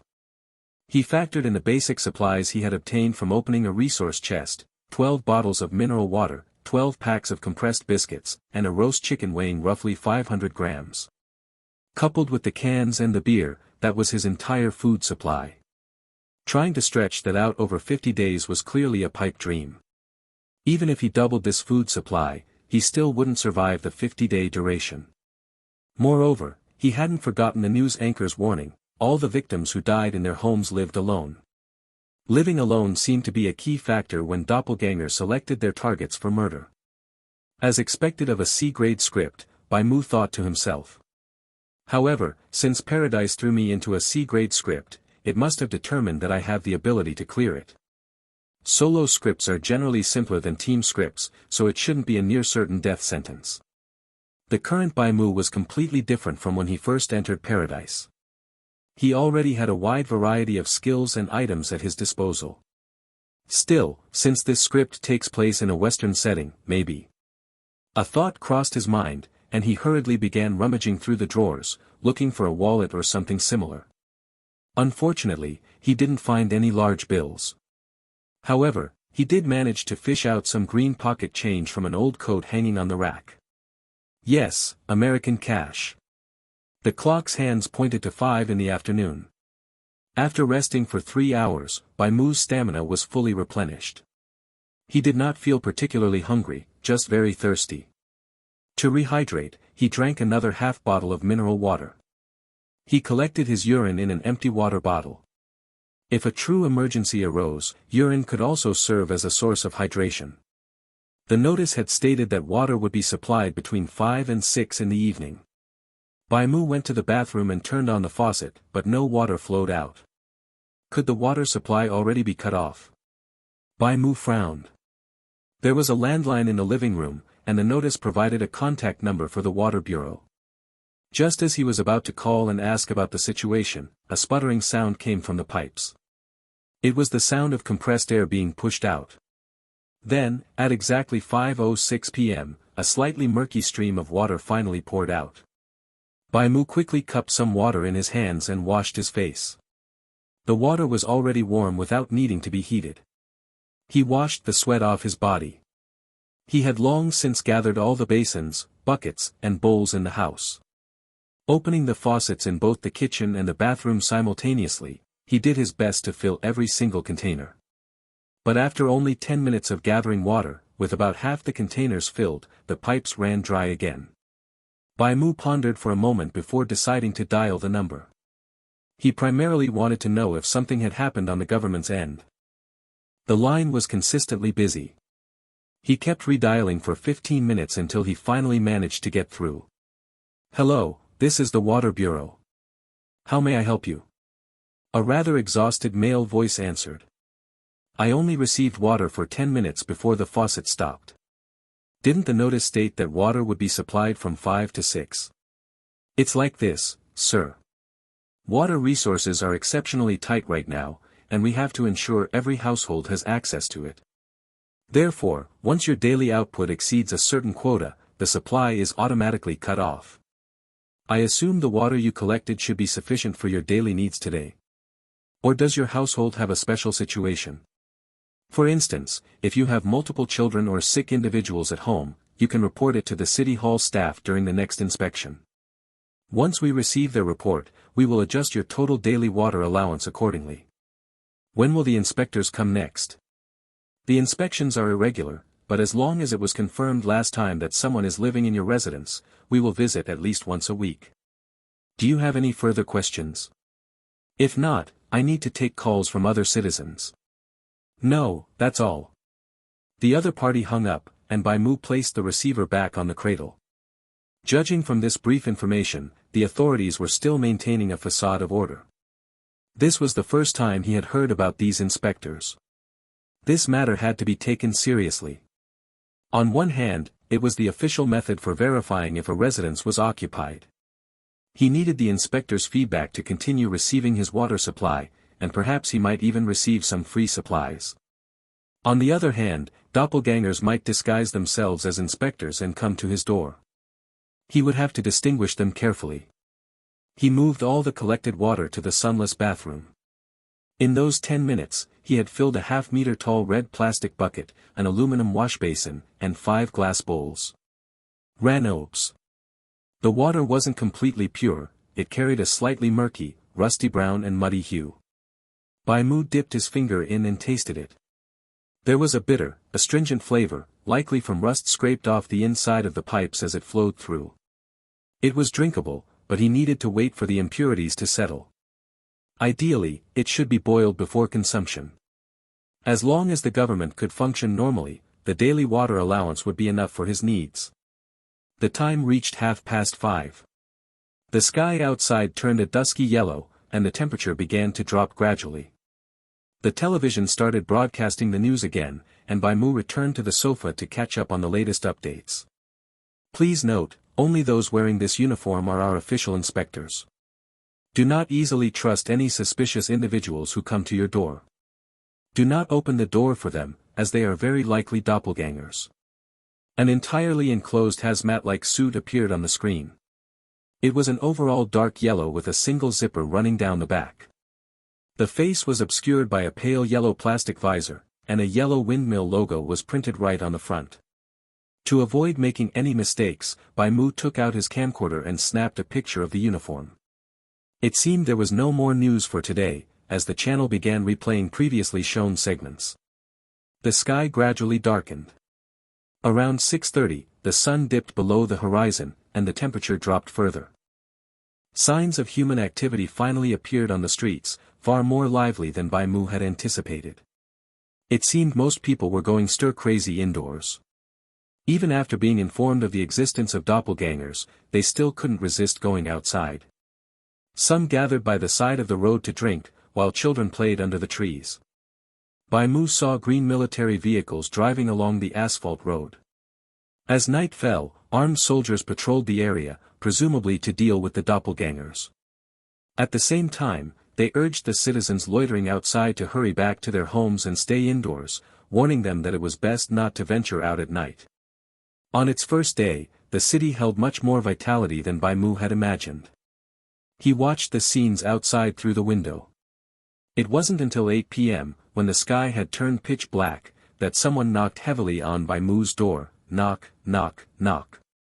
Through the peephole of the security door, he could see the face outside. It was a haggard middle-aged woman with chapped lips and unfocused eyes. "Hello, neighbor, are you there?" the middle-aged woman called out. "My husband went out last night and never came back. He said he was going to find some food for the kids, but I don't know where he went. Maybe he planned to abandon us. I just hope he hasn't run into one of those doppelgangers from the news. Oh, please don't refuse me. The children and I haven't had a proper meal in days. Do you have any food left? Could you spare a little for us? I don't have anything on me to trade, but if you want, perhaps I can sleep with you." The woman pressed her lips together, looking pleadingly at the security door. Bai Mu observed her nails. Although the woman was a bit unkempt, there was no mud visible under her fingernails. Based on this alone, he couldn't be certain whether she was a doppelganger. If a doppelganger could watch television, they could easily see the news broadcast. The mud under their fingernails could simply be washed away with water. He had 2 choices: refuse the woman, or open the door and share some food with her. Behind the door, he had already gripped his revolver. He didn't even have enough food for himself. Giving it away out of pure charity would be far too foolish. But perhaps he could trade for something that held no value to her, yet was extremely useful to him. "Do you have money?" Bai Mu asked. "Money?" The woman froze for a moment. "You need money?" "Neighbor, but money can't buy anything right now. I mean, if you need something valuable, I do have a gold necklace and a diamond ring my husband gave me." "I only want money, in cash," Bai Mu stated. "If you have some, I can give you some food. Bai Mu made his stance clear, he only wanted cash. Only cash was useful to him. It was the currency Lucy needed for supermarket shopping. With enough cash, he could purchase a batch of food and water every 24 hours. The woman fumbled through her pockets and eventually pulled out a small $10 bill. Clutching the crumpled green bill, she asked, "Neighbor, this is all the money I have on me.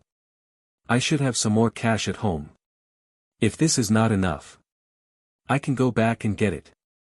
Look, my house is right next to yours." The woman pointed to Bai Mu's right. Right there, the house with the red roof. She cast an uneasy glance into the darkness. There were very few people on the street now. The soldiers and military vehicles had gone to patrol elsewhere, and the citizens who had come out for some fresh air had returned to their rooms. Only a few drunks holding liquor bottles were still wandering by the roadside. Some had even passed out directly on the street, snoring loudly in the middle of the road. Scattered streetlights illuminated the asphalt road, but there were no car engines to be heard, nor the chirping of insects or frogs. There was only an oppressive silence, making one feel as if some monster was hiding in the darkness. Bai Mu silently examined the bill in the woman's hand. A $10 cash note actually had decent purchasing power in the supermarket. Buying a loaf of sliced bread for breakfast or a pack of compressed biscuits would certainly not be a problem. "How many people are in your family?" Bai Mu asked. "Besides me, there are 3 children. 2 boys and a girl," the woman pleaded. "Please have pity on us, neighbor. We are truly starving, and the children are still waiting for me to return." "Put the money by the door, then take 5 steps back," Bai Mu instructed. "Do not approach my door, or our deal is off." "Okay, I understand, neighbor." The woman gently placed the money in front of the threshold, raised her hands, and took 5 steps backward. After ensuring she made no sudden movements, Bai Mu opened the door just a crack.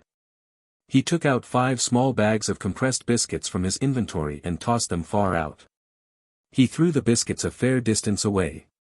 The woman's eyes lit up, and she hurriedly bent down to gather them from the ground. Taking advantage of this distraction, Bai Mu used the hand of Walrider to snatch the bill into the house, immediately shutting and locking the door. The woman hastily stuffed the biscuits into her pockets, looking around shiftily like a thief, as if terrified someone would snatch her food away.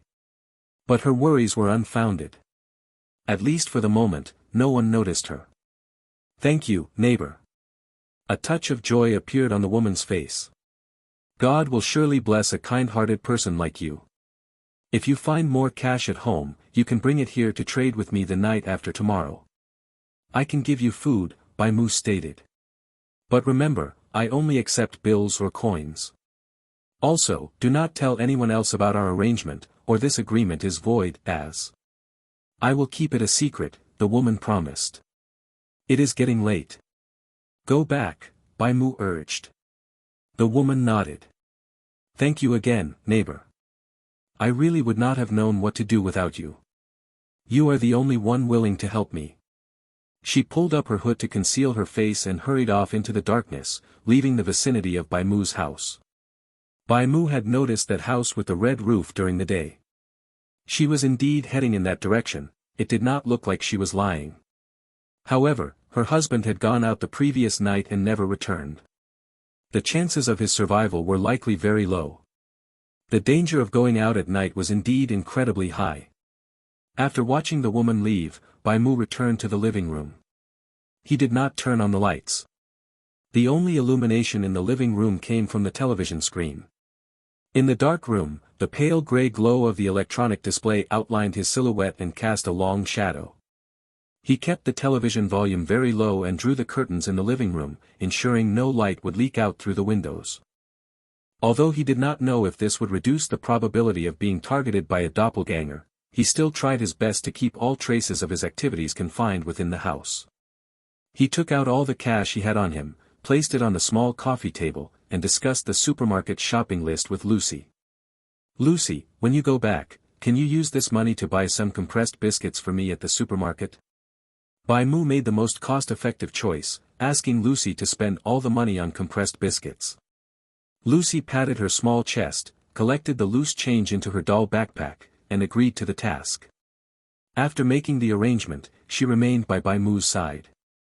His request for summoning her this time was simply for her to stay with him as long as possible. The time reached 9 o'clock. Lucy had been present for 11 hours. Outside, all was dead silent as a profound darkness enveloped the small house and the highway.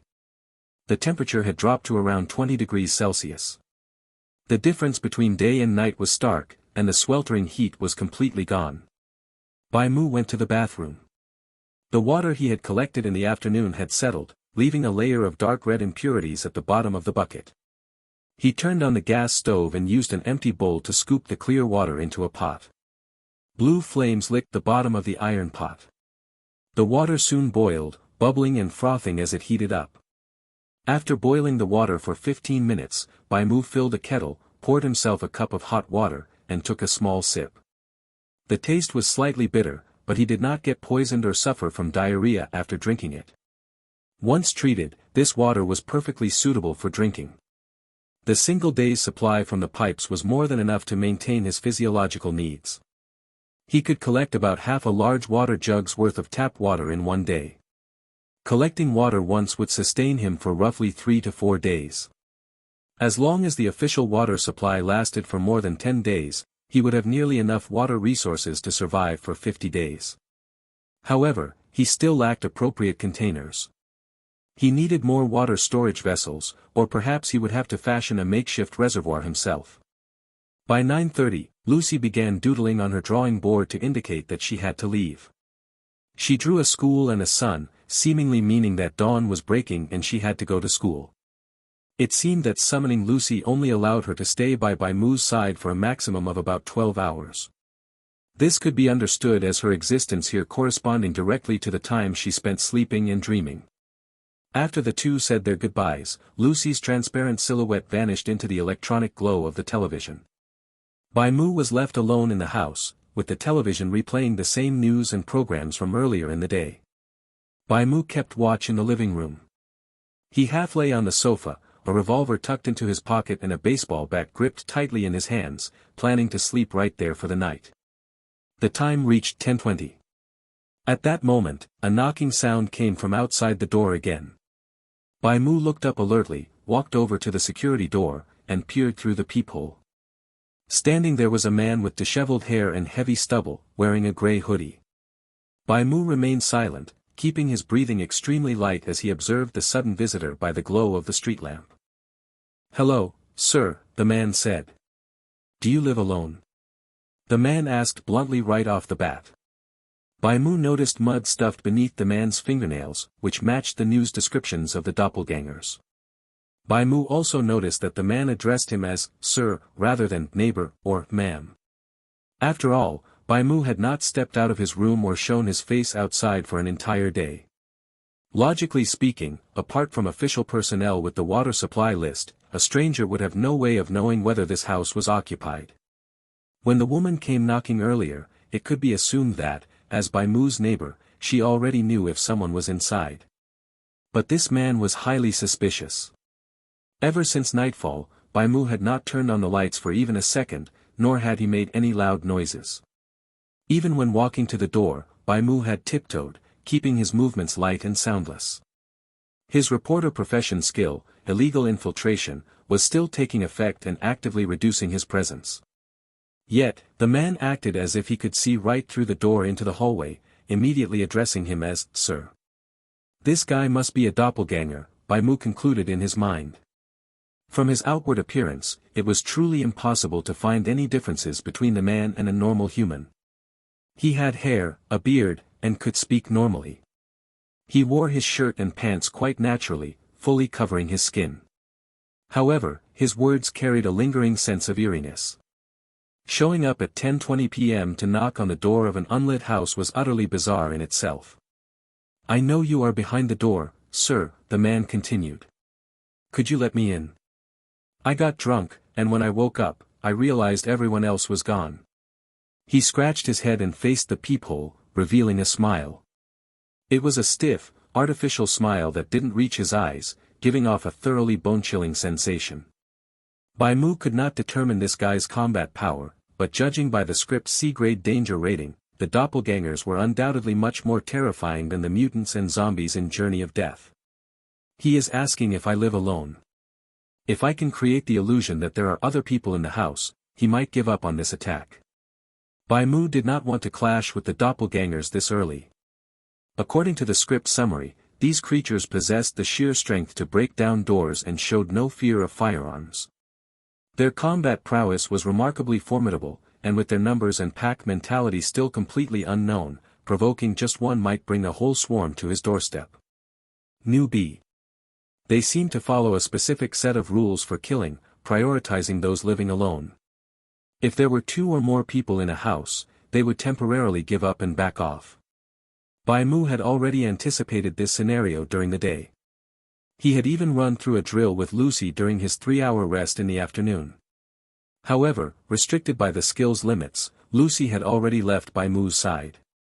The skill's cooldown still had 23 hours remaining. He would have to wait until after 9 o'clock tomorrow night before he could summon Lucy again. Bai Mu had no choice but to put on a one-man show. He spoke through the door, "Sorry, there are no spare rooms in the house. Perhaps you can go ask elsewhere. Do you not live alone, sir?" The man stared unblinkingly into the peephole. Right at that moment, a slightly hoarse woman's voice rang out from behind the door. "Who is visiting this late?" The man froze for a moment, the smile vanishing entirely from his face. "Oh, my apologies. To think there is also a lady in the house. It makes sense. A drunkard like me would inevitably frighten the ladies. Good luck to you both, sir and ma'am. I will go ask elsewhere." Bai Mu watched the man turn and leave. Hunching his back, the figure slowly shuffled away under the glow of the streetlights. In Bai Mu's hand rested the bowtie voice changer. He had just used the device to mimic a female voice, flawlessly creating the illusion of a second person residing in the house. It seemed he had managed to fool the creature. The man's figure dissolved into the pitch-black night, and the world returned to a dead silence. Bai Mu did not lower his guard just because the man had left. He returned to the living room and slipped into a state of light sleep, resting his brain enough to relieve his mental fatigue while remaining alert enough to snap up and fight at a moment's notice. Fortunately, no further incidents occurred. On that very first night, only 2 figures had come visiting. One of them had clearly been a doppelganger, but it had ultimately abandoned its assault on him. Time ticked away until the early dawn of the second day.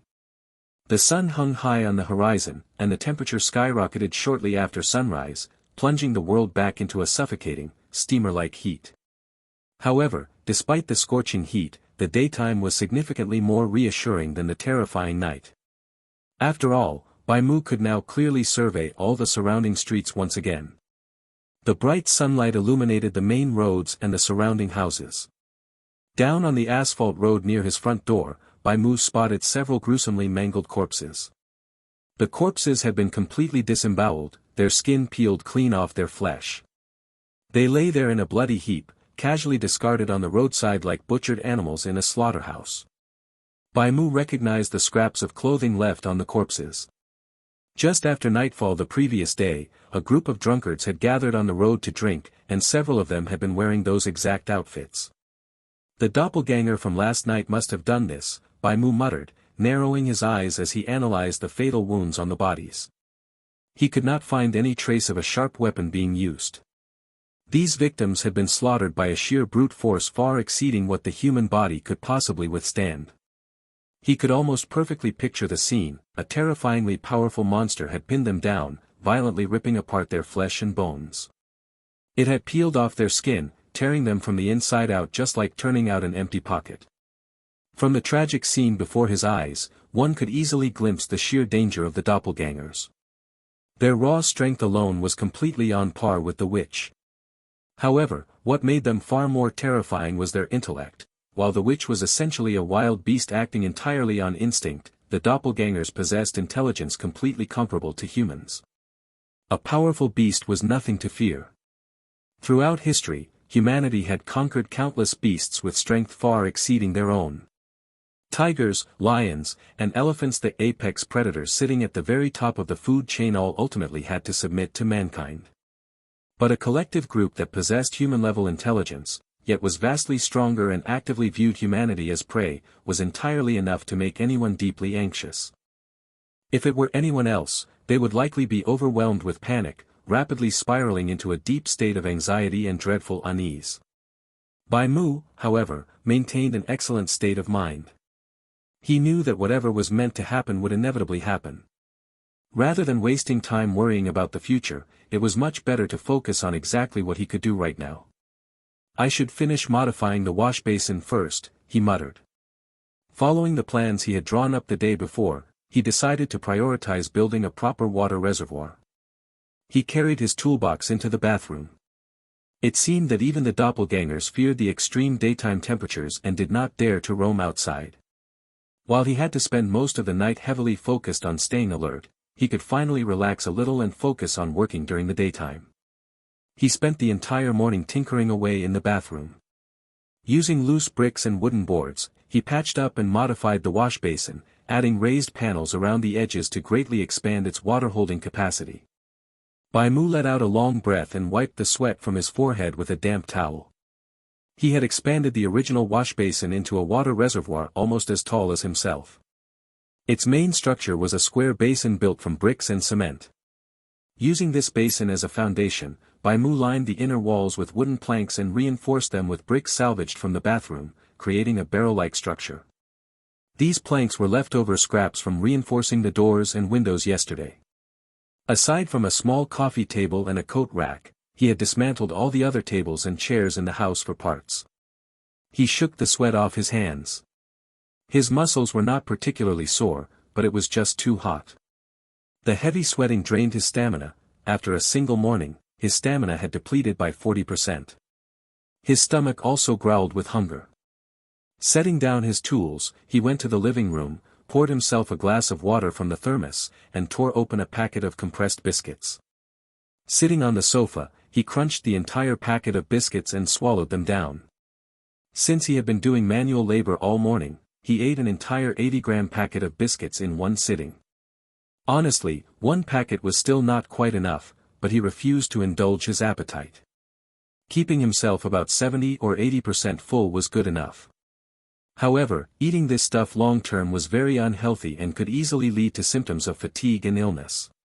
He still had 3 canned goods and a roast chicken on hand. These could barely sustain his protein needs for about 2 weeks. Next time, I should ask Lucy to help buy some sausages and canned fruit, Bai Mu wrote in his ledger. With Lucy around, the barrier to obtaining food was much lower. In times like these, cash was definitely much easier to find than food. After eating the biscuits and drinking some water, he sat in front of the television to rest. There was no new news today.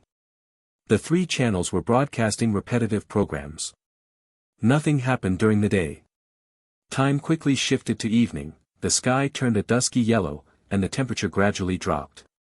Bai Mu waited by the faucet right on time at 5 o'clock. Today, the water arrived 2 minutes earlier than yesterday. It was still that slightly rust-red water. 10 minutes later, the empty reservoir was filled to about a fifth of its capacity. To prevent the water from evaporating, Bai Mu used plastic packaging bags from bottled beer he found in the house to cover and seal the reservoir.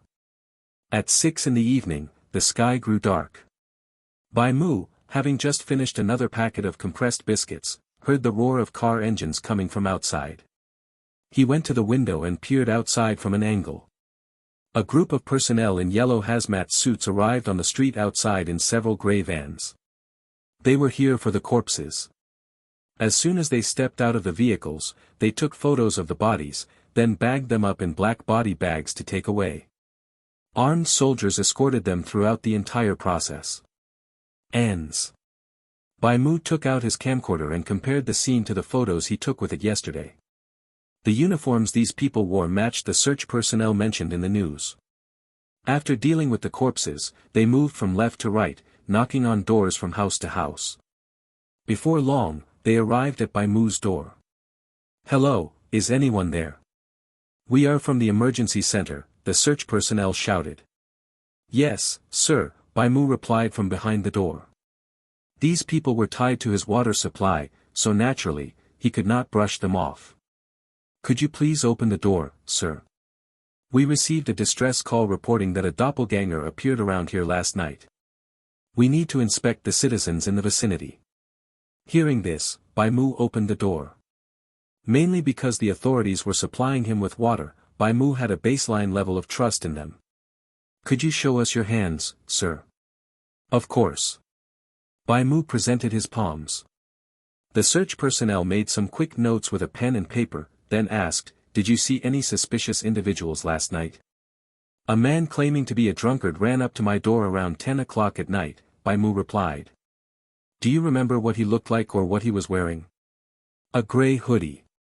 His hair was a mess, and his beard looked like it had not been trimmed in days," Bai Mu explained. "I saw mud under his fingernails, so I did not open the door for him." "A wise choice," the search personnel said. That was definitely a doppelganger. Afterward, the search personnel briefly asked about Bai Mu's age and occupation before leaving his doorstep and moving on to the next place. Midway through, Bai Mu had asked them how to obtain food, but they stated that this was not their responsibility. They were from the emergency center, and their main job was tracking the movements of doppelgangers. This was within Bai Mu's expectations. If the authorities could provide food, that woman would not have resorted to begging at his door. After the search personnel left, the outside world returned to a deathly silence. No one was running around the streets tonight, they were clearly terrified by those corpses. The atmosphere became completely lifeless, broken only by the laughter of comedians coming from the television in the living room. But it was incredibly difficult for anyone to laugh easily at a time like this. Who knew if a passing doppelganger might hear your laughter and come knocking at your door? Bai Mu silently turned down the volume on the television. He sat alone on the sofa, listening closely to any rustling outside. He waited until 9:30. The cool-down for best friends help finally finished. Bai Mu summoned Lucy once more. Lucy carried a plastic bag, struggling slightly as she approached him. It was an entire bag of compressed biscuits. Bai Mu had given Lucy $25 in cash yesterday, exchanging it for compressed biscuits with a net weight of 1,200 grams. There were 3 bars in total, each weighing 400 grams. Every bar contained 8 smaller packets, meaning there were 24 packets of 50-gram biscuits in total. They all had a shelf life of 5 years, and the packaging bore the Dater trademark. As long as he stayed indoors and did not engage in too much physical labor, eating 3 small packets a day would be enough. In other words, these biscuits were roughly an 8-day food supply. Bai Mu asked Lucy if she could carry more biscuits if she bought them. Lucy drew on her drawing board, indicating that she could carry at most 1 more plastic bag. That meant her weight limit was roughly 2,400 grams, or around 2 kilograms. If he had enough cash and only bought compressed biscuits, Bai Mu could secure a 16-day supply of food in a single trip.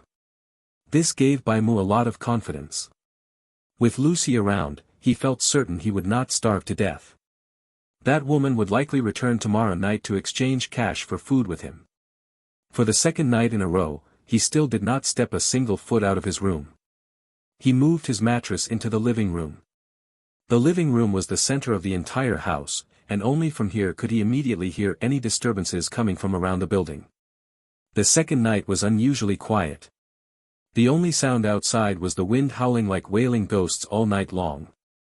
With Lucy's companionship, Bai Mu safely passed the second night and welcomed the morning of the third day. When Bai Mu awoke, a thin blanket was draped over him. By midnight, the temperature had dropped to around 10 degrees Celsius, bringing a distinct chill to the air. He lay on the mattress. Since he had dismantled all the chairs and tables, the living room felt exceptionally spacious. The foam and spring double mattress rested directly in front of the television. Lucy lay beside him, resting on the same mattress. After getting out of bed, Bai Mu drank a glass of water, used the bathroom, and tore open a small packet of compressed biscuits for breakfast. Lucy vanished at 9 in the morning, leaving Bai Mu completely alone once more. At 10 o'clock, a breaking news bulletin interrupted the regular television broadcast. The temperature continues to rise, and the doppelganger invasion shows no signs of stopping. According to expert analysis, we have discovered another major identifying trait of the doppelgangers. Doppelgangers appear to be extremely sensitive to light. When exposed to bright illumination, their eyes turn red and become heavily bloodshot. If you notice anyone around you with blood-red eyes, please exercise extreme caution. They could be a doppelganger. The news anchor had just revealed the second key characteristic of the doppelgangers, a detail Bai Mu firmly committed to memory. The daytime was just as eerily quiet as the previous 2 days. No corpses appeared on the streets today. The residents of this city seemed to have vanished entirely, leaving behind an absolute, dead silence. It felt akin to being locked in solitary confinement. The continuous, oppressive heat was maddening, and the limited living space combined with repetitive television programs did absolutely nothing to stave off the crushing boredom. The only constant was a creeping paranoia, a lingering sensation of being constantly watched that refused to fade. Truthfully, the hidden doppelgangers exerted an immense psychological pressure on anyone left alive. Even Bai Mu did not feel entirely at ease. He could adapt to this environment, but that certainly did not mean he enjoyed it. The sheer passivity of the situation was agonizing. Since his knowledge of the doppelgangers was strictly limited to news reports and a single fleeting encounter on the first night, he simply lacked the information needed to take the initiative. For now, his only option was to quietly observe and wait. His current stockpiles were enough to sustain him for quite some time, so there was no need to take unnecessary risks by venturing outside. The clock struck 6 in the evening. Having finished his biscuit ration, Bai Mu waited inside the house for the woman to arrive. However, she never showed up as promised. The temperature at 6 o'clock was entirely tolerable for outdoor activities. If Bai Mu were in her shoes, he definitely would have sought out his neighbor to trade for food much earlier. Yet, even as the clock struck 8, the woman remained nowhere to be seen. This triggered a sense of unease in Bai Mu. He highly suspected that something terrible had happened to her. Without the woman, he lost his only source of cash. And without cash, he could not purchase food. If he could not scrape together some money tonight, he feared he would end up wasting another entire day. Standing by the window, Bai Mu observed the house with the red roof. A faint yellow light seeped through its windows. He frowned, debating whether he should head over to check on her. Just then, a knock echoed from outside his front door. Bai Mu approached the entrance. When he peered through the peephole and saw the person standing outside, his pupils abruptly shrank. Standing on his porch was none other than the woman who had visited on his very first day. However, her face was deathly pale, and her eyes were a bloodshot crimson. She stood there as rigid as a stiffened corpse. A sudden, icy chill ran down Bai Mu's spine the moment he laid eyes on her. "Neighbor, I am here," the woman said, a stiff smile plastered across her face. "Are you home alone? I brought the cash you asked for to trade for food, par AB." The woman reached into her pocket and pulled out a handful of items. But they were far from banknotes. What she held was clearly a tangled, messy clump of human hair. "I seem to have made a mistake," the woman murmured. "Oh, Lord, I must be completely exhausted. The kids, the house, the bills. I am the only one worrying about all of it. He does not care in the slightest. He never used to be like this. I am just so heartbroken. Why did the world have to become like this? I do not want to deal with these frustrating things anymore. Ever since I got married, I feel like I have not lived a single day for myself." The woman bowed her head and began to sob. Pitiful, mournful wails drifted through the solid metal of the door. Throughout this entire display, Bai Mu remained completely silent. He merely observed in silence. After crying for several minutes, the woman abruptly stopped. She raised her head, staring dead ahead at the security door. Despite sobbing for so long, there was not a single tear track on her pale cheeks. "Oh, I am sorry. I cannot cry anymore, my children are still waiting for me to return," the woman suddenly said. "I remember now. I hid the cash inside my collar pocket yesterday." She shoved a hand down the front of her shirt. This time, she genuinely pulled out a handful of loose bills and coins. "I swear, I have not told a single soul about this. Not even my children know. Neighbor, just like last time, I am going to leave the money by the door. I am so sorry to disturb you, but we really need the food. Even though we stretched the biscuits by soaking them in water, there are still 5 mouths to feed in our house. I know food is precious right now. Just give whatever you see fit. As long as there is something to eat, I will be satisfied. With those words, the woman squatted down and dumped the money, along with the clump of hair, directly onto Bai Mu's doorstep. She then took 5 stiff steps backward, staring at Bai Mu's front door with a hollow, expectant gaze. Bai Mu found this extremely abnormal. Bizarre, even. He had seen plenty of corpses in his time, and the vibe this woman gave off was exactly that of a reanimated corpse. While the doppelganger he encountered earlier was virtually indistinguishable from a living human, this woman, aside from the fact that she could move and speak, was virtually indistinguishable from a dead one. Her speech and logic were incredibly disjointed, as if her very consciousness was fractured and foggy. Bai Mu had no idea what she had been through, but his instincts screamed that the entity standing outside his door could no longer be called human. Are doppelgangers created from the dead? The news reports had stated that the doppelgangers crawled out from beneath the earth. The detail about mud beneath their fingernails certainly tied neatly into the concept of rising from the grave. Bai Mu carefully considered his next move. She claimed she came here to fulfill their previous agreement. If it was sheer obsession that brought her to his doorstep, then perhaps fulfilling that lingering obsession would cause her to leave on her own. Bai Mu glanced down at the scattered money.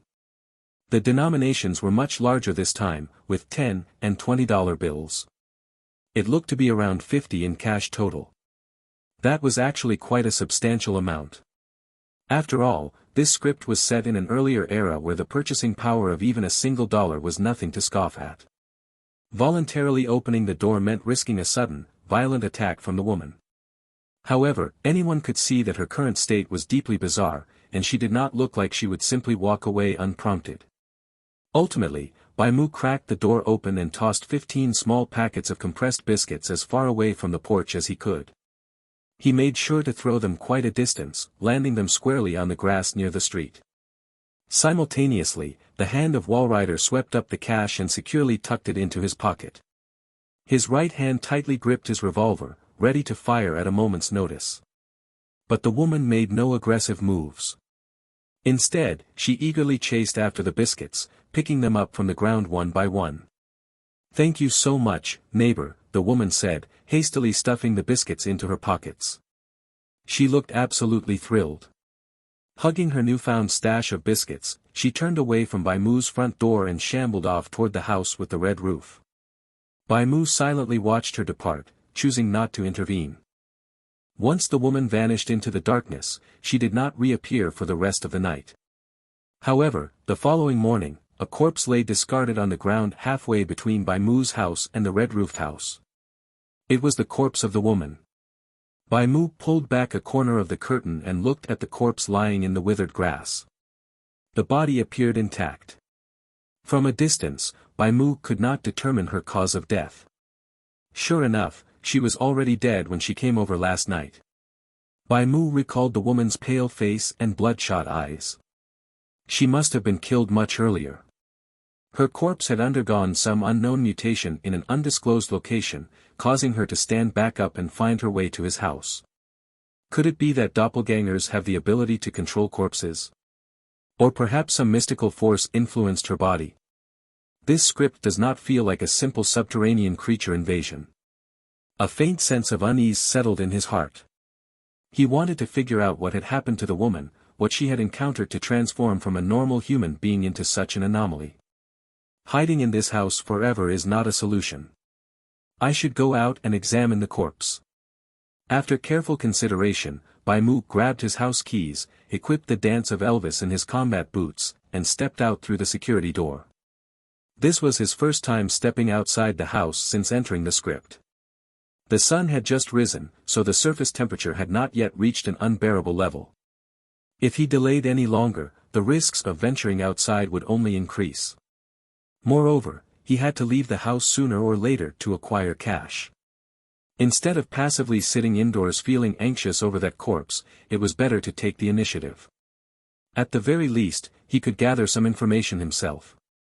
The moment he stepped outside, a wave of heat washed over him. A scorched scent lingered in the air. The dehydrated grass felt dry and rigid beneath his boots. As he approached the woman's corpse, a nauseating stench quickly assaulted his nose. Bai Mu crouched down to inspect the body. He found no obvious external injuries anywhere, but several red, fungus-like scars marred the left side of her face. The corpse had already begun to rot. Beneath it, white mycelium threads sprouted from the soil, creeping and clinging to the surface of the woman's skin.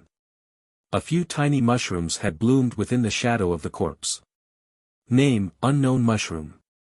Type: plant. Rarity: rare. Remarks: to think this was actually a rare-grade plant. Other than this mushroom, the only rare-grade plants Bai Mu had ever seen were Dave's garden plants.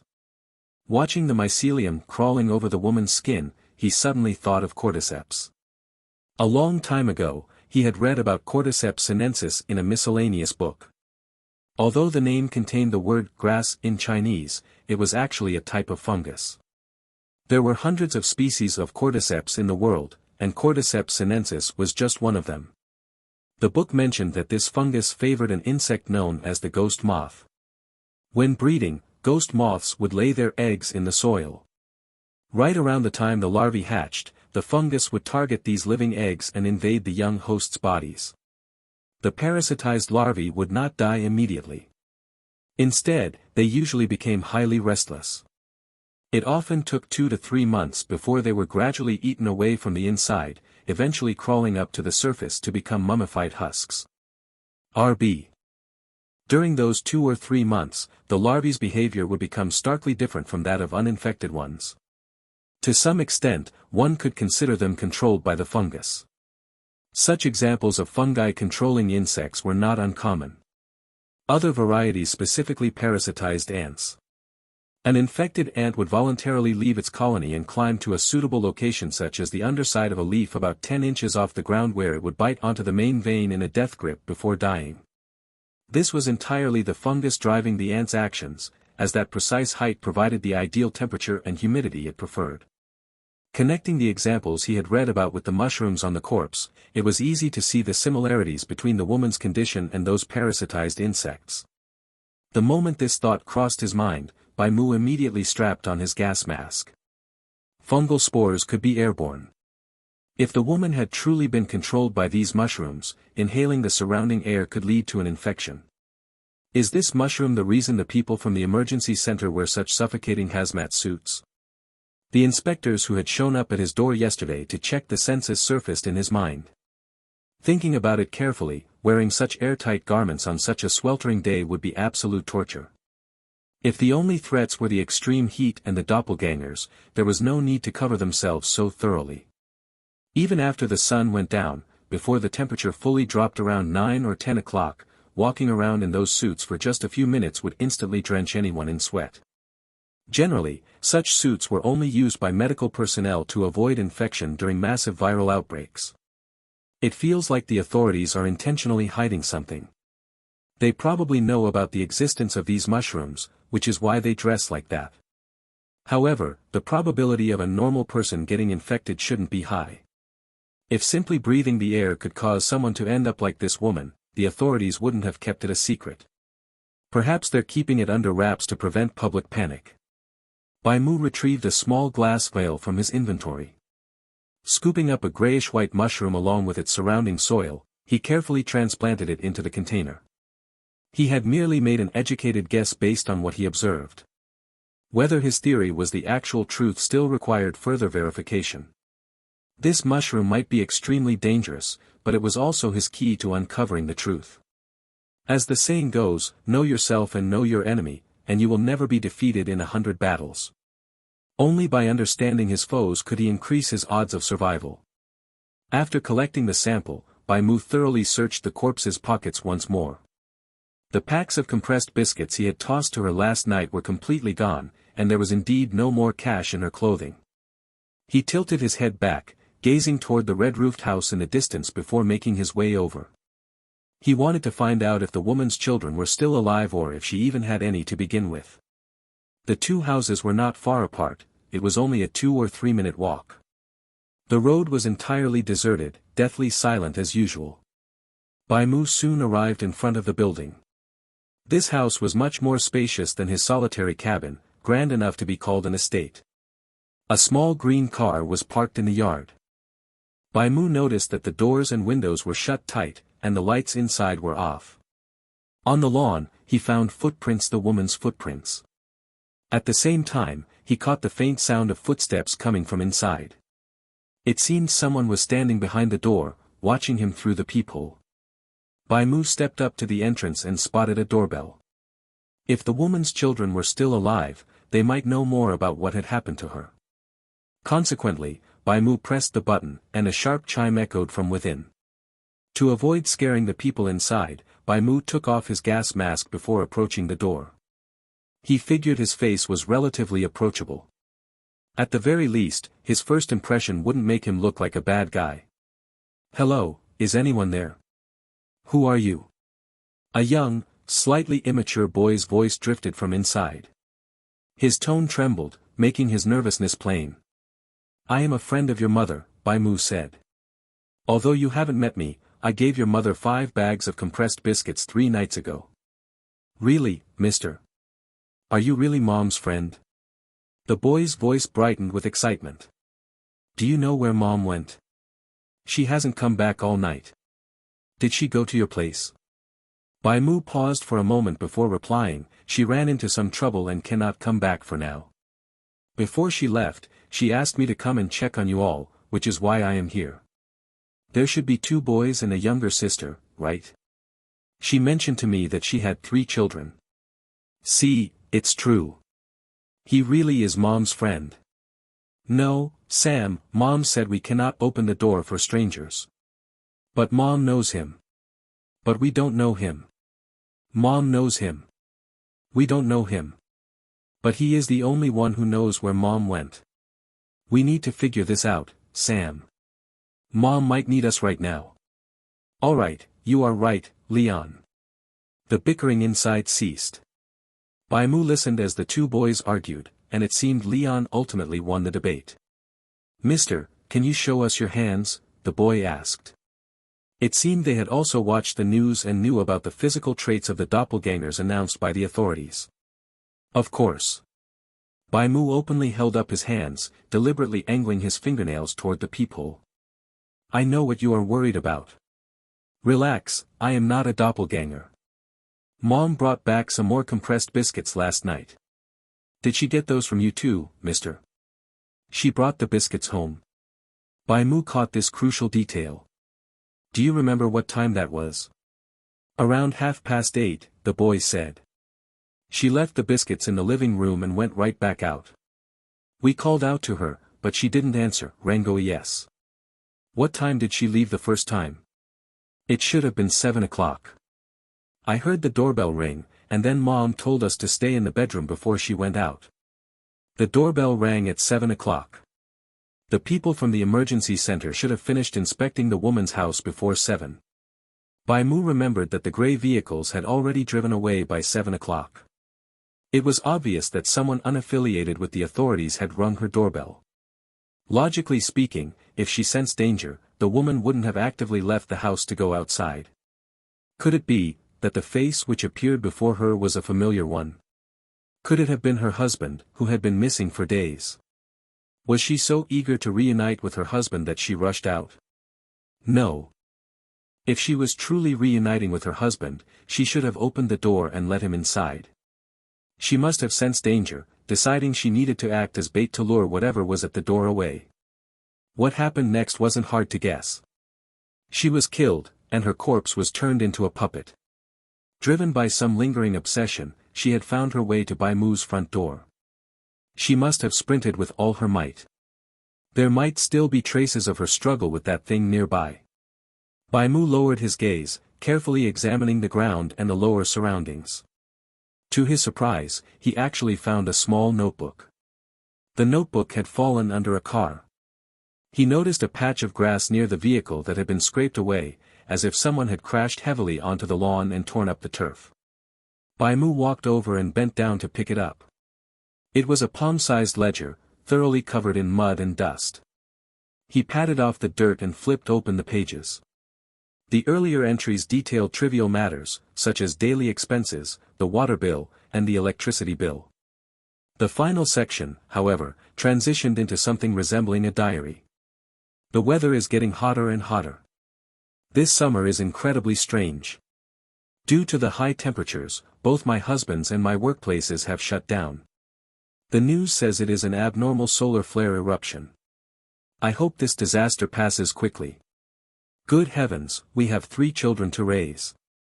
We have to find a way to make money. They only supply water for 1 hour a day. It is not even enough to flush the toilet. I cannot take this anymore. I am going to file a complaint. Sigh, complaining is useless. Our food at home is almost gone, and my daughter has suffered a heatstroke. Now even the hospitals have stopped working. I can only feed her some cold medicine and hope it works. No food, no way to earn money. My husband said he will go out tonight to look for his friends and see if he can borrow some food. I am really worried he will come back empty-handed, but he is the only one we can rely on right now. He hasn't returned.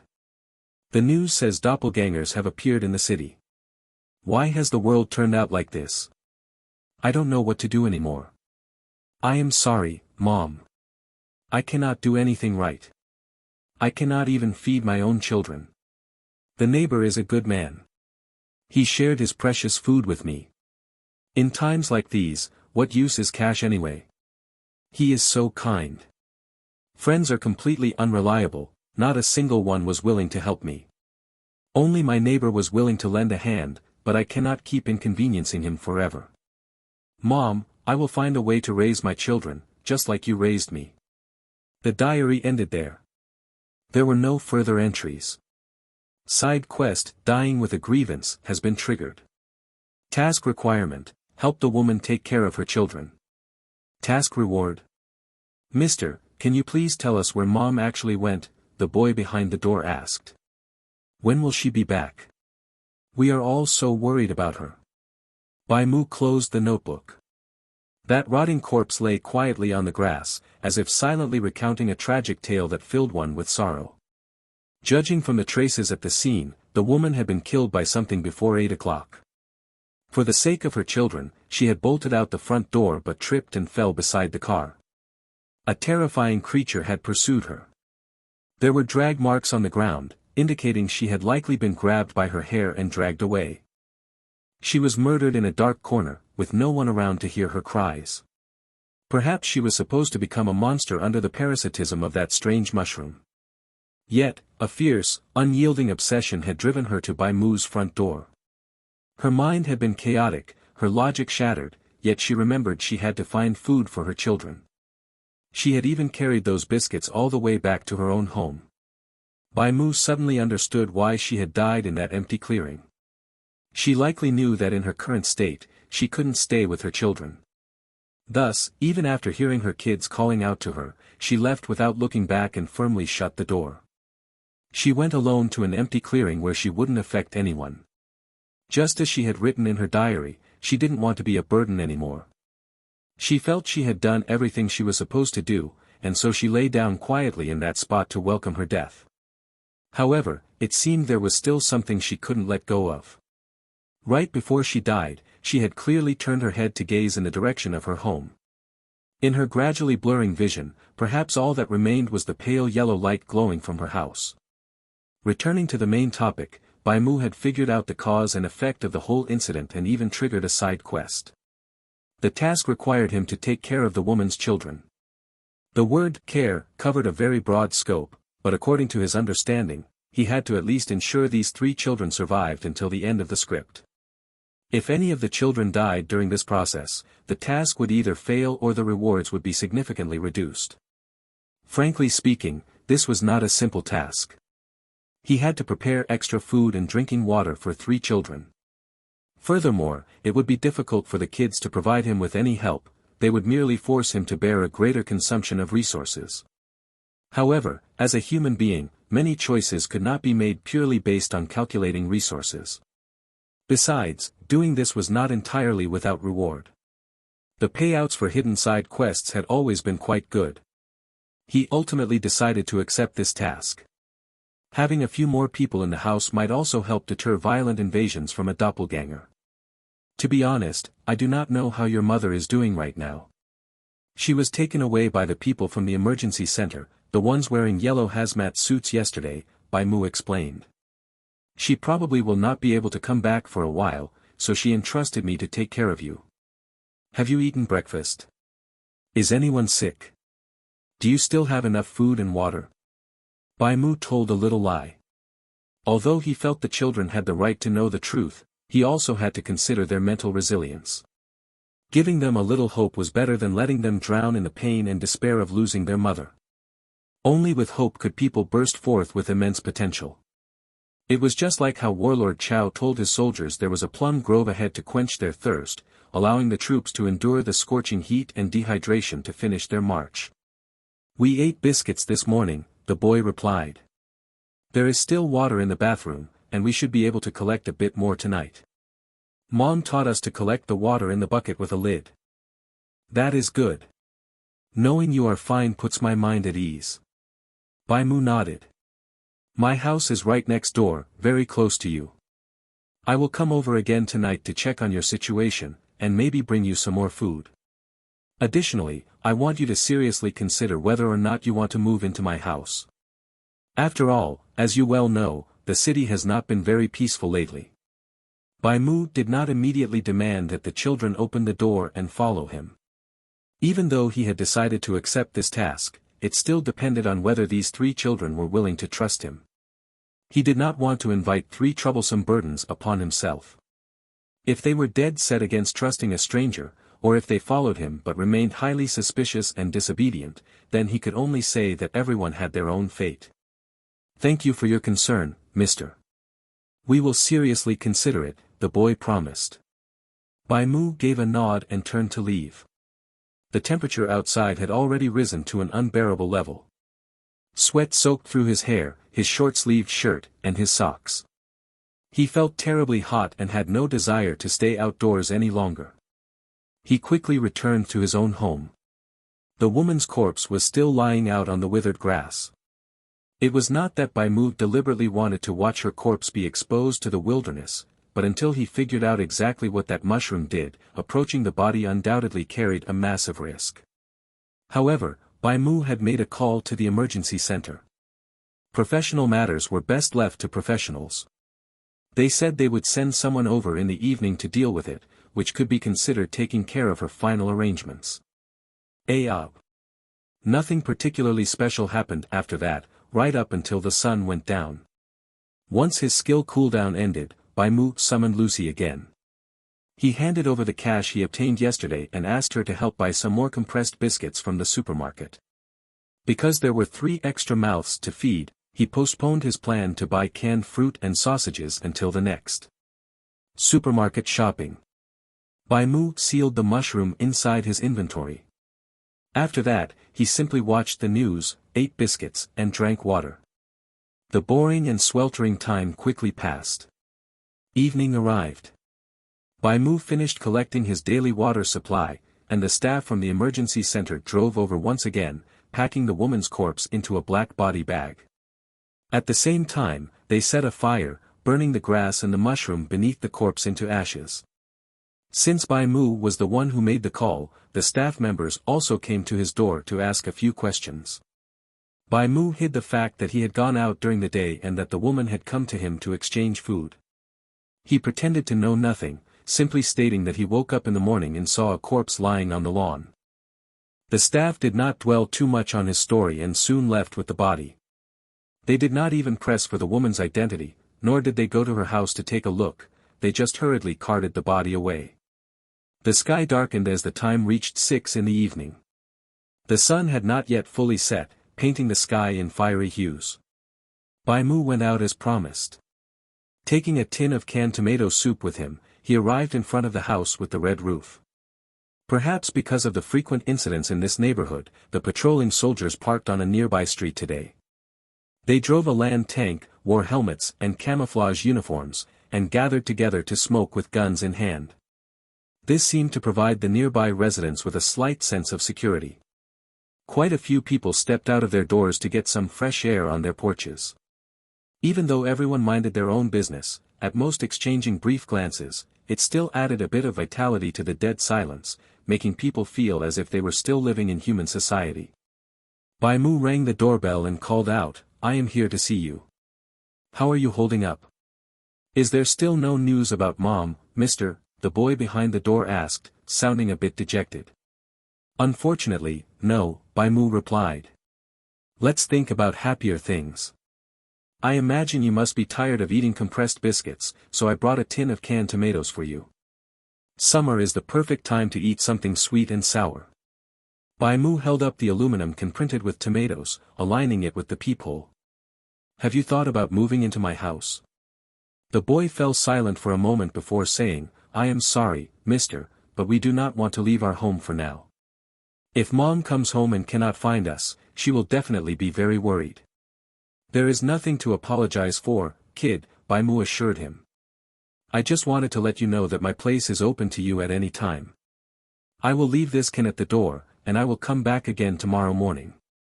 If you change your minds, you can tell me anytime." Bai Mu crouched down and gently placed the can at the door.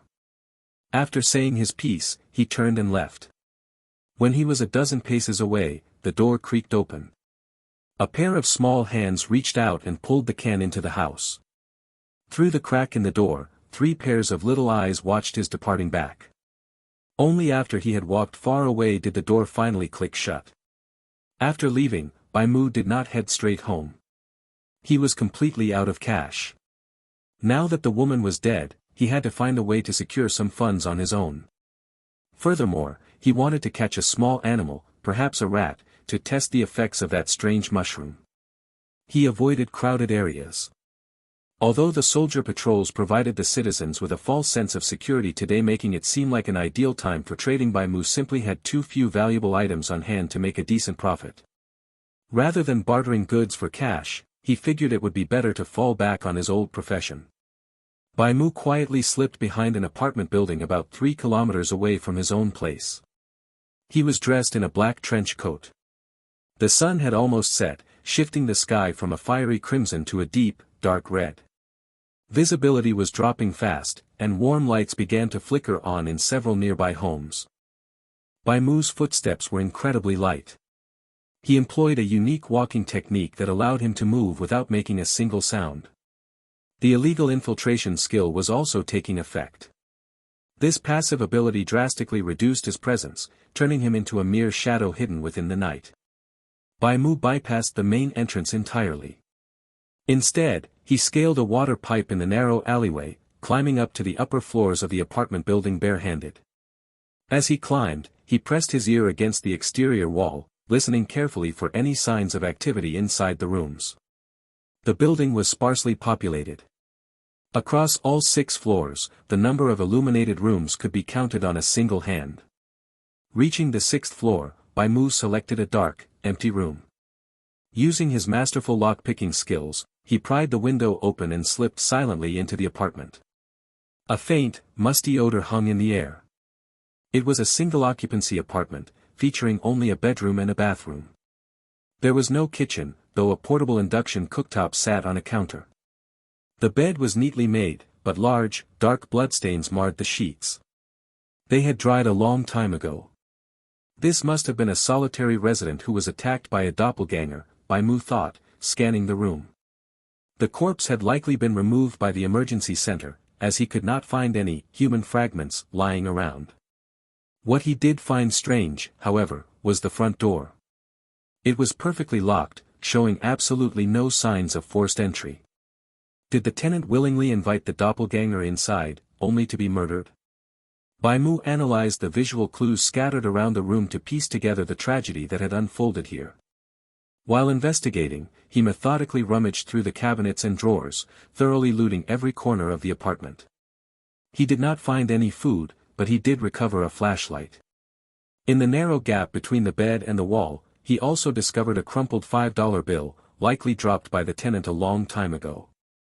After stripping the room of anything useful, Bai Mu repeated his silent entry technique on the next empty apartment. Scavenging was his true calling. Having spent 10 grueling years gathering supplies in the apocalypse, he was confident that no one in this script world knew how to loot better than he did. Alpha in. Maintaining a brisk pace of about 3 minutes per apartment, Bai Mu quickly cleared out all the empty units on the 6th floor. Moving on from the 6th floor, he descended to the 5th. He had deliberately climbed to the top so he could methodically sweep the entire building from top to bottom. While the odds of finding valuable loot in any single room were low, his sheer speed and volume made up for it.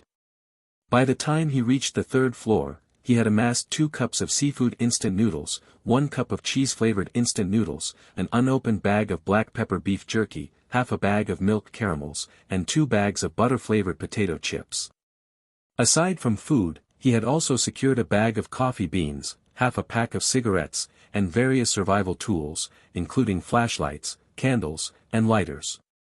Counting both bills and loose change, his cash haul came to a total of $136.60. Before leaving his house, he had completely emptied his inventory, so he had plenty of extra spatial slots to store the food. Recently, however, he was increasingly feeling the limits of his inventory. Even with a travel backpack expanding his available slots, he had accumulated over a dozen miscellaneous items from various scripts, like the APTX 4869. Items like that might be crucial one day or completely useless the next, making him reluctant to leave them behind in his personal warehouse. If I have any spare cash when this script ends, I really need to buy another inventory expansion item. Bai Mu looked at his maxed out inventory slots. He had shoved the smaller items into his coat pockets, but the sheer volume of loot was becoming cumbersome. Fortunately, he had found a black backpack in one of the apartments. Hoisting it onto his shoulders, he figured it would give him just enough room to clear out the remaining 3 floors. With 8 units per floor, he had already searched about 20 apartments. Some were completely barren, while others were gruesome crime scenes soaked in blood. Of the apartments where people had clearly died, roughly a third had their front doors violently breached. The building was quite old and outfitted with rusted steel doors. If a full-grown man threw his entire weight against one in a desperate bid to break it down, there was a high chance the entire door frame would pop right out of the wall. But these breached doors had not simply been knocked loose, they had been warped into terrifying, twisted shapes. To be precise, they had been peeled back like the lids of tin cans. The doppelgangers had violently shredded the reinforced steel as if they were popping open a soda. Bai Mu tested his own might against an intact door, but even with 24 points in strength, he couldn't replicate the sheer destructive force. Examining the mangled metal reaffirmed his suspicions. The combat prowess of a doppelganger was undeniably on the level of a true monster. He had yet to clash directly with one of the creatures, but he strongly suspected that doppelgangers did not possess any conventional, weak points. None whatsoever. Judging from the intel he had gathered so far, doppelgangers were essentially resurrected corpses, something akin to zombies. Even if you were to blast through their heads and hearts with a firearm, it likely wouldn't do a damn thing. But the personnel from the emergency center used fire to deal with those mushrooms. Bai Mu recalled the recent incident. Fire might just be their critical weakness. I need to scrounge up some gasoline or alcohol later to craft a few incendiary bombs. Making explosives was another one of Bai Mu's specialties. His recipes for Molotov cocktails and improvised pipe bombs had been refined through countless life-and-death battles. In a survival script meant to last 50 days, only an overflowing stockpile of ammunition could provide him with a genuine sense of security. With his plan set, he continued his descent, sweeping the lower floors. However, as he reached the 2nd floor, he paused. Faint voices were drifting out from a completely dark apartment. Crouched on the outer ledge and gripping a water pipe, he strained his ears. People were definitely talking, but he couldn't understand a single word. The rapid, guttural chatter sounded entirely like a foreign language. Could there be doppelgangers hiding in there? Truth be told, Bai Mu had been harboring a nagging question: where exactly did all the doppelgangers go during the day? Now, he finally had a chance to uncover the answer. However, he knew the doppelgangers possessed terrifyingly acute senses. After all, they could determine whether an apartment's occupants were solitary or living in a group without ever setting foot inside. Playing it safe, Bai Mu opted against creeping up to the window to peek inside with his naked eyes. Instead, he retrieved the night vision camcorder from his inventory. Summoning the hand of Walrider, he had the invisible appendage grip the camcorder tightly and angle the lens down through the window, providing him with a clear, top-down view of the room's interior. The hand of Walrider consumed a massive amount of energy, draining 1% of stamina per second. Bai Mu watched his stamina drop at a visible rate. He pulled a grape-flavored soda from his inventory. This was part of the supplies Lucy had brought when she was summoned a few days ago. He had stockpiled them all and hadn't touched a single bottle. A single bottle of soda could restore 30% of his stamina. After chugging one down, his energy levels instantly spiked from 60% back to 90%. He continued filming for another 30 seconds before recalling the camcorder that was hovering in midair. He listened closely. The voices inside the room had ceased, replaced by the sound of chaotic footsteps heading toward the door. The doppelgangers seemed to be making their move as nightfall completely blanketed the city. Although Bai Mu was quick, searching through dozens of rooms had still taken him nearly an hour. Bai Mu retrieved the camcorder and shimmied down the water pipe to the ground. He was in no rush to review the footage. Instead, he melted into the shadows of the night, taking a detour from the opposite side of the apartment building to make his way back home. At the rear of the apartment, he found the designated dumpster area. A foul stench of rot and mildew hung heavy in the air, emanating from a massive pile of household trash wrapped in plastic bags. Naturally, the garbage trucks had stopped operating during this crisis. The accumulated bags had formed a small mountain. Gray rats and cockroaches scurried through the refuse. These incredibly resilient creatures continued to thrive in the dark corners of the city. The existence of the doppelgangers seemed to have absolutely no impact on them. Bai Mu was just thinking about catching a rat to use as a test subject. He pulled out his camcorder and designated one of the plumper, healthier gray rats as his model. Model designation successful. A rat's spirit attribute was naturally nowhere near as high as a human's. When he pressed the shutter to take a picture of his model, the gray rat exhibited a hilariously bizarre reaction. The little creature actually struck a pose for the camera. It stood atop a garbage bag, chest puffed out and tail slightly raised, looking for all the world like a lone wolf about to howl at the night sky. Unfortunately, its moment of glory didn't even last a full second. The moment it finished posing, an upside-down glass jar plummeted from the sky and trapped it inside. Bai Mu effortlessly captured the gray rat. He flipped the glass jar right side up and tightly screwed the lid shut. He had scavenged this glass jar from an apartment unit earlier. It had originally held cheese, but the contents were long gone. Only the label pasted on the outside still bore an illustration of cheese. Bai Mu had premeditatedly prepared this cage. To prevent the gray rat from suffocating, he had already used his pocket knife to drill several small ventilation holes into the plastic lid. The captured rat frantically scratched at the glass walls with its claws, but it was completely useless. Bai Mu tossed the jar into his backpack and continued making his way out through the alley. A dozen seconds later, he stepped out onto the asphalt road again. At the same time, he spotted several silhouettes emerging from the direction of the apartment building. Judging by their backs, it was 2 men and 1 woman. The 3 individuals immediately parted ways, heading in different directions. On the road leading closer to Bai Mu's house, a dim yellow street lamp illuminated a military tank. A dozen soldiers carrying rifles were gathered together, and everything looked completely normal. A with Graven Beta Epsilon S. The 3 suspected doppelgangers deliberately avoided the soldiers and the tank. Perhaps they were wary of the tank's artillery shells.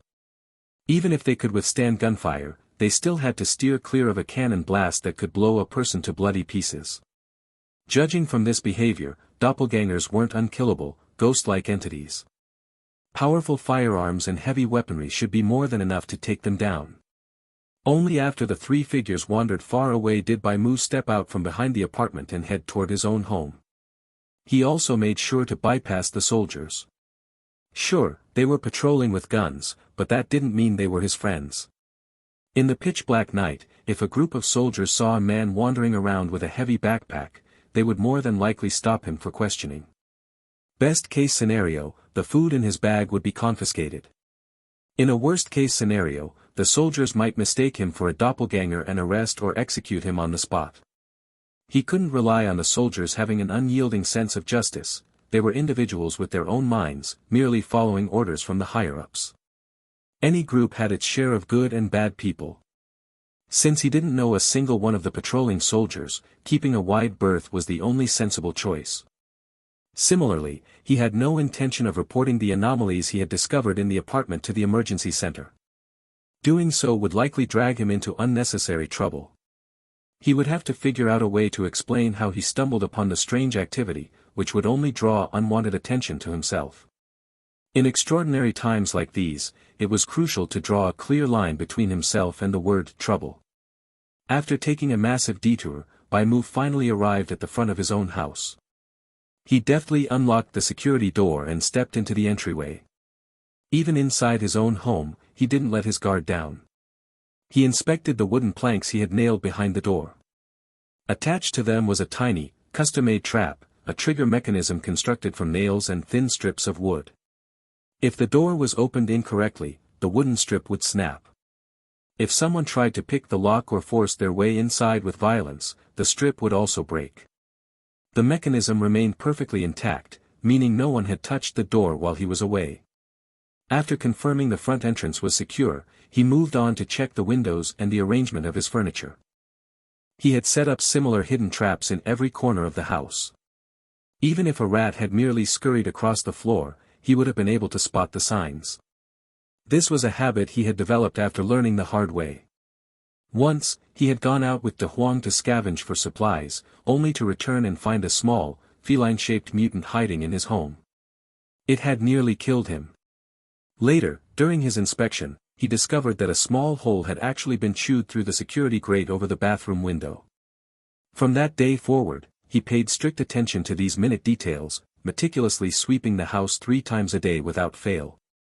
Fortunately, everything was completely normal.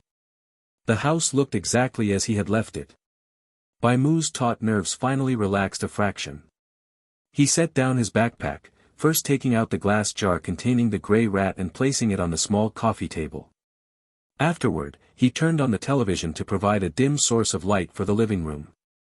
The upbeat chatter of a variety show drifted from the speakers. Hearing the sound of normal human voices made things feel a little more bearable. Bai Mu drank a glass of water. After bustling about outside for over an hour, his stomach was grumbling again. Having eaten nothing but compressed biscuits for days straight, even he was starting to get sick of them. Instead, he boiled a kettle of water and prepared a cup of seafood-flavored instant noodles. A few minutes later, he tore the lid off the noodle cup. Plumes of steam rose from the hot noodles. A few tiny dried shrimp, rehydrated corn kernels, and cabbage flakes floated atop the translucent broth. Holding a plastic fork, Bai Mu slurped down the noodles, drinking every last drop of the savory broth. After polishing off the meal, he patted his belly, feeling as though he had truly come back to life. Doppelgangers love to hide in crowds, pretending to be normal humans just like us. When there are fewer doppelgangers in a group than normal humans, they will usually disguise themselves and try their best to avoid any suspicious behavior. But once the number of doppelgangers in your home exceeds the number of normal humans, they will strike and kill at night. If you notice anyone around you exhibiting doppelganger traits, please call the emergency center at 1-8112. We will rush to your side immediately and take them away. The emergency center has the most elite scientists, scholars, and medical experts. We will conduct the most rigorous and professional examinations. Additionally, experts have summarized another characteristic of doppelgangers: they possess perfectly neat, bright white teeth. If you find someone like this around you, please remain vigilant. They might be a doppelganger. The news blared on the television, but Bai Mu paid it no mind. He was busy examining the footage captured by the night vision camcorder. Sitting on the sofa, Bai Mu pressed the play button on the video. A pitch-black room appeared on the screen, quite a bit larger than the single-occupancy apartment Bai Mu had initially entered. There were no lights in the room, and the recording was taken quite late in the night, making the footage somewhat grainy and difficult to see clearly. The faces of the figures in the frame were indistinct, but he could make out a total of 3 people standing together. They were the exact same silhouettes of the two men and one woman he had seen from the back of the apartment building. Despite the room clearly having a bed and stools, they remained standing the entire time, facing one another and communicating in some unique language. They held hands, the scene looking as if they were performing some bizarre ritual. This room unmistakably belonged to a victim. Bai Mu spotted bloodstains on the bed, yet the door was perfectly intact, showing no signs of being violently smashed open. Bai Mu had no clue what they were talking about, but he felt that the three of them holding hands was also a method of exchanging information. It seemed they could communicate not only through spoken language but also sense one another through physical contact. The number of victims living alone is increasing. Those who live by themselves will definitely try to find more roommates. Perhaps this is exactly why the doppelgangers prioritize attacking those who live alone. Because everyone wants to group up for safety, allowing these monsters to blend into the crowds much more easily. They must have another way to sense their own kind without the need for verbal communication. After all, the news mentioned they can alter their behavior based on the number of their kind in a crowd. It certainly isn't through superficial traits like physical appearances or verbal secret codes. If one doppelganger sneaks in first and a second sneaks in later, even if they look exactly human, they definitely know they are of the same kind the moment they lay eyes on each other. Bai Mu pondered the significance of these doppelgangers' strange behavior, repeatedly studying the 1-minute video clip. Aside from the actions of the doppelgangers, he meticulously observed the layout and furniture inside the room. In the darkness, he spotted what appeared to be human bones. Judging by their shape, they looked somewhat like a human pelvis and ribs. Those bones had been casually discarded onto the concrete floor. On the room's table, however, he clearly saw the carcass of a rat. Before leaving the room, one of the men snatched the rat up and stuffed it into his coat pocket. Bai Mu suspected the rat was a little snack for the doppelganger. These creatures clearly needed to eat as well. The original occupant of this room had likely been devoured by the doppelgangers. The door hadn't been forced open, which meant the homeowner had willingly opened it and let the doppelgangers inside. He must have watched the news and worried that living alone would lead to trouble. So, when someone knocked on the door outside, he opened it and took someone in. He thought he had found a companion, but it turned out to be a doppelganger. Later, more doppelgangers arrived at his apartment. Completely oblivious, he stayed in the same space as three monsters wearing human skin. During the day, they would talk and laugh together, but when night fell and he went to sleep in his bed, the three doppelgangers rose up and surrounded him in the dark. Bai Mu could vividly imagine the scene. In the dead of night, the homeowner jolted awake from his sleep, only to see three people he considered his friends staring down at him collectively, perhaps wearing eerie smiles on their faces. That sight alone would be enough to make a person's heart stop and their breath catch in their throat. He surely regretted letting those three inside, but regret was useless. The three doppelgangers ganged up and murdered him. His corpse was cleanly divided and feasted upon by the doppelgangers, leaving only a few large bones tossed carelessly into a corner. Such a tragedy did not just happen in this single apartment. In other parts of the city, the exact same scenario was constantly unfolding. Bai Mu finally knew where the doppelgangers went during the day. These entities were doing everything they could to enter the homes of normal humans. They lurked, hid, and then, once they had the advantage in numbers, they usurped their victims' homes. From these limited clues, Bai Mu realized another detail: the doppelgangers operated with order and a clear division of labor. The doppelgangers responsible for infiltrating crowds and those responsible for slaughtering solitary residents were very likely not the same type. It was much like the difference between worker ants and soldier ants in an ant colony. Although both were ants, soldier ants developed massive mandibles and heads to protect the nest or attack other colonies, while worker ants were responsible for gathering food and caring for the queen and larvae. Such a distinction likely existed among the doppelgangers as well. Bai Mu felt that not all doppelgangers possessed formidable combat strength. For example, the three doppelgangers he encountered today actively avoided the soldiers, suggesting their combat capabilities were rather limited. If every single doppelganger were truly as strong as a superhuman, they wouldn't need to wait until they outnumbered normal humans in a crowd to strike. Those three individuals were the worker ants among the doppelgangers, tasked with blending into crowds. The smaller number of soldier ants were responsible for creating the conditions for them to infiltrate, while the far more numerous worker ants slowly chipped away at the ordinary citizens of the city. Doppelgangers are entirely too orderly compared to humans, Bai Mu muttered, his brows knitting together. He paused the video on the camcorder at the 26-second mark and used the zoom button to magnify the frozen frame. He spotted another mushroom, looking very similar to the one he had plucked from beneath a corpse earlier that day. Bai Mu felt he was inching closer and closer to the true nature of the doppelgangers. Wasting no time, he prepared to commence his first experiment. He grabbed his tools and fashioned a metal tin into a larger observation dish. Inside the tin, he placed a small bowl of water and biscuit crumbs. Then, donning his gas mask, he dropped the gray rat and the rare-grade mushroom in together. To prevent the gray rat from eating the mushroom completely, he covered the mushroom and its surrounding soil with a breathable wooden board. Afterward, he placed the metal tin inside a dark cabinet in his bedroom, quietly waiting for the results. Day 5, early morning. Bai Mu lifted a corner of the curtain and peered down at the street. The soldiers and tanks had departed before dawn, and no new corpses had appeared outside. The lingering stench of charred flesh and ash still hung heavy in the air. He poured himself a glass of water, tore open a packet of compressed biscuits, and chewed on the rough, unpalatable food as he walked into the bedroom. His first task after waking up was to check on the gray rat. Bai Mu opened the lid of the observation box. The rat inside was quite active, the water and biscuit crumbs in its bowl had been reduced by half, and a few pellet-like droppings now littered the corner. Overnight, Bai Mu noticed that white mycelium had grown on the fur covering the rat's back.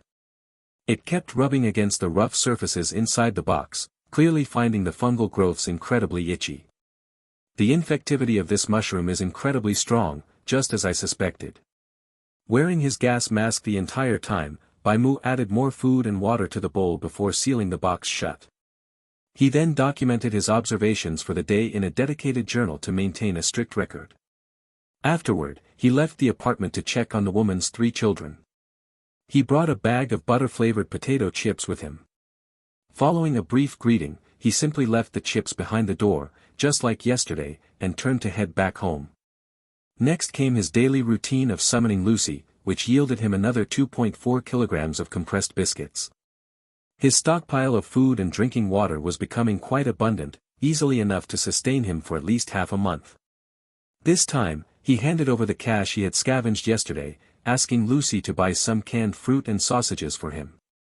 Evening fell. After collecting his daily water ration, Bai Mu slung his black backpack over his shoulders and stepped out the door. While taking a detour the previous day, he had spotted a gas station. He decided to head there to siphon some gasoline to craft incendiary bombs. He didn't need much. Just a jerrycan or 2 would be enough to make a substantial arsenal of firebombs. Lurking in the twilight, he approached the gas station, only to find that the place was not abandoned. Several soldiers were standing guard inside. Bai Mu hid around a corner to observe. The gas station was fully operational, but it only serviced military vehicles and cars from the emergency center, keeping foot traffic exceedingly low. For Bai Mu, this was a mixed bag of news. The good news was that it guaranteed there was gasoline on site. The bad news was that to get his hands on it, he would have to sneak past the military sentries like a thief. Since he was already here, Bai Mu had no intention of leaving empty-handed. He waited silently for the sky to darken completely. The people in this city had been forced to become nocturnal creatures, and the soldiers were no exception. As the temperature dropped, military vehicles rolled out of the gas station one after another to patrol the urban sprawl. Once the area had thinned out, Bai Mu silently crept toward the sentry post. Tucking himself into a blind spot beneath the guard tower, he aimed his tranquilizer watch at a soldier's neck. Just as the guard let out a yawn, a transparent dart shot out from the timepiece. At such close range, there was no chance of missing. The soldiers here possessed no special buffs to evade attacks, and the dart found its mark with perfect precision on the right side of the man's neck. Reino Thailand Batiès. The soldier had been sitting on a stool, drinking and smoking. Upon being tranquilized, his head simply drooped, and he slumped forward onto the table. Bai Mu had bought himself 3 precious minutes. He seized the opportunity to slip past the outpost. He knew he had to be fast. While the tranquilizer was a powerful crowd control tool, any external disturbance could jolt the victim awake. Before entering the station, he had already pinpointed his target. Hiding near the restroom entrance, he deployed the hand of Walrider to steal a canister of gasoline from beneath the eaves. It was a 2-liter plastic fuel jug. The hand of Walrider, entirely invisible to the naked eye, grasped the handle and rapidly ascended. It bypassed the security cameras from above and hoisted the container directly over Bai Mu's head. The entire process took less than 10 seconds. As the white plastic container dropped down, Bai Mu caught it with both hands, stored it in his inventory, and retraced his steps. He fled past the tranquilized soldier's post without looking back. He was certain he had left no traces behind. No soldiers chased after him. Even if they noticed the missing gasoline, it was highly unlikely they would launch a massive manhunt over it. It was just a single jug of fuel, after all. If a rifle or a few grenades had gone missing, they would undoubtedly be on high alert, as stolen weapons meant a doppelganger might be armed. But gasoline wasn't an exceedingly dangerous or precious commodity. Without any clues to follow, the matter would likely be brushed under the rug. Bai Mu successfully slipped out of the area. Without lingering outside, he headed straight back to his apartment. Following his standard inspection to ensure the house was secure and untampered with, he set to work crafting the incendiaries. Using the beer bottles he had scavenged yesterday and some old clothes he found in the apartment, he began assembling the firebombs. This kind of handiwork was second nature to him.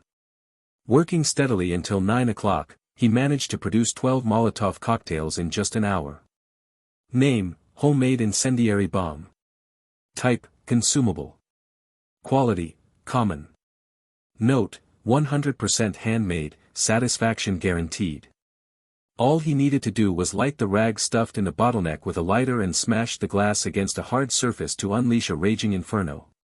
Despite their unassuming appearance, they were incredibly hazardous. Thanks to Bai Mu's exquisite craftsmanship, his handmade firebombs would trigger an initial explosion upon ignition, much like a grenade. While their sheer power paled in comparison to a proper military explosive, they packed more than enough punch to blast a zombie into a gory mess.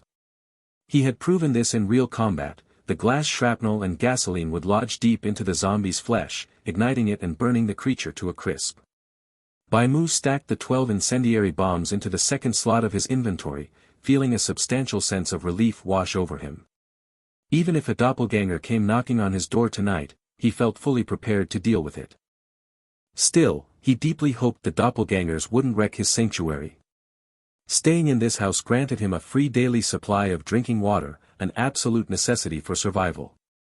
Moreover, his entire water reserve was stockpiled in the bathroom cistern, and he had absolutely no desire to abandon such a precious resource. Fortunately, the night remained peaceful so far. Wiping the sweat from his brow, Bai Mu returned to the bedroom and opened the observation box once again.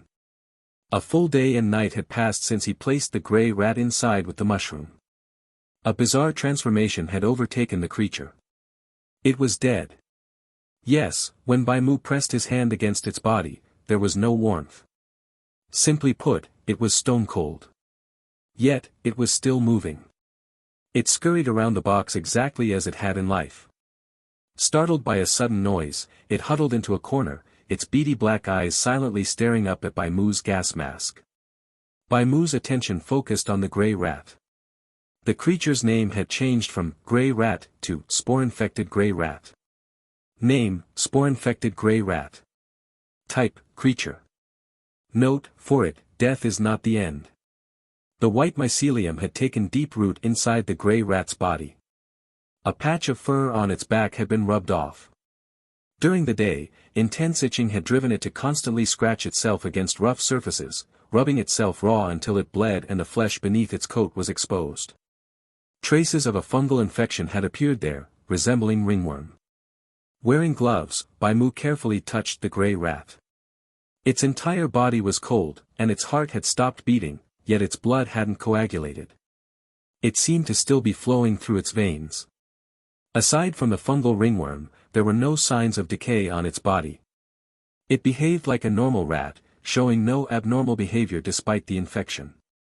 However, it seemed to have transitioned from a warm-blooded mammal into a cold-blooded animal, much like a snake. Doppelgangers have the same body temperature as normal humans, but this gray rat has gone cold.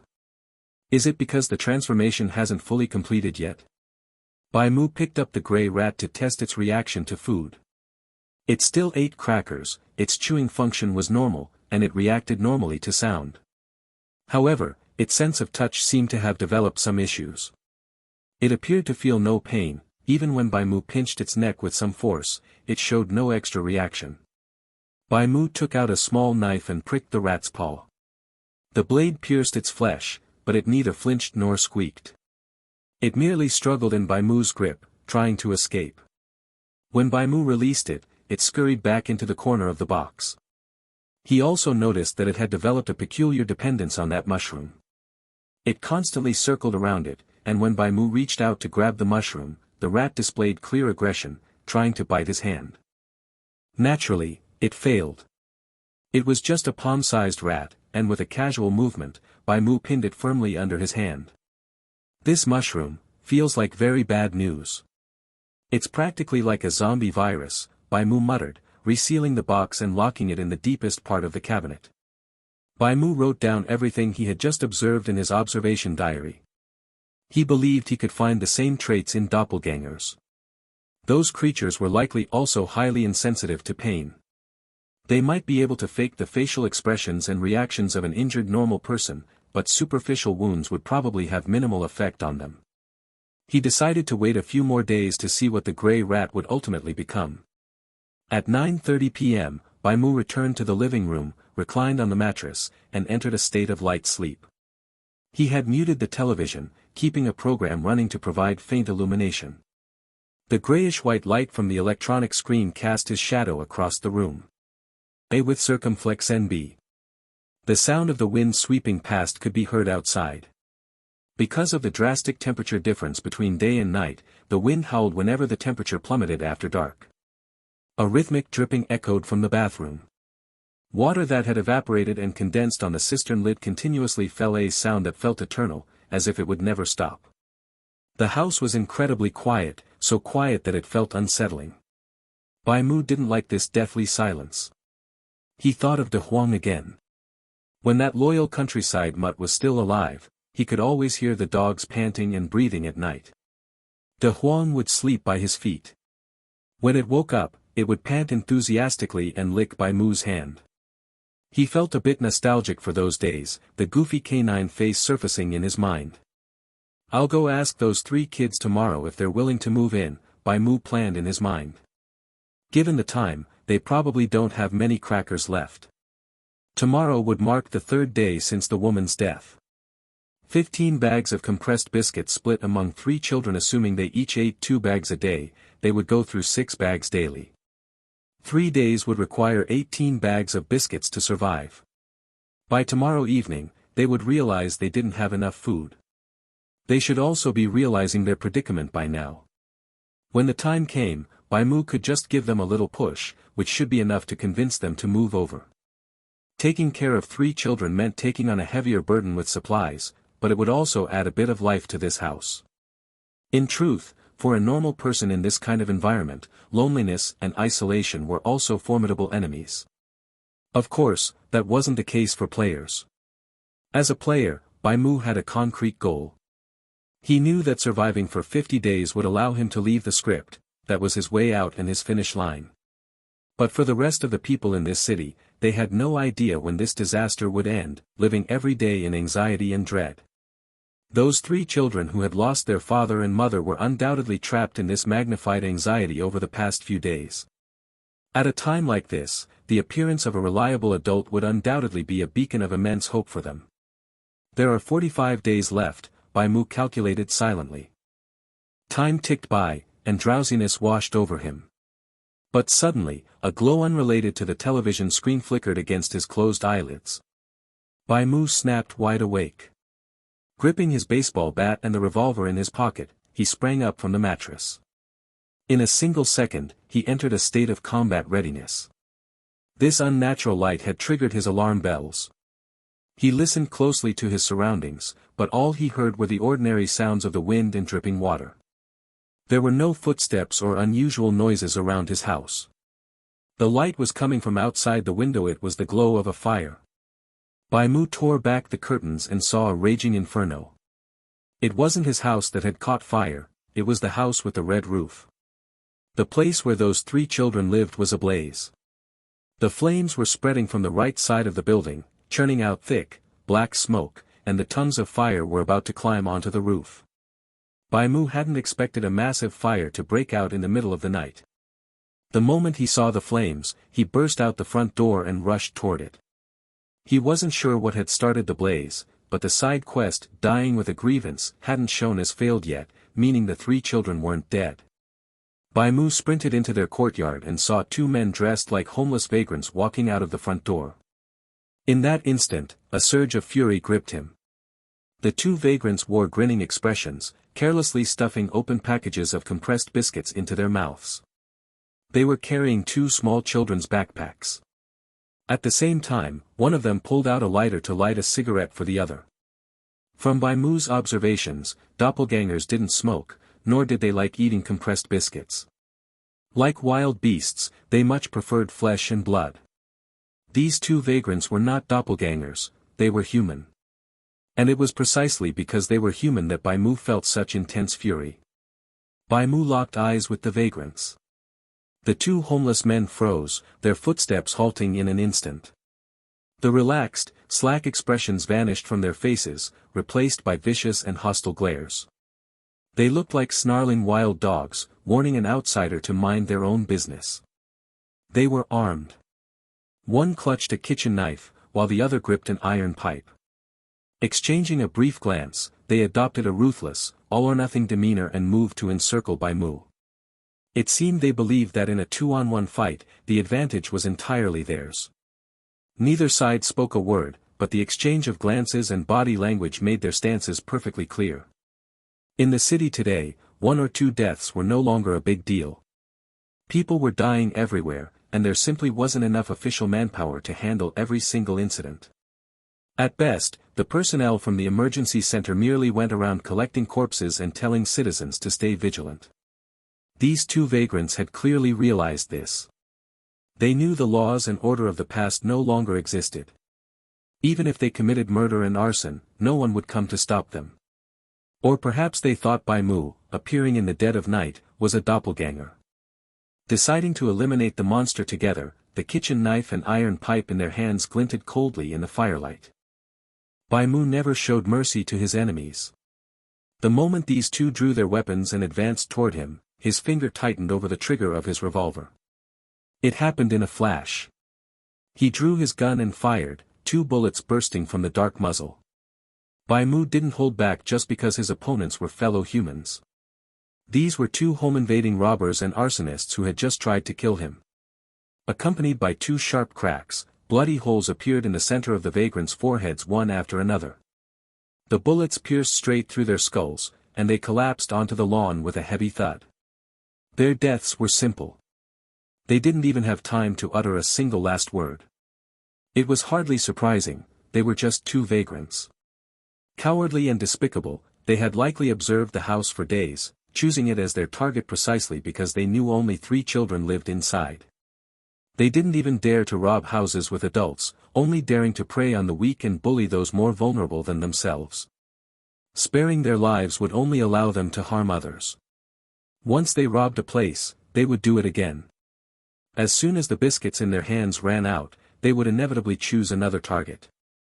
This time, perhaps due to some faint shred of conscience, they hadn't immediately killed the 3 children, choosing instead to set a fire to erase their tracks. But as long as they lived, they would only grow worse over time. Human desires were like boulders rolling down a high mountain. Once they started, they would never stop. Today, they robbed for food. Tomorrow, they would break into houses with women. Bai Mu didn't spare the corpses another glance. He stepped over the vagrants' bodies and rushed toward the burning house. Choking black smoke drilled into his nostrils. The front door hadn't caught fire yet. Bai Mu strapped on his gas mask to filter the air and charged inside. He moved fast, but the flames spread faster. The relentless heat turned everything dry and highly combustible. Bai Mu scanned the living room. This house was much larger than his own, boasting 2 floors and numerous rooms. Through the thick black smoke, Bai Mu spotted the silhouettes of 3 children. They were bound to the sofa with thick ropes, their mouths gagged with strips of cloth. 2 of them were boys, looking to be around 10 years old, while the girl was slightly younger. The suffocating smoke from the fire had already caused the little girl and one of the boys to pass out. Only one boy was still awake, but the ropes were tied too tightly. He struggled with all his might, yet could only watch helplessly as the flames crept toward them, his small face already flushed crimson from the intense heat. AES. Bai Mu dashed through the dense smoke, pulling out a small knife to slice through their bonds, and yanked the gags from their mouths. Cough, cough. Mister, please save Sam and Katie first. The conscious boy coughed violently, barely able to speak. Don't be afraid. I will get all 3 of you out of here, Bai Mu said softly. He first slipped his gas mask over the unconscious little girl's head. Lifting the 2 boys onto his shoulders, one in each arm, he then summoned the hand of Walrider to securely place the girl onto his back before carrying them all toward the exit. By now, the fire had ignited the sofa, and the flames swelled instantly. The strong winds outside were fanning the inferno, the howling hot air feeling like the breath of a ferocious monster. The front door had also caught fire. Bai Mu had no choice but to run to the left, darting up the stairs to the 2nd floor and stopping by a window. The boy trembled violently, clinging tightly to Bai Mu's arm. He couldn't stop coughing, his small face turning a deep, purplish red. Behind them, the flames gave chase. Bai Mu leaped down from the 2nd floor. The boy squeezed his eyes shut as, with a heavy thud, Bai Mu landed steadily on the grass. The height of the 2nd floor was nothing to him. His strength was already more than twice that of a normal person, and the dance of Elvis drastically enhanced his body control. If his physical fitness during his first script was merely at the peak of human capability, then as an E-grade player, his various attributes practically made him a miniature Superman. Even while carrying 3 children, his body felt incredibly light as he jumped, unburdened by the extra weight. Upon landing, he didn't even twist an ankle. The quality of the Murkoff Special Combat Boots was exceptional, beyond their system stats, they provided excellent shock absorption upon impact. The resilient, high-friction soles allowed him to maintain perfect balance. Bai Mu glanced back. The fire had completely engulfed the house, illuminating the surroundings as brightly as day. Embers and fiery debris danced into the night sky. Bai Mu walked a little further away before gently setting the children down. He retrieved a bottle of mineral water from his inventory, unscrewed the cap, and carefully fed them some water. Then, he took out 3 health potions, using the water to help the 2 unconscious children swallow the medicinal candies. After eating the fruit-flavored candy, the boy's complexion improved. He gulped down large breaths of fresh air, his eyes complex and sorrowful as he stared at his home, looking as though he was on the verge of tears. But in the end, he didn't cry. He simply held his younger brothers and sisters' hands in silence. His gaze turned resolute, as if he had aged several years in that single instant. Let's go to my house, Bai Mu said. You can rest there for now. Okay, the boy said, standing up. Thank you, mister. It seemed he no longer needed Bai Mu to support him. Bai Mu scooped up Katie and Sam, then headed toward his own house. The boy walked by Bai Mu's side, turning his head to look back at his home every few steps. But he could never return there. With a deafening crash, the blazing house collapsed entirely, reduced to nothing more than a pile of charred ruins. At 12:48 a.m., Bai Mu brought the 3 children into his house. He hadn't forgotten to retrieve what originally belonged to him. On the way back, he used the hand of Walrider to snatch his compressed biscuits back from the vagrants. Although he only recovered 3 bags of biscuits, beggars could not be choosers. In these desperate times, not a single crumb of food could be wasted. Upon returning to the living room, he kept the lights off, opting instead to light a candle and place it on the small coffee table. The boy who remained awake was named Leon, the eldest of the three siblings. According to him, his brother Sam was half a minute younger. They were 11-year-old twins in the 5th grade. Their little sister was 2 years younger. Her name was Katie, a 9-year-old currently in the 3rd grade. Leon explained that the two vagrants had broken in by prying open a window. They hadn't knocked, but their forced entry had made enough noise to jolt him awake. He had quickly roused his brother and sister, hoping to sneak out through the front door, but the vagrants had caught them in the act. Naturally, 3 children were no match for 2 adult men. Lacking the strength to fight back, they were easily subdued and tied up. One of the men then pressed a kitchen knife against their little sister's neck, demanding to know where the food was hidden. They knew someone had brought us food during the day. I thought if I just handed it over, they would let us go. Instead, they took my dad's lighter and set the house on fire. Leon sat on the mattress, his head bowed low. His brother and sister lay beside him, their breathing now steady, though they showed no immediate signs of waking up. "Drink some water," Bai Mu said, handing a cup to Leon. "At least you are safe here." Leon silently finished the water. Bai Mu offered no words of comfort, simply tossing a pocket knife in front of the boy. "Hold on to it. It might make you feel a bit better," Bai Mu suggested. Whenever Bai Mu felt uneasy, he would grip the handle of his gun. Just having a weapon in his hand was enough to calm his mind. Leon picked up the pocket knife and tightly gripped its handle. Bai Mu wasn't sure if it actually helped, but the boy's expression did seem to soften a fraction. Leon stayed by his sibling's side for the entire night. He never slept. After brushing so closely with death, anyone would find it hard to close their eyes. From time to time, he would wander over to the window to stare at his burning home. The fire raged until just past 3 a.m. The entire house, along with the surrounding lawn and yard, was reduced to charred ash. It seemed no one cared about the blaze.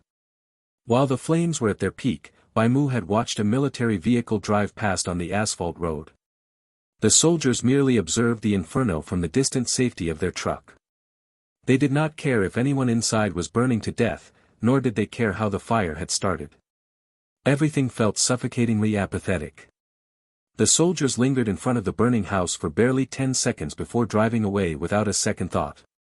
Day 6, 10 a.m. Katie and Sam finally stirred from their unconsciousness one after another. Just past 9 a.m., Bai Mu had summoned Lucy, obtaining 6 300-gram cans of yellow peaches and a 500-gram bag of chicken sausages, all ready-to-eat rations. Ends. As the first meal for these 3 children in their survival after disaster, Bai Mu opened a can of peaches, boiled a bucket of seafood instant noodles with 3 sausages, and tore open a bag of potato chips. Before the disaster, the vast majority of parents would have dismissed such items as pure junk food. But now, it was undeniably a sumptuous feast. They had fruit, chicken sausages, savory instant noodles, and crispy butter-flavored potato chips. Bai Mu handed each of the 3 children a bowl and evenly divided the instant noodles among them. They clutched their forks, eagerly devouring the noodles and slurping the broth. Little Katie, the youngest, even began to shed tears as she ate. It took them half the day to process their new reality. The 3 of them stood by the window together, staring silently at the charred ruins of their home for a long time. Bai Mu didn't disturb their grieving process, but over the course of their meal, he laid out the ground rules for staying in his house. First, he would distribute all food and water himself. They were not permitted to eat or drink anything without permission. Second, no shouting or roughhousing indoors. They could ask him for whatever they needed, but they were absolutely forbidden from touching his things. The children accepted his rules without complaint. They had no other choice. If Bai Mu kicked them out, they would be as good as dead. Out there, nobody would care if they lived or died. Living under another's roof, the 3 children were incredibly well behaved. They stayed quietly in the living room and politely asked Bai Mu for permission whenever they needed to use the bathroom or get a drink of water. Bai Mu intentionally avoided acting overly affectionate. Boundaries had to be established on the very first day so they knew whose word was absolute in this household. He didn't step outside at all that day. Once night fell, he ordered the children to stay in the living room while he retreated to his bedroom to open the observation box. On the second day of infection, the scaly patches on the gray rat's skin began to subside. The fungi had taken root deeper within its flesh. The amount of droppings in the box hadn't increased, the creature had neither eaten its biscuits nor relieved itself. It had lost all normal biological functions of a rat. Furthermore, Bai Mu noticed that its behavior was entirely uncharacteristic of a rodent. A strange gleam of intelligence seemed to flicker in its dark eyes. It sat perfectly still, silently staring at Bai Mu's mask as if scrutinizing the man before it. Beneath his mask, Bai Mu furrowed his brows. The mushroom's white mycelium had crept out of the box and was slowly reaching toward the floor. An intense feeling of dread washed over him. He immediately whipped out his lighter, torching the intrusive threads until nothing remained. After a moment's hesitation, he decided to dispose of the gray rat with fire as well. He first attempted to kill it using physical force, driving a pocket knife through its tiny brain and heart. Yet, its eyes continued to dart around. Even after severing its limbs, the detached appendages continued to writhe and squirm on the floor, much like an earthworm chopped in half. As expected, blunt force and physical trauma were simply not enough to kill the infected creature. Left with no other options, Bai Mu poured the last remaining drops of gasoline from his Molotov cocktails into the observation box and sparked his lighter. Though the gray rat didn't immediately die, it could no longer move. The roaring flames soon reduced both the rat and its mycelial tendrils to fine ash. He then resealed the original mushroom inside a small airtight glass jar, strictly classifying it as an extremely hazardous object. Being infected by this fungus didn't just twist a creature's biology, it seemed to birth some kind of abnormal consciousness. Bai Mu had a sneaking suspicion that if the white mycelium was allowed to connect to the ground and spread, something terrible would happen. For instance, a massive horde of doppelgangers could instantly pinpoint his home and come knocking at his door. After dealing with the gray rats, Bai Mu returned to the living room. Katie and Sam were already asleep. They lay on the mattress, covered by a thin blanket. It was currently 10 o'clock at night, and the temperature had dropped to around 15 degrees Celsius. Leon had not gone to sleep yet. The 11-year-old boy silently stared at the metal pocket knife Bai Mu had given him yesterday. He gripped the handle tightly, sitting on the edge of the mattress without saying a word. The sharp blade reflected his youthful face, which bore a look of bewilderment and exhaustion that did not belong to someone his age. He had not closed his eyes at all during the day. Ever since he arrived at Bai Mu's house last night, he had not slept a wink. He had experienced far too much in such a short period of time, and he seemed at a loss as to how to process his emotions. Even though he was utterly exhausted, he could not bring himself to lie down on the mattress and rest peacefully like his younger brother and sister.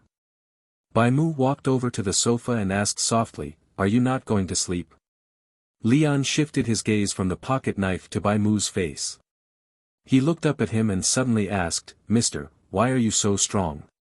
"Because I sleep well and eat well every single day." As Bai Mu spoke, he took a bottle of chilled dark rye beer from the refrigerator, pulled the tab, and poured it into 2 glasses, handing one to Leon. Bubbles fizzed in the pale amber liquid, and the scent of fermented malt wafted into the air. The cool touch of the glass felt incredibly soothing. Leon lowered his head, cupping the glass in his hands as he listened to the faint popping of the foam. Judging by his expression, Bai Mu knew the boy thought he was just stringing him along. The response did sound like something used to brush off a child, much like the clichés parents often repeated: "Study hard, do well in school, and you will succeed in the future." Bai Mu could understand his mindset. The boy felt that as the older brother, he had to shoulder the responsibility of protecting his siblings. He never wanted to experience that sense of profound helplessness again, forced to watch as someone held a blade to his sister's neck, forced to watch the flames threaten to consume him and his siblings. "Do you think I'm brushing you off, Leon?" Bai Mu took a sip of his beer. I don't know what to do." Leon kept his head bowed. "I have to tell you something, Leon," Bai Mu said. "You are only 11 years old. Your thighs aren't even as thick as my arms, and I can lift you up with just my left hand. Even if 10 of you swarmed me with kitchen knives, I could easily knock you all flat on the ground. You are weak. No matter what you might think, you are incredibly weak. Leon buried his head even deeper, tucking his chin between his knees like a snail retreating into its shell. Yet, a snail's shell was so fragile that a single stomp could crush it into pieces. You have to understand that you are weak, Bai Mu continued. Sitting here overthinking things won't change that fact. You aren't going to suddenly turn into a Superman like the comic book heroes. Tomorrow, you will still be just as weak. You will be just as weak the day after tomorrow, and the day after that. Looking visibly dejected, Leon set down his beer glass and hugged his knees tight. I also need to tell you one more thing. Other than yourself, there is no one in this world you can absolutely rely on and trust, Bai Mu stated. The safety you have right now is only temporary. My food and water are strictly limited. There might come a day when my supplies run low, and I will kick you all out. Do not think that just because I'm taking care of you today, you can freeload in my house forever. Everyone's patience has a limit. If taking you in proves completely useless to me, my kindness might become utterly worthless when faced with the ultimate test of survival. Even if I make up my mind not to kick you out, I might end up leaving you at some point, just like your parents did. It sounds cruel, but it is the truth. Leon turned to look at Bai Mu. He tilted his head back, pressing his lips together tightly. Looking at the state you're in right now, what exactly could you do if I really did kick you out? Bai Mu asked. Leon remained completely silent. He had no answer to that question, his mind felt completely blank. Let me paint a hypothetical picture for you. Soon, you will lose the strength to even walk due to a lack of sleep. Bai Mu took another sip of his beer. A person who hasn't slept well will find everything they do exhausting. They will feel tired just sitting there. The three of you could never beat me in a fight. If you tried to squat in front of my house and refused to leave, I would beat you severely. You would bleed, your wounds would get infected, and perhaps the scent of your blood would attract doppelgangers. You would die at the hands of those doppelgangers in no time, Reno Epsilon. And if we assume you leave my house to seek out another way to survive, you the older brother who hasn't gotten enough rest would become a heavy burden to your younger siblings. Katie and Sam both slept on the mattress. They rested last night, and they filled their stomachs during the day. They won't be as drowsy as you are. They'll at least be able to walk a little farther to somewhere else. Maybe they could scavenge some food from a garbage pile, or kill a rat or a wild dog, finding some way to hold on for just a little while longer. But you can't even manage to sleep properly. They would have to take turns supporting you, or even carrying you on their backs, just to move forward. You would make their journey impossibly difficult, perhaps even driving them to entertain the thought of abandoning you entirely. The only thing you'd be able to do at that point is apologize to them. You'd silently curse your own stupidity and powerlessness, regretting why you didn't simply lie down and get a good night's sleep when you were actually safe enough to do so. Bai Mu tilted his head back and finished the beer in his glass, gulping the liquid down. The last time Bai Mu had allowed Leon to drink any water was over an hour ago.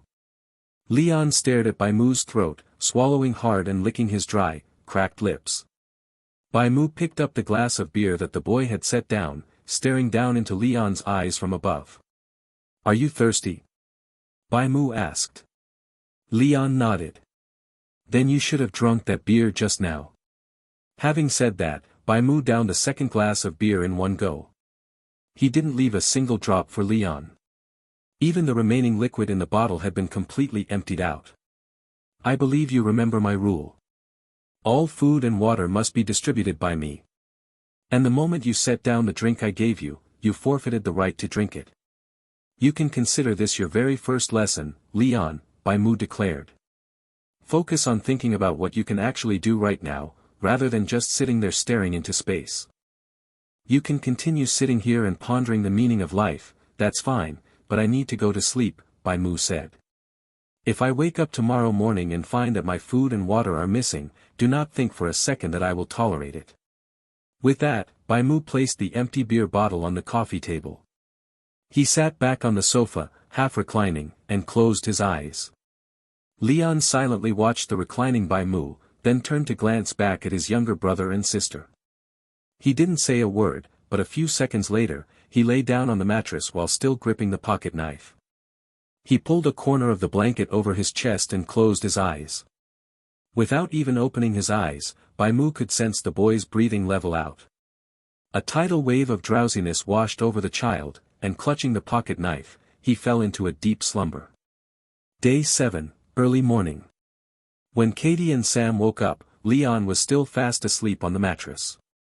"Let him sleep," Bai Mu whispered. "I'll give him something to eat when he wakes up." Katie and Sam nodded, staying quietly in the living room, trying their best not to make any noise that would disturb their older brother. Bai Mu distributed hardtack and drinking water to the two children. He snapped a chicken sausage in two, giving them each a half.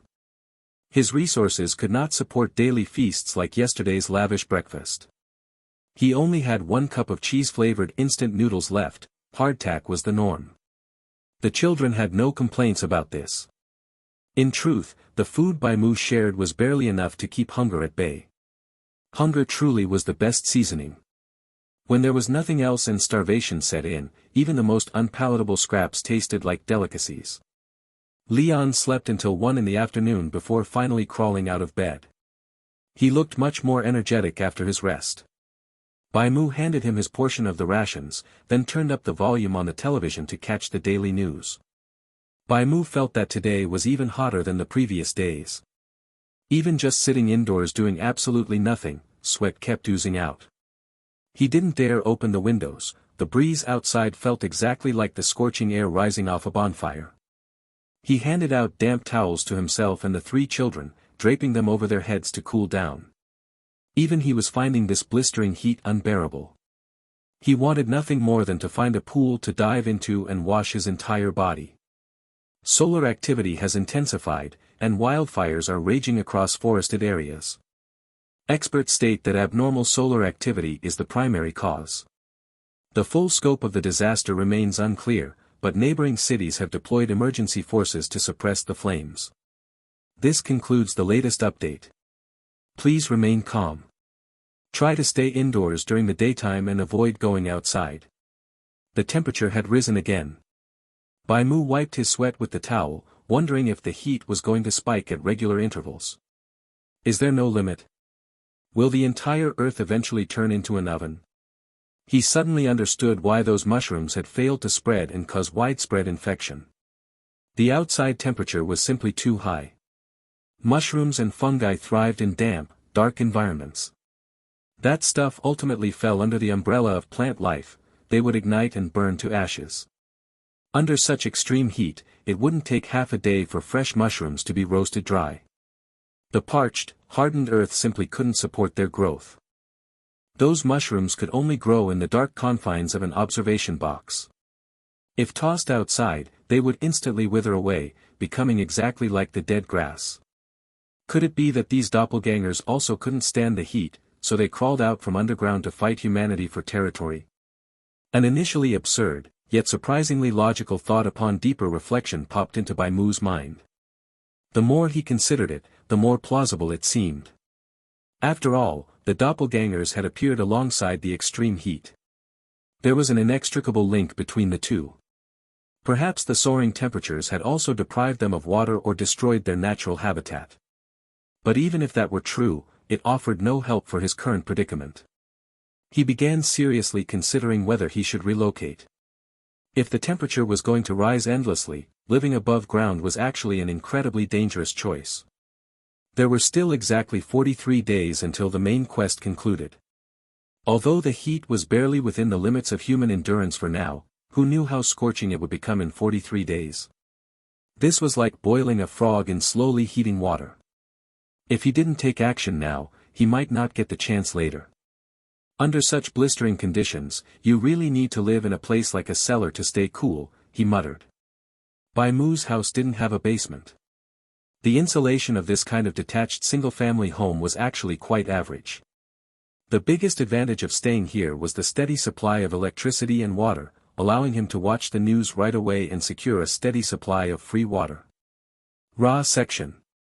In truth, the daily water ration was fairly generous. If used strictly for drinking, the water collected each day was enough for the 4 of them with a little to spare. If he really moved, it would be extremely difficult to obtain water this easily. Once he left, the emergency center would definitely strike his name from the registry when they didn't get a response during their next follow-up. He certainly didn't expect the authorities to give him special treatment. These people remained completely apathetic even in the face of fires. As far as the government was concerned, the life or death of ordinary citizens was simply beyond their capacity to care about right now. They were already overwhelmed just dealing with the doppelgangers and the extreme heat. Furthermore, where to move was a major issue. He had to bring along 3 children. He would need to secure a vehicle and enough gasoline at the very least to make this plan feasible. I still have far too little information on hand, Bai Mu thought. He lacked a city map and was practically entirely ignorant regarding the current state of the war between the military and the doppelgangers. Without intelligence, he was like a blind man fumbling in the dark, unable to determine the right path. A single misstep could lead him off a cliff or straight into a brick wall. Although his current food reserves were enough to last a while, the cash he had scrounged from searching the apartments was all spent, and he still lacked a stable source of food. Sitting around waiting to die is not an option. I need to make another trip outside tonight. Bai Mu thought of the gas station. Since it serves as a military supply point, there should be other useful items there besides gasoline. At the very least, I need to get my hands on a map, and preferably some undisclosed intelligence. Pondering this, Bai Mu retrieved the radio sitting in front of the television. When he first entered this script, the batteries in this old-fashioned radio had already been completely dead. However, during his search of the apartment the day before yesterday, he had found the correct battery model. He had just been too preoccupied over the past 2 days to spare much energy listening to it. The broadcasts were mostly identical to the television news, either repetitive updates or mindless emotional talk shows. But now, he had 3 extra assistants. Bai Mu called the children over, taught them how to tune the radio frequencies, and handed them pen and paper. The 3 of you will take turns monitoring. Keep switching the stations, and if you hear anything about the doppelgangers or the military, write it down. The children bobbed their little heads, sitting off to the side with serious expressions as they listened closely to the radio. Bai Mu did his utmost to conserve his stamina and hydration. The cost of acting during the daytime was simply too immense, and truthfully, he had nothing pressing to do. When evening finally arrived, after collecting the water, Bai Mu distributed the last of the daily rations and dinner to the 3 children. I need to go out for a bit to see if I can bring back anything useful. Bai Mu instructed, no matter who comes to the door, unless it is me, do not open it. Don't worry. I've reinforced the windows and the door with materials. An ordinary person won't be able to break in. As for the doppelgangers, there are 3 of you, so it's highly unlikely they'll launch a reckless attack. Just remember, do not open the door for anyone but me. Understood, Mr. Leon nodded. Shouldering his backpack, Bai Mu stepped out of the apartment. Afterward, he summoned Witch. He ordered her to stay alert, hide in the shadows, and guard the entrance. If anyone attempted to force the door open, Witch was authorized to attack. With the commands issued, Bai Mu slunk into the darkness alone, stealthily making his way toward the gas station. Bai Mu arrived at the gas station once again. This time, he decided to be a bit bolder. Using plainclothes photography, he scanned a soldier's uniform and ducked into a corner to transform his own clothing into the same green camouflage. Security at the gas station hadn't tightened at all since he stole a jerrycan of gasoline last time. The atmosphere remained lifeless and lax. Military vehicles came and went with hardly anyone speaking a word, while the soldiers on duty were either drinking or staring blankly into space. When one of the soldiers stepped outside the gas station for a smoke, Bai Mu quietly slipped inside. No one noticed him. The sweltering heat had left everyone completely drained and listless. The gas station wasn't very large. Aside from the refueling area, there was only a single warehouse and 3 brightly lit break rooms. A few empty military vehicles were parked along the perimeter. Bai Mu hid near the restrooms, using the reflective surface of a mirror to observe the military vehicles behind him. He spotted a vehicle pulling into the open-air parking lot. The driver pulled the keys from the ignition, and a full squad of soldiers disembarked, heading toward the break rooms. Bai Mu summoned the hand of Walrider. His invisible third hand silently slipped into the driver's pocket, retrieved the keys, and dropped them into a crevice between the wall bricks. He waited for the coast to clear before stepping out of the restroom. Bending down to retrieve the keys, he casually walked over to the military vehicle alone, opened the door, and slipped into the driver's seat. Throughout the entire process, he was careful not to let anyone see his face. With his tall, straight posture and the green military cap pulled low, he looked exactly like any other burly soldier from behind. No one paid him any mind, likely assuming he was just another member of their unit. After all, this gas station was just a minor supply point, not some top-secret stronghold or classified fortress. The stuffy cabin reeked of stale sweat and unwashed boots. A few discarded hats and jackets littered the interior, but there were no guns or ammunition in sight. The soldiers had likely kept their weapons on them, or perhaps this was merely a scout vehicle. However, Bai Mu did strike gold with two items, a modified dashboard radio and the vehicle's patrol manifest. The manifest outlined the squad's designated patrol sectors and schedules. Better yet, it included a highly detailed map of the city, with various zones color-coded by different marker pens. Bai Mu quickly located his current neighborhood. It sat somewhere between the city's center and its outer limits. The surrounding buildings were somewhat sparse, putting it quite a distance away from high-density areas like schools, hospitals, and large shopping malls. The immediate vicinity was circled in yellow marker, while his own apartment building had been marked with a fine-tipped red ballpoint cross. These red crosses seemed to indicate confirmed fatality zones, places where people had explicitly been killed by doppelgangers. He noticed that the apartment building was crossed out as well, and similar clusters of red marks dotted the entire map. Furthermore, Bai Mu noticed several hospitals circled in red marker, labeled with the words, quarantine zone, and corpse disposal. Near the downtown district, black marker lines blockaded several major intersections. He also managed to pinpoint the exact location of the emergency center, situated right in the heart of the city. After a cursory scan of the manifest pinned to the dashboard, Bai Mu pulled out his night vision camcorder. He framed the map, flicked on the flash, and snapped a rapid series of photos to document the intel. Rummaging through the glove compartment, he discovered a few boxes of ammunition and a half-empty pack of cigarettes. He left the bullets alone but pocketed the smokes. Next, he patted down the pockets of the discarded jackets. Unfortunately, there was nothing of value, just chewing gum, crumpled tissues, and a few pin-up photos of models, none of which were of any use to him. Oops. Finding nothing else worthwhile, he finally turned his attention to the dashboard radio. Embedded directly into the console, it was likely what the soldiers used to receive their orders. The brass would broadcast missions to the various patrol sectors over a public military channel, allowing for rapid communication during emergencies. It was far more efficient than a standard telephone. This script was set in an era where landlines still ruled, smartphones didn't exist, and satellite phones were exorbitant luxuries reserved strictly for high-ranking brass. Bai Mu couldn't take it with him. The radio was hardwired into the dashboard. Ripping it out cleanly wouldn't be easy, and doing so would leave obvious signs of tampering, immediately alerting the squad that their vehicle had been breached. That would only put the soldiers on high alert. If security tightened, his next infiltration attempt wouldn't be nearly as smooth. He still planned on using this place as his personal resupply point. If he could sneak in and skim a few supplies every so often, he could sustain himself long-term. Therefore, he simply kept the volume low and clicked the radio on. The radio had its own independent power supply, allowing it to function without the engine running. Bai Mu pressed his ear against the speaker and listened to the chatter. "This is dispatch calling the quarantine zone.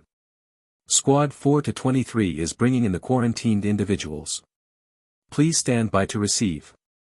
Quarantine zone copies. Acknowledging receipt. Sector 41, reporting all clear. Sector 23, reporting all clear. Squad 3 to 21 has arrived at the target zone. The situation is out of control. Requesting permission for suppressive fire. Permission granted. Suppressive fire authorized. A mess of chaotic crosstalk crackled back and forth over the public military frequency. Bai Mu realized that the radio wasn't restricted to military channels, it could also pick up civilian broadcasts. Fiddling with the dial, he soon isolated the approximate frequency the military was using. Based on his experience, the channel wasn't heavily encrypted, it just broadcasted on a highly obscure wavelength. With a little fine-tuning, he would be able to intercept the signal using his own radio back at the apartment. After memorizing the frequency, he slipped out of the vehicle. He guided the hand of Walrider to discreetly drop the car keys right at the driver's feet. The soldier was busy drinking and playing cards with his buddies in the break room. When he finally glanced down and spotted his keys, he didn't seem suspicious in the slightest, likely assuming they had just slipped out of his pocket. He simply scooped them up and tossed them onto the card table. Before leaving, Bai Mu couldn't resist stealing a bit more gasoline. He didn't take a whole jerrycan this time. The container he'd nicked previously was still sitting in his inventory. Taking advantage of the empty yard, he crept into the warehouse and siphoned about 2 liters of fuel directly from a drum. Since he hadn't even taken a container this time, leaving any trace would be nearly impossible. Besides the gasoline, a large stockpile of military rations was stacked in the corner of the warehouse. Since he was already here, it would be rude to leave empty-handed. Bai Mu swiped 4 ration packs. With dozens of them piled up, noticing a missing 4 would be incredibly difficult. As for the weapons and ammunition, he decided to leave them be. After all, he planned to come back again. As the old saying went, unfamiliar the first time, well acquainted the second. Having visited twice now, treating this place like his own personal pantry felt completely natural. At the sentry post, Bai Mu held a cigarette between his fingers, pretending to step out for a smoke. Open flames were strictly prohibited inside the gas station, so any soldier craving a drag had to head outside the perimeter. The guards were completely accustomed to this behavior. They didn't even utter a word of greeting, simply letting him come and go as he pleased. He easily left the sentry post behind. Then, slipping around a street corner, he changed his clothes back to his original attire and headed toward his house. The tranquilizer watch on his wrist showed that the current time was 9:24 p.m. Bai Mu had headed out just past 6 o'clock. Coming and going like this had still eaten up about 3 hours of his time. He soon arrived back at his house and found the witch hiding in the shadows. Her health was full, indicating she hadn't engaged in any combat. Upon his return, Bai Mu dismissed the summon. While he could have left her to continue keeping watch, her very presence ran the risk of attracting a doppelganger's attention. Furthermore, if she were spotted by patrolling soldiers, it would only cause unnecessary trouble. Bai Mu pulled out his key, unlocked the front door, and stepped into the entryway. Before leaving, he had specifically instructed the children to deadbolt the door from the inside. Under normal circumstances, a mere key wouldn't be able to bypass a deadbolt. However, he possessed the hand of Walrider, an entity capable of slipping through the narrowest of cracks. As long as he understood the mechanical structure behind the door, he could simply unlock the deadbolt himself. He had told the children that this was a custom key and lock cylinder setup, but in reality, it was purely an extraordinary ability. Seeing him return safely, the 3 children visibly breathed a sigh of relief. Bai Mu asked them if anything had happened while he was away. They reported that a stranger had knocked on the door, but upon hearing their voices and being refused entry, the person had left. All in all, they hadn't encountered any violence, so it had been a relatively peaceful evening. As for whether that person was a doppelganger or just a homeless vagrant, there was no longer any way to verify. Bai Mu went to the bedroom and set down the items he had acquired. His original bedroom had essentially been converted into a warehouse, storing all the miscellaneous supplies and food he had scavenged earlier. Afterward, he tinkered with the radio dials. After some trial and error, he successfully tuned into the military frequency. However, the vintage radio had some cross-channel interference. Occasionally, the broadcast would become staticky, and the audio from other stations would bleed through. The airwaves were quite lively at night, indicating that the military was highly active across various districts of the city. Yet, the terminology and phrasing used were far from friendly, constantly revolving around corpse disposal and matters concerning the quarantine zone. Bai Mu kept both the radio and the television running simultaneously, unwilling to miss even the slightest bit of crucial information. Before going to sleep, he developed the photos of the map he had taken and studied them meticulously. Heading west would lead to a forested area, which had likely been engulfed by wildfires, as a red marker had completely crossed out that entire section. Heading east seemed to lead toward a rural countryside. This was one of the few areas circled in green marker. Judging from the map, there were very few buildings there, and the surroundings were relatively wide and open. Most of the locations circled in green were similarly sparsely populated open spaces situated on the outskirts of the city. Green should signify a lower level of alert. Judging from the density of the red crosses, it's obvious that the green zones haven't experienced many incidents of doppelgangers killing people. On the contrary, the more densely populated an area is, the more dangerous it becomes. Especially around hospitals and schools, there are too many red crosses to even count. If I have to choose a place to relocate, the east would be a solid option. Bai Mu seriously considered the relocation plan. If safety was his sole priority, unpopulated areas were clearly the most secure. Even a doppelganger probably wouldn't bother trekking out into the desolate wilderness or deep into remote mountains. The doppelganger's targets were obviously humans, they were operating with a specific purpose. 3 days later. Day 10, 9 p.m. Bai Mu hurried back toward his house, carrying the supplies he had conveniently scavenged from the gas station. Over these past 3 days, he had taken a stroll through the gas station every single night.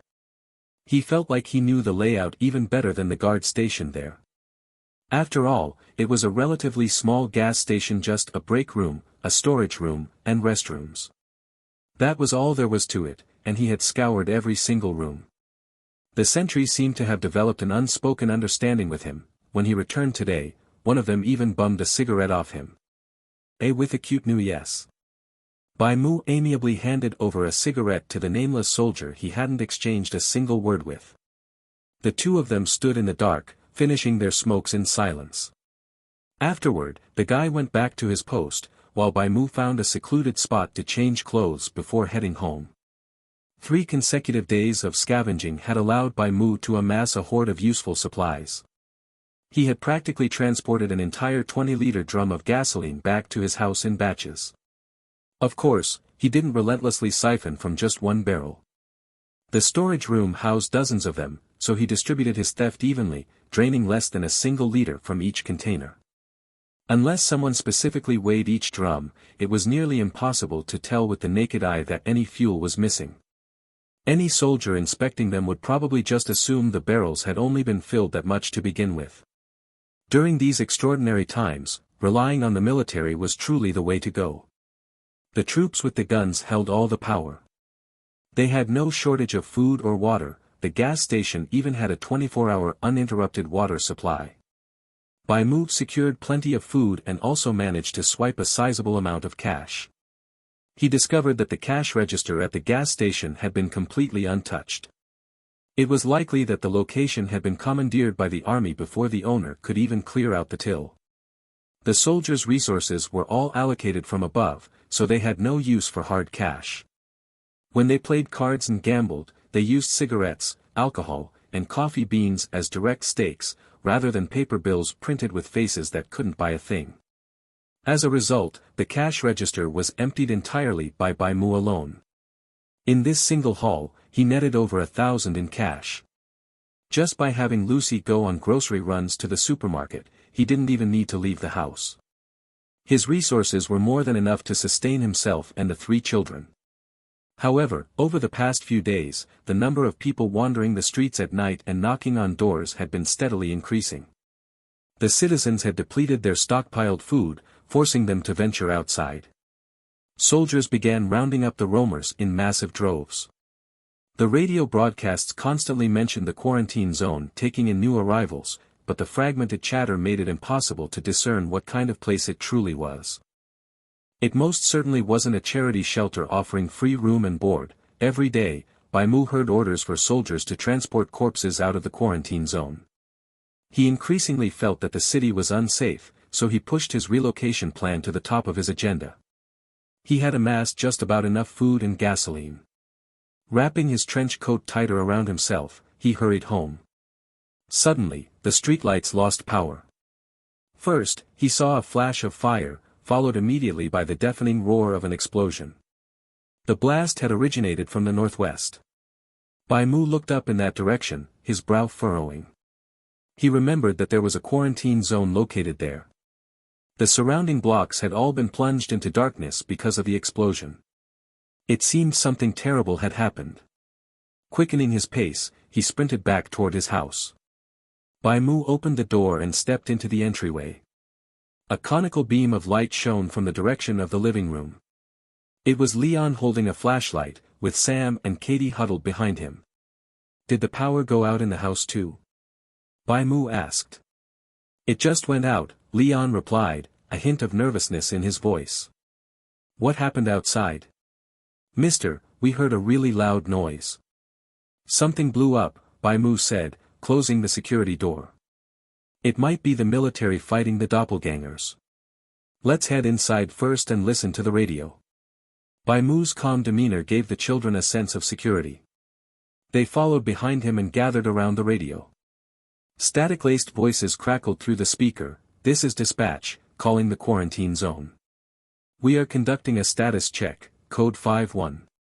Please provide a detailed report on the explosion that occurred at 9:34. Unit 32-8 reporting, code 60. Heavy civilian casualties, personnel have been affected. Unit 28-1 reporting, code 451. Requesting the deployment of an incineration squad to handle the corpses. Copy that, initiating code 984. Locking down the entire city pending investigation. Please hold your positions and await backup. Locking down the city. Bai Mu caught the crucial piece of information. It seemed this explosion was not an accident, but a premeditated attack. The military was launching a counterattack. Through the radio's military channel, Bai Mu heard a flood of dispatch orders. All the soldiers stationed across the city were being mobilized.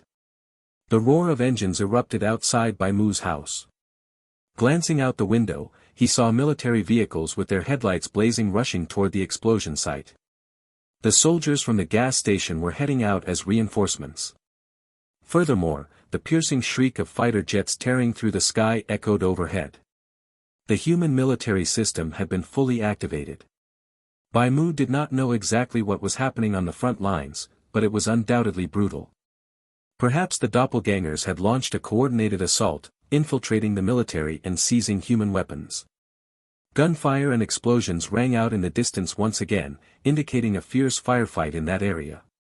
Leon tightly gripped his pocket knife, while Sam and Katie remained dead silent, their little faces pale with fear. Bai Mu switched off the radio. There was no point in listening to the chaotic chatter any longer. Gather everything up. We need to leave, Bai Mu declared. Right now, two choices lay before him.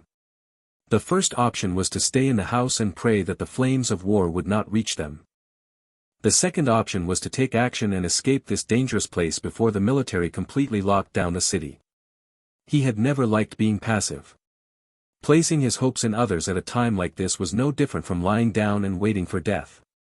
The outside world had completely devolved into a war zone. Heaven knew whether the doppelgangers or the military would win, and even if the military emerged victorious, it would not be good news. The entire city was going to be locked down. Clearly, the military had no intention of letting a single doppelganger escape. They were going to conduct a purge. But for those highly strung soldiers, would they really have the patience to discern whether the person in front of them was a doppelganger or a real human?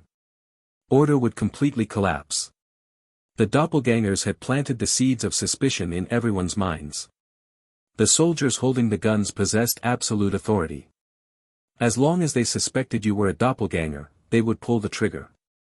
And the moment you resisted, it would only serve as further proof that you were a doppelganger. The moment Bai Mu understood the situation, he made his decision. Tonight was the best time to leave the city. If they missed this window, the environment would drastically change, regardless of whether the doppelgangers or the military won. Bai Mu directed the children to help move their supplies. Over the past 3 days, they had not been idle during daylight hours.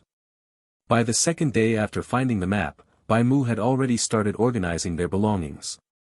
Knob. During the day, they had transferred water from the cistern into separate plastic buckets. Every night, apart from visiting the gas station, Bai Mu would also briefly scout the surrounding area to chart the map. These buckets were containers he had scavenged from a junkyard. A total of 4 water buckets were moved to the door, while the rest of their miscellaneous items and food were packed up. Bai Mu's inventory was already stuffed to the brim with items and gasoline.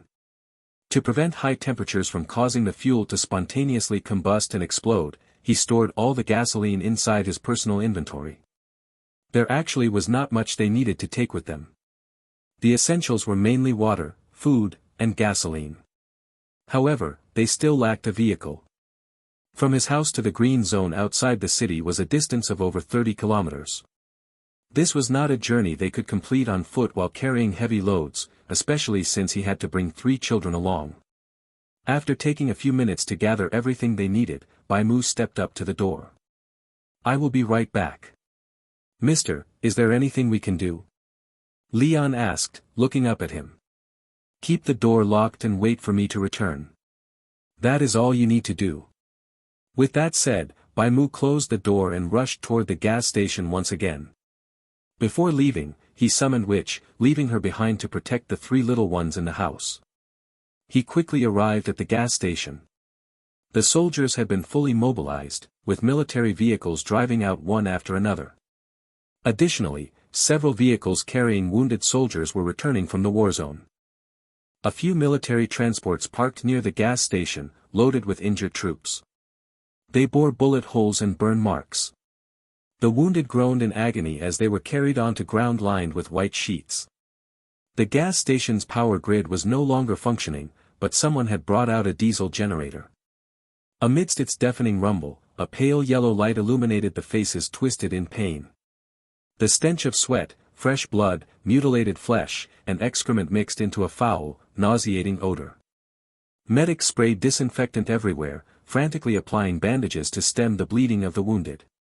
The medics did their utmost to treat the injured, but suddenly, a gunshot rang out from the crowd. A wounded soldier who had been groaning in pain just a second ago abruptly pulled out a handgun and shot a medic right through the temple. Warm blood streamed from the medic's head. His eyes remained wide open as he collapsed onto the hard concrete, his expression forever frozen in a look of anxious urgency. "It's a doppelganger. This guy is a doppelganger," someone shouted. In a panic, the surrounding soldiers opened fire on the imposter. Bang! Bang! Bang! Bang! Bang! Bang! It instantly dissolved into a chaotic firefight. There was more than one doppelganger among the wounded. After the first shot, it was as if they had received a secret signal. The doppelgangers all sprang into action at once, seizing the initiative. The soldiers stationed at the gas station fell rapidly, while the doppelgangers remained utterly unfazed even after taking bullets.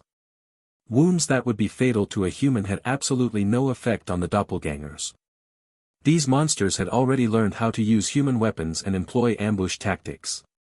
When Bai Mu reached the scene, the gunfight was already in its brief, dying moments. Without a doubt, the doppelgangers emerged victorious. In just a dozen seconds, not a single soldier was left standing at the gas station. It had been a long time since Bai Mu witnessed such a scene. Corpses, still warm, were piled up like garbage. Thin red trickles flowed across the rough ground, converging into pools of blood. Among the group of wounded soldiers, there were only 7 doppelgangers. They were the only ones left standing in the illuminated area.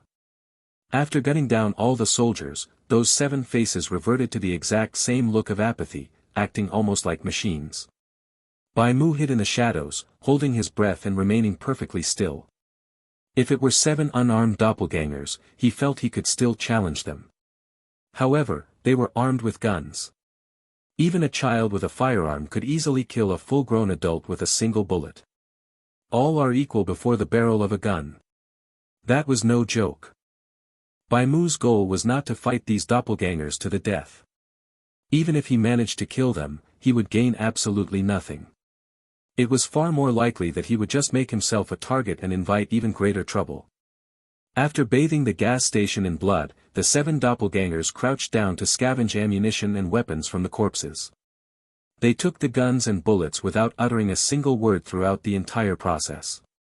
It was as if their consciousnesses were linked, or like ants communicating through some sort of pheromone.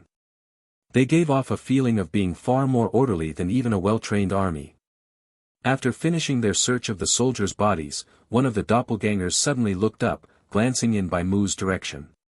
Then, it began walking straight toward the corner where Bai Mu was hiding. Bai Mu gripped a Molotov cocktail, his focus sharpening to an extreme degree. He summoned the hand of Walrider, commanding the invisible entity to grip his revolver. It flew out to its maximum limit of 15 meters, firing a shot into the darkness. Bang! The gunshot echoed through the gloom, instantly drawing the attention of all the doppelgangers, including the one who was just about to discover Bai Mu. The doppelganger stopped its approach. It turned its head, returning to regroup with its kind. They quickly commandeered a military vehicle and sped off toward the direction of the gunshot. Bai Mu remained hidden in the corner, waiting a while longer. Once he was sure the only sound left was the faint trickling of blood, he stowed the Molotov away and stepped out from the darkness. He swiftly retrieved a set of keys for a military vehicle from a soldier's corpse. During his search, he was surprised to discover that one person's heart was actually still beating. One of the soldiers had survived. He had taken several bullets, suffering hits to his thighs and arms.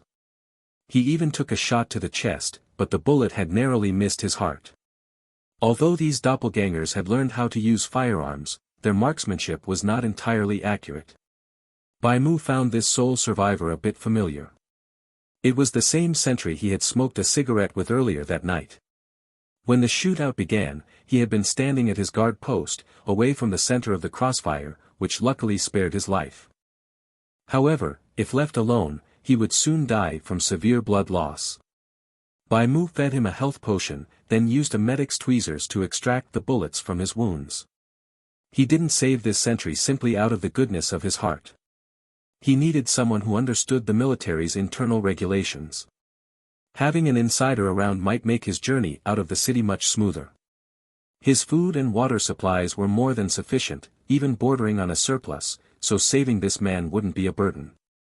After using bandages to bind the sentry's wounds and stop the bleeding, Bai Mu headed back to the warehouse. He stuffed as many of the remaining military rations as possible into the trunk. He had no time to count them, he just packed whatever would fit. NS. Next, he started the engine and drove straight out of the pool of blood. The tires left red tracks rolling across the asphalt. Disguised as a soldier, he drove the military vehicle right up to the front door of his house. The surviving sentry had been placed in the back seat, securely strapped in with a seatbelt. On the way back, he chewed a few coffee beans. The bitter taste swirled in his mouth, keeping him sharply awake. Arriving at his door, Bai Mu first parked the vehicle and popped the trunk open, allowing the witch to hide inside. Then he unlocked the front door and called the children out. "Hurry, hurry. Load all our things into the car." The children were used to following his orders, so they obediently pitched in to help. Bai Mu had them carry the lighter supplies, piling everything into the back seat. Leon hugged the radio, Sam and Katie carried a storage bin together, while Bai Mu hoisted the water jugs and shoved them into the trunk. It only took 2 trips to load everything into the vehicle. The trunk was packed to the brim, and aside from the spot where the soldier was strapped in, the back seat had absolutely no room left to step. "Uncle, who is that person?" "I'll take care of him, you don't need to worry about it." Bai Mu opened the passenger side door. "Get in first, we'll talk on the way." The 3 children squeezed together and climbed into the passenger seat. The passenger seat of this military vehicle was fairly large, barely enough to squeeze in the 3 children. Just as Bai Mu was about to shut the door, a faint red glow appeared over the rooftops. He froze for a moment. He watched as the red glow grew brighter and brighter. The dark sky first shifted into a hue of pale pink, before deepening into an ominous crimson. In the direction of the quarantine zone, a massive tongue of fire leapt high into the air. That entire city block was ablaze. Whether it was the work of the doppelgangers or the military, someone had deliberately set off a massive inferno. The flames ignited all the surrounding houses and lawns, rapidly expanding into a sprawling expanse of brilliant red.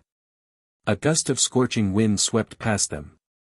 The already lingering scent of burning ash in the air became overwhelmingly thick. Artillery shells detonated across the area, and Bai Mu watched an apartment building collapse under the bombardment. Massive plumes of swirling black smoke rose into the sky, forming a turbulent sea of clouds that churned above the roaring flames.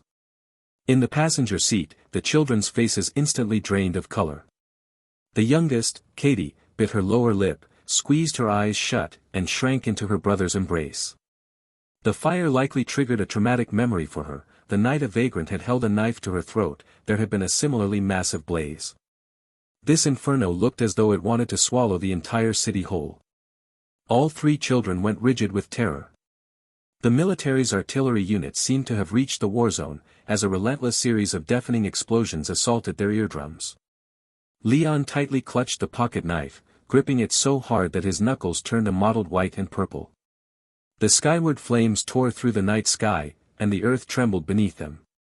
That chain of explosions shattered window panes, sending dust showering down from the rooftops. The world had seemingly transformed into a purgatory of thunderous roars and quaking earth. In the face of such devastation, humanity could do nothing but pray and tremble. Even Bai Mu could sense the distinct stench of death radiating from this theater of war. Sparks erupted into the air like a blazing firework sun, piercing through the massive, blood-red clouds of smoke before gently drifting down. He knew he absolutely could not linger here any longer. Without hesitation, he hopped into the driver's seat, revved the engine, and sped eastward, driving as far away from the war zone as possible. Bai Mu drove the green military vehicle off the wide asphalt road and into an alley riddled with potholes. The outlines of houses were faintly visible on both sides. These empty, silent buildings, surrounded by dimly discernible white picket fences, truly resembled tombstones. The terrifying red glow in the sky cast a hazy light over the ground, and the acrid stench of thick smoke grew increasingly intense. Bai Mu turned on the vehicle's radio. A chaotic stream of transmissions flooded the military broadcast channel. Everything had descended into complete pandemonium, with the constant sound of explosions crackling through the speakers. Another massive blast erupted from behind them.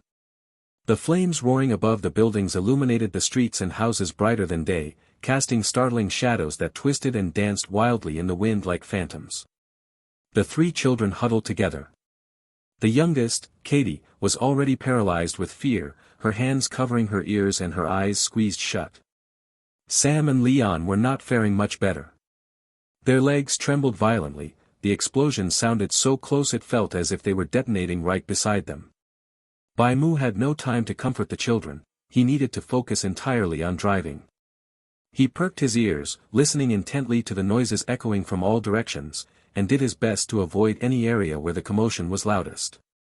Stepping on the gas and gripping the steering wheel, he drove straight east. The military vehicle sped out of the yellow designated zone on the map and entered a red zone. Bai Mu did not want to take a detour. Every second was precious right now, and he had to escape before the military completely sealed their encirclement. This once silent city had erupted into a chaotic clamor. Figures emerged from the various houses, though they looked more like ghosts than people. They stood rigidly along the sides of the streets with stiff, expressionless faces, remaining completely unbothered even as overwhelming flames engulfed the sky. They were all doppelgangers. The doppelgangers were no longer hiding, they were pouring out from every dark corner. A massive circle of doppelgangers clustered together, forming a human wall that blocked the road ahead. "We are going to crash," Leon exclaimed, his voice trembling. Bai Mu did not need Leon's warning to know a collision was imminent. He tossed a hand grenade out the edge of the window. The hand grenade detonated just ahead of the hood, blowing a gaping hole through the barricade. Bai Mu floored the accelerator, rolling ruthlessly over the corpses of the doppelgangers, driving onward without a single glance back. The military vehicle rampaged down the road. Bai Mu had experienced scenes like this countless times. He had once driven his own war chariot, crushing his way through swarms of zombies, so he knew perfectly well that escaping a heavy siege required absolute decisiveness without a shred of hesitation. He unleashed all his Molotov cocktails and hand grenades. Glass beer bottles filled with gasoline shattered against the curbs on both sides, and tongues of flame roared to life with a loud whoosh, instantly forming a wall of fire. The doppelgangers that had been closing in to surround them were forced to stop behind the inferno. Through the rearview mirror, he could see their apathetic faces staring blankly at the receding military vehicle. Fire truly was an effective deterrent against the doppelgangers. They did not take a single step past the wall of flames. Bai Mu successfully drove out of the red zone. He was not the only one fleeing for his life tonight. Many people had abandoned their homes and taken to the streets. The swarming doppelgangers smashed down doors, no longer adhering to the rule of only killing those who live alone. Whether a person lived by themselves or with a family of 2 or 3, the doppelgangers no longer cared. If anything, the strange questioning that had occurred before today felt more like a method of targeting. The doppelgangers knew exactly which houses were occupied and which were empty. The doppelgangers who had infiltrated the human populace actively opened doors for their kin. Those who tried to flee on foot had their ankles seized by doppelgangers and were dragged mercilessly back inside, leaving long, desperate gouges in the dirt where their fingers had clawed at the ground. Someone screamed for help, but Bai Mu could not save them, nor did he have the power to do so. Ranobes. The soldiers driving the armored land tanks had no intention of saving anyone either. After Bai Mu drove away from that area, he checked his rearview mirror and saw a tank and several military vehicles arriving at the scene. However, the soldiers simply opened fire. The tank's cannon shuddered violently, spewing a blinding flash of sparks. The house was instantly leveled by the artillery shell, a slender tongue of fire piercing through what was left of the roof, and flames of all sizes rose hungrily from the ruins. In a scenario like this, a human life was as cheap and fragile as a piece of straw. Death was merely a matter of an instant. Fortunately, Bai Mu's decision-making had been fast enough. He seized the opportunity to escape the most dangerous downtown area. He tossed a handful of coffee beans into his mouth and chewed. He drove for half an hour, encountering several doppelganger ambushes along the way, but he managed to escape successfully every time. After all, those monsters could never outrun a motorized vehicle. But the citizens in the city center suffered a terrible fate. The chaotic battle spanned a massive area, and the closer one got to the quarantine zone and the military-controlled districts, the fiercer the fighting became. There was no telling how many people would meet a tragic end tonight. If he had stayed in that house, all Bai Mu could have done was pray that an artillery shell would not land on his roof. An hour later, Bai Mu was finally far away from the city center. Looking back, he could still see billowing black smoke and flashes of fire rising into the sky. Even the skyscrapers, dozens of stories high, were engulfed in raging infernos. The artillery bombardment was still ongoing. He had fled to the outskirts of the city. According to the map, he had driven about 20 kilometers. Just 10 more kilometers, and he would completely escape the city limits. Suddenly, he felt a violent yank on the car door, causing the entire chassis to shudder. A pale hand had somehow, at some unknown point, grabbed hold of the driver's side door handle. Bai Mu had not even noticed when that hand appeared. When he turned his head to look at the window, a wrinkled layer of human skin suddenly filled his vision.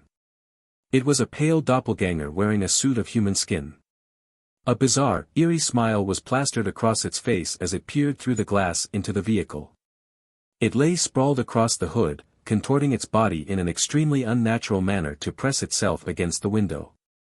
Utter terror washed over the faces of the 3 children. The creature looked exactly like a malevolent spirit. But Bai Mu knew this thing was no ghost.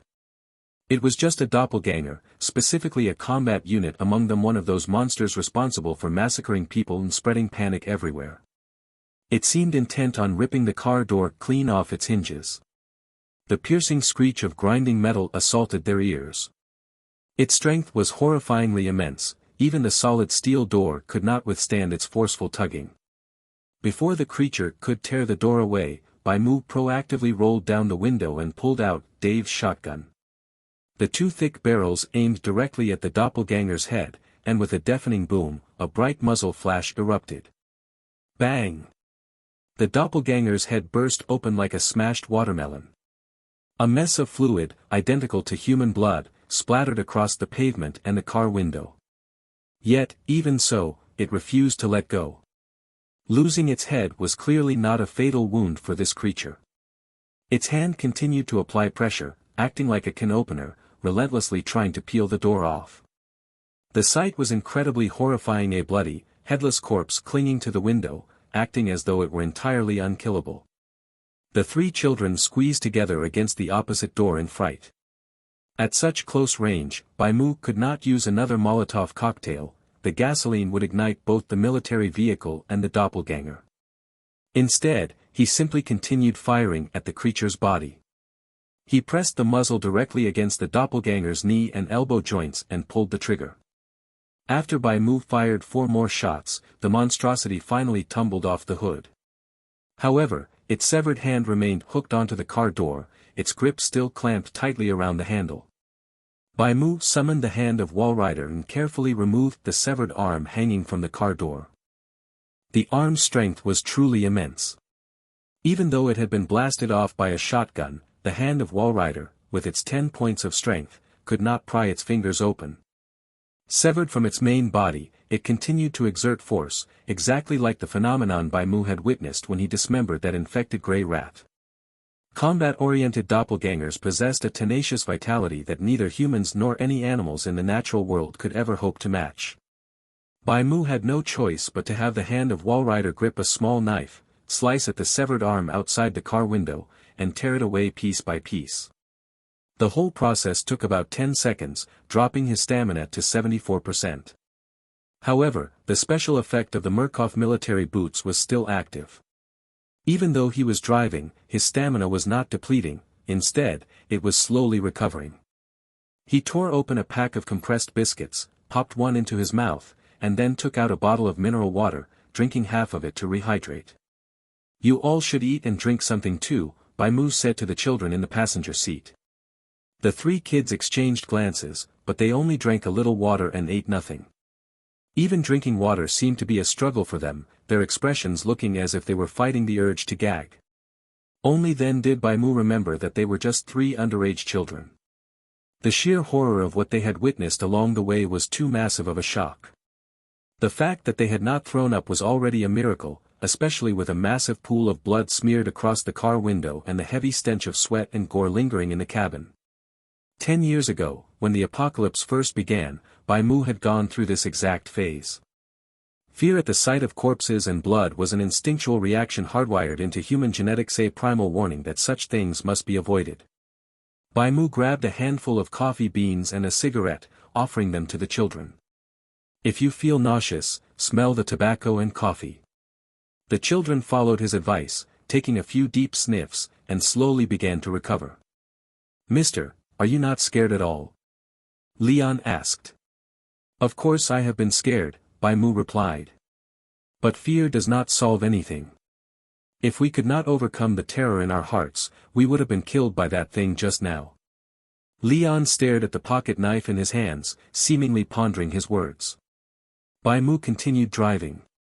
The closer they got to the outskirts of the city, the quieter and darker it became.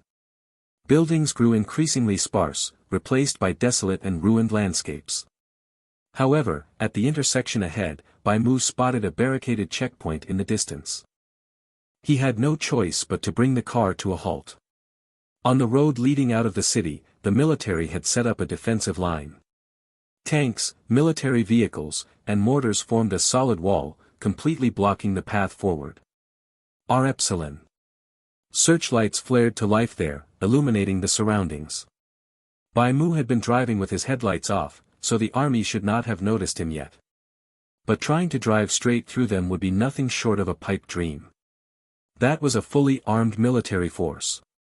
The artillery and bullets were not just for show. Carrying the sentinel on his back, Bai Mu led the way. The 3 children shadowed his every step. He kept his flashlight off, well aware that even the faintest glimmer could draw the attention of the soldiers. Guiding the group, he carefully skirted the sweeping beams of the searchlights near the checkpoint. The military had locked down all the main roads, leaving them no choice but to trudge through the desolate wilderness and crumbled ruins. The modern cityscape had given way to a much older landscape.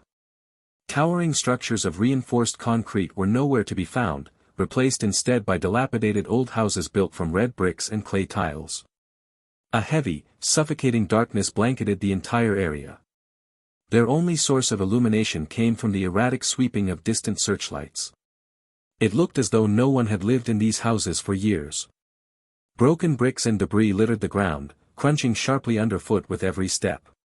The air hung heavy with the stench of damp rot and pulverized masonry, while the occasional gust of wind carried a faint, coppery scent of rust.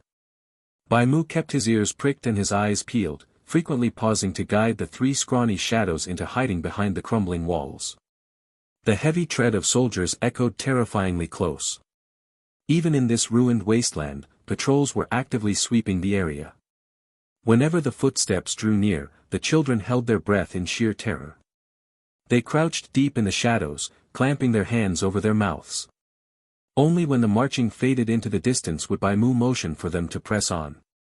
Moving in fits and starts, it took them roughly 15 minutes to safely navigate past the checkpoint. Leon, Sam, and Katie had never felt time drag on so agonizingly. It was only when Bai Mu led them through a withered grove and up a small incline beside the road that Leon realized his palms were slick with cold sweat. He had clutched his pocket knife so tightly that the handle was worn. God only knew if those soldiers were friends or foes, but he heavily doubted they would have been greeted with open arms.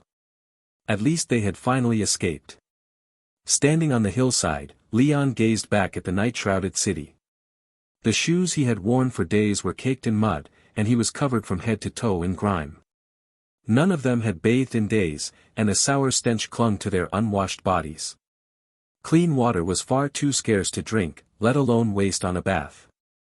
A vortex of deep crimson clouds hovered over the city. Even from over a dozen miles away, the towering inferno was clearly visible. Blood-red light and billowing black smoke twisted together into a maelstrom that looked ready to consume everything in its path. Leon trembled with lingering fear, yet a profound sorrow washed over him. His home used to be there.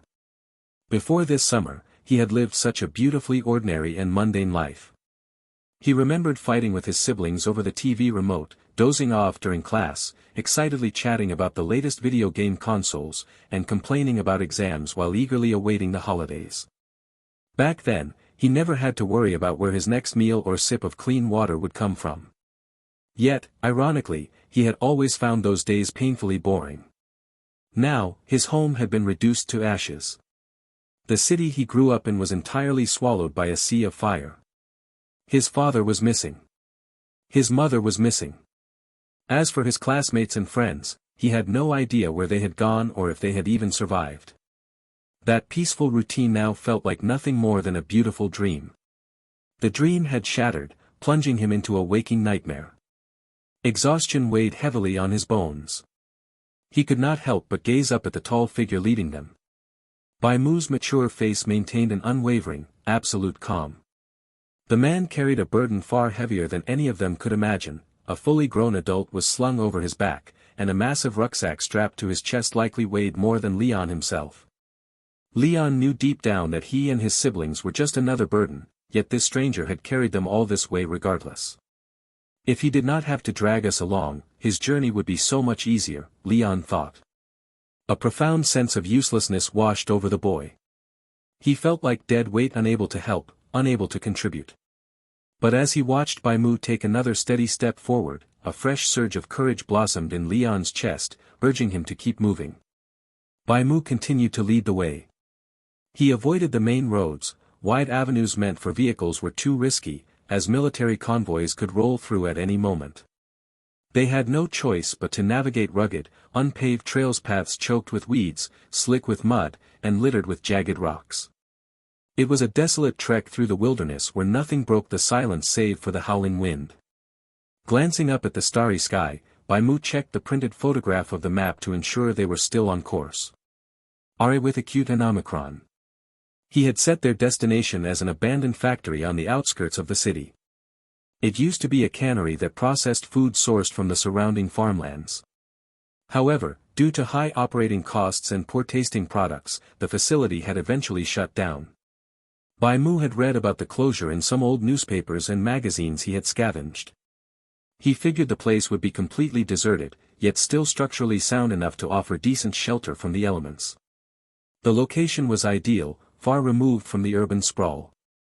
Beyond the factory lay rugged, untamed mountains virtually untouched by human presence. Taking the main road would have been a straight hike of about 6 miles, but relying on these winding backroads added significant distance and difficulty to their trek. Bai Mu was determined to reach the facility before daybreak.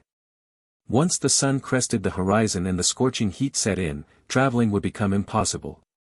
He hoped the kids could maintain the pace, though he harbored deep concerns about their dwindling stamina.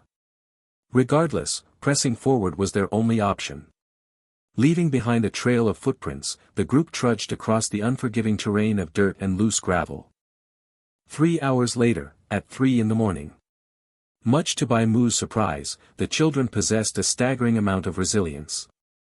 Not once did any of them complain. Even he was beginning to feel a dull, throbbing ache in the soles of his feet. With his stamina depleted by 30%, a heavy wave of drowsiness and fatigue washed over him. The children were undoubtedly faring much worse, yet they leaned on one another for support. They had scavenged sturdy branches to use as walking sticks, relying on them to keep their exhausted bodies upright as they forced themselves forward. Leon and Sam held on to Katie's shoulders, bearing some of her weight to ease her steps. All three were panting heavily. Their small faces were flushed bright red, and sweat plastered their matted hair to their foreheads. They could barely lift their feet off the ground, shuffling along more like struggling insects than walking humans, yet they stubbornly matched Bai Mu's grueling pace. It was their unyielding will to survive that kept them moving. Clinging to each other, the trio pushed through every agonizing step. They kept their eyes glued to Bai Mu's back, utterly refusing to be left behind. When Bai Mu eventually offered them a chance to rest, Leon stubbornly shook his head. "We can keep going," the boy insisted. Their 3 resolute faces conveyed a clear, silent message: they refused to be a burden. A profound sense of familiarity stirred within Bai Mu, as though he were looking at reflections of his past self. He hadn't started out knowing everything either. It was a good thing. Such fierce determination was the most critical asset for survival.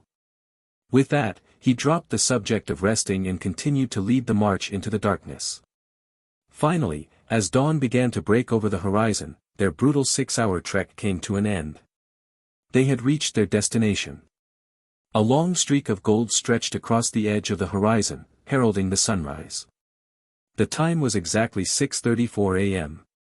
Bai Mu crested a small rocky hill and gazed down from the vantage point, taking in the ruins of the abandoned factory. Faint traces of old farmlands and roads scarred the surrounding landscape, long surrendered to time. Overgrown weeds choked the plots that had once been carefully cultivated and partitioned off, though the intense heat had baked them bone-dry. Patches of the fields bore blackened scorch marks where the sheer temperature had caused the dry brush to spontaneously combust. The extreme heat had withered away the vast majority of the plant life. Even the river that once flowed near the factory had been reduced to nothing more than a parched, cracked riverbed. It was a scene of apocalyptic desolation. The steel pipes and construction materials discarded outside the facility were already heavily rusted over. The group made their way down the hill and onto the flat ground. Using a sturdy rope, Bai Mu strapped the unconscious sentinel securely to his back. This freed up both of his hands to ready his shotgun. Motioning for the others to stay close behind him, he led them in to cautiously explore the factory grounds.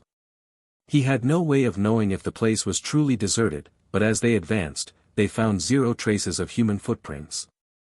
They did spot a few faint bite marks and scattered tufts of animal fur, but judging by their condition, they had been left behind a very long time ago.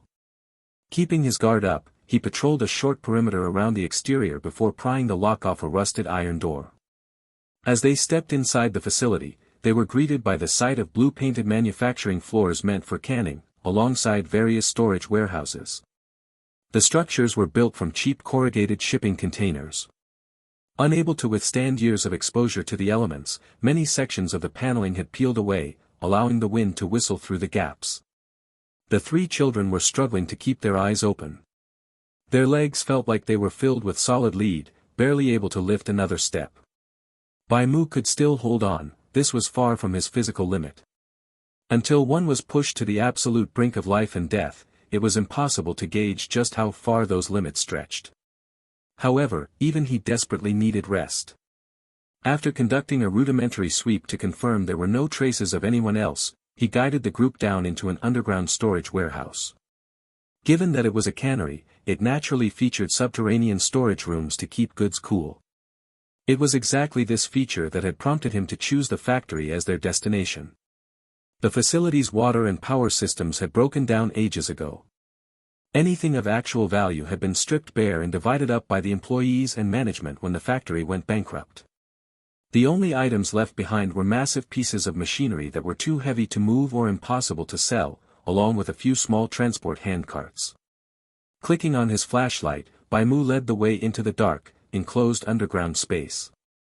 The stagnant air hung heavy with the scent of dampness and settled dust.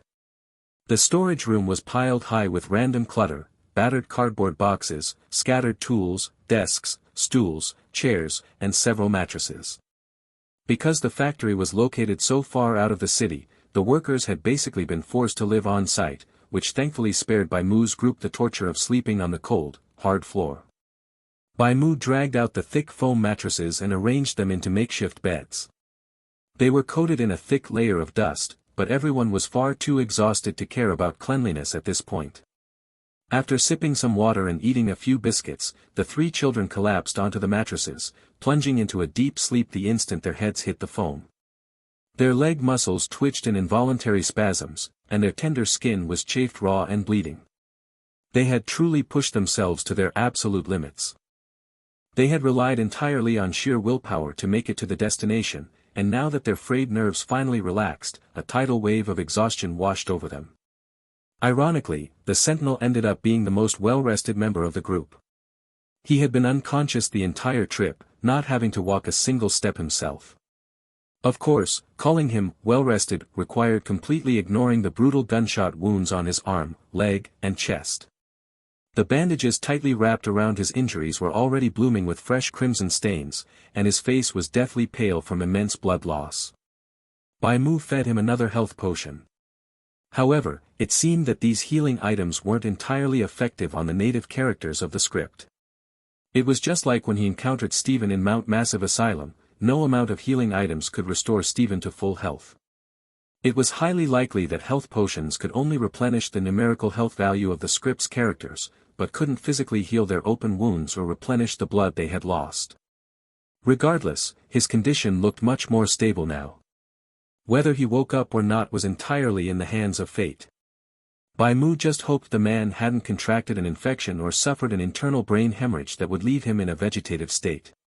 To prevent the sentinel from waking up disoriented and doing something foolish before understanding the situation, Bai Mu bound his wrists and ankles with a thick rope, firmly securing him to a heavy-duty load-bearing support beam of a shelving unit. After finishing his tasks, Bai Mu didn't immediately lie down to rest. Instead, he walked back outside the underground warehouse and summoned the witch. The witch had been obediently trailing behind the group the entire journey, strictly following Bai Mu's orders. Glancing at the summon interface, he could see the witch's status. She was in far better condition than anyone else. As a special infected variant, she possessed a terrifying level of endurance that no normal human could ever hope to match. Mundane needs like eating or sleeping were practically irrelevant to an entity like her. Bai Mu relieved her of the heavy backpack she carried, then issued a strict command for her to stand guard at the entrance. Having a tireless, phenomenally lethal, and completely loyal subordinate was an absolute blessing in times like this. The witch was already hypersensitive to changes in sound and light. If any wandering beast, human survivor, or doppelganger dared approach, it would be impossible for them to slip past her monstrous perception. Bai Mu instructed the witch to rap on the iron door to alert him of any danger. She nodded obediently and shuffled over to a dark corner right beside the main entrance of the abandoned warehouse, crouching down to keep watch. RAS. Shafts of sunlight pierced through the collapsed sections of the roof overhead, illuminating dancing motes of dust in the golden beams. The witch sat in absolute silence, faithfully executing the task Bai Mu had assigned her. Her emaciated, slender frame looked so frail that a strong gust of wind might blow her over, but that fragility was nothing more than a deadly illusion. The horrifying truth lay in the metallic glint of the razor-sharp claws extending from her pale fingers. Those elongated talons could shred flesh like a meat grinder. If that pale, skin-wearing doppelganger from last night ever went toe-to-toe with the witch, Bai Mu was absolutely certain his summon would tear it to shreds. In a straight one-on-one fight, she might suffer a few scratches, but she would undoubtedly emerge victorious. Feeling entirely at ease leaving the exterior defense in the witch's capable hands, Bai Mu retreated into the underground storage room. He slid the heavy iron deadbolt into place, locking the door from the inside, and finally collapsed onto an empty mattress. As the back of his head sank into the yielding foam, he basked in the crisp, cool air of the subterranean space. It was significantly colder down here than the stifling house he had holed up in for the past 10 days in the city. At the very least, he no longer felt like he was slowly baking alive, constantly dripping with sweat. Back in the concrete jungle of the city, the temperature would skyrocket to excruciating, intolerable levels within 30 minutes of the sun rising. A wave of profound comfort and relief washed over him. Whatever bloody chaos was currently unfolding on the city streets, it was no longer his problem. He had never suffered from the delusion that he possessed the power to alter the tragic fates of the masses. His top priority was ensuring his own survival. At best, he could only stretch his protection to include those few he had the immediate capability to save. Though the journey had been grueling, this long, harrowing night was finally over. They had secured shelter in a forgotten abandoned factory, a set of desolate ruins in the middle of nowhere that even the doppelgangers would likely ignore. With that final comforting thought, Bai Mu closed his eyes and drifted off into a deep, dreamless sleep. Bai Mu was awakened by the creaking of shelves. He had slept deeply on the mattress and woke up feeling completely refreshed. The 3 children were still sound asleep. The noise in the room was coming from the sentry. He had finally awakened from his coma and, looking completely disoriented, was struggling to break free from the ropes binding him. Bai Mu stood up and clicked on his flashlight, illuminating the pitch-black space. The sentry stared back at Bai Mu with absolute terror. His last memory was likely the shootout at the gas station. Assuming he had been abducted by doppelgangers, he trembled violently. "Relax, I am not a doppelganger," Bai Mu said calmly. "If you do not believe me, look at the bandages on your chest and arms. If I were a monster, why would I treat your wounds?" Hearing this, the sentry glanced down and finally noticed his bandaged chest. His tense expression softened slightly. You saved me." "Why? Does saving a life require a reason? Do you want some water or something to eat? Is there a restroom? I really need to go."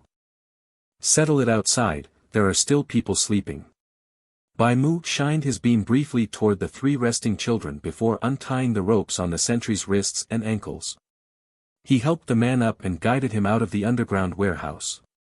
Night had already fallen. Moonlight spilled through the drafty, broken roof, faintly illuminating the dust-covered canning machinery. Witch stood quietly on guard in the corner. Hearing the door open, she glanced over but remained perfectly still, as she had received no further orders. "Where are we?"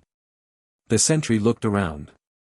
Because Bai Mu was blocking his line of sight, he did not spot Witch. His injuries made it impossible for him to walk unassisted, so Bai Mu continued to support him by the shoulder. "Outside the city," Bai Mu replied, looking away from Witch. "The city is engulfed in artillery fire and gunshots, so I stole a car from the gas station and brought you and the 3 kids here to this deserted place." As he spoke, Bai Mu helped the sentry over to a corner of the wall. "You can take care of it right here." The sentry leaned against a small cart, barely keeping himself upright. Bai Mu turned around, and the sound of a rattling belt buckle followed by a flowing stream echoed from behind. The man had truly been holding it in for a long time. He relieved himself for over a full minute. When the stream finally stopped, he let out a groan of pure liberation. "It feels so good to be alive, sir," the sentry sighed. Once the sentry finished, Bai Mu had him sit on a plastic stool outside to change his bandages. Thanks to the timely treatment, the wounds showed no signs of festering or infection, and the bleeding had stopped. Bai Mu handed him a bottle of water and an unwrapped chicken sausage to fill his stomach. During their brief chat, Bai Mu learned the man's name, Anton Hunter. Anton possessed the true grit of a soldier. He was trembling slightly, but he did not utter a single cry of pain when his old bandages were peeled off. "I hope I have not caused you too much trouble, sir," Anton muttered dejectedly. "I have no idea what is happening in the city right now. Those damned doppelgangers ruined everything. At least we are still alive," Bai Mu comforted him. "Sir, back at the gas station, did you happen to see any other soldiers? I mean, any who were still breathing like me? When I found you, you had been shot 3 times. The others were killed on the spot. God, just last night I was playing cards with Ronnie and Devon." Anton fell into a stunned silence. He set down his half-eaten chicken sausage and let out a long, heavy sigh. Looking at his face, Bai Mu could tell he was quite young, a man in his early 20s at most, right in the prime of his life. He clearly lacked life experience and seniority, which was exactly why he had been relegated to a dead-end sentry post. "Are with tilde nous?" Anton stood up with a pronounced limp and hobbled over to the doorway. Outside lay an endless, desolate wilderness. The distant mountain range cast undulating shadows under the moonlight. Staring up at the moon, his face reflected the profound relief of survival after disaster, tangled deeply with the sorrow of being the sole survivor. These two complex emotions warred within his heart, though he managed to accept his harsh reality fairly quickly. "Sir, what are your plans going forward?" Anton asked, turning his head. "The outside world is swarming with doppelgangers, and war is raging everywhere," Bai Mu explained. "So we plan to hide out here, far away from the crossfire." "Sir, you saved my life," Anton stated firmly. "If you will have me, I want to join your group. My military registration has likely been wiped from the system already. I am officially listed as missing in action. Even if I went back, I might just be treated as a doppelganger infiltrator or a deserter. I have nowhere left to go. Once my wounds heal, I can help you with manual labor. I may not know much, but I have plenty of strength. I hope you will take me in." "That works out perfectly." Bai Mu drew a revolver from his coat. "I was actually just thinking that if I had saved a troublemaker, I would have had to dispose of him myself." "You have quite the sense of humor, sir," Anton said with a weak smile. Bai Mu did not reply. He had not been joking in the slightest. If Anton had proven to be ungrateful and problematic, Bai Mu genuinely would have pulled the trigger. But looking at the situation now, it was no longer necessary. This young man seemed quite reasonable, he understood his place and knew what he should and should not do. Once he fully recovered, Bai Mu would gain a valuable helper. After all, Anton was a grown man with the strength to handle heavy lifting and chores. After sitting outside for a little while longer, Bai Mu escorted him back to the basement room to lie down and rest. The children woke up in the middle of the night, exchanging tentative greetings with Anton and becoming acquainted with his face. Afterward, Bai Mu did not sit idle. Instead, he began drafting a comprehensive renovation plan for the factory. He decided to transform this facility into a sanctuary. It was a forgotten corner of the world, located far from any major roads on a patch of flatland near the mountainous wilderness. In truth, the path leading here had been abandoned long ago. The unmaintained concrete roads were badly eroded by wind and rain. Bai Mu had trekked over rugged mountains and ridges just to reach it. Access required navigating treacherous mountain trails, and upon their arrival, they had seen that the old mountain route was completely blocked by mudslides and debris. This isolated geography turned the location into a perfectly enclosed safe haven, complete with a sturdy natural foundation for its buildings. He could hardly find a more ideal place to lay low. During the night, he led the children on a few laps around the factory to familiarize them with their new environment. Following that, Bai Mu centralized his renovation plans around the underground warehouse. He determined that their primary living area would be restricted to the basement, focusing all remodeling efforts on the subterranean space. As for the abandoned structures above ground, they would remain exactly as they were. Hello everyone! As we wrap up this video, I want to share a quick note. I have a Patreon account.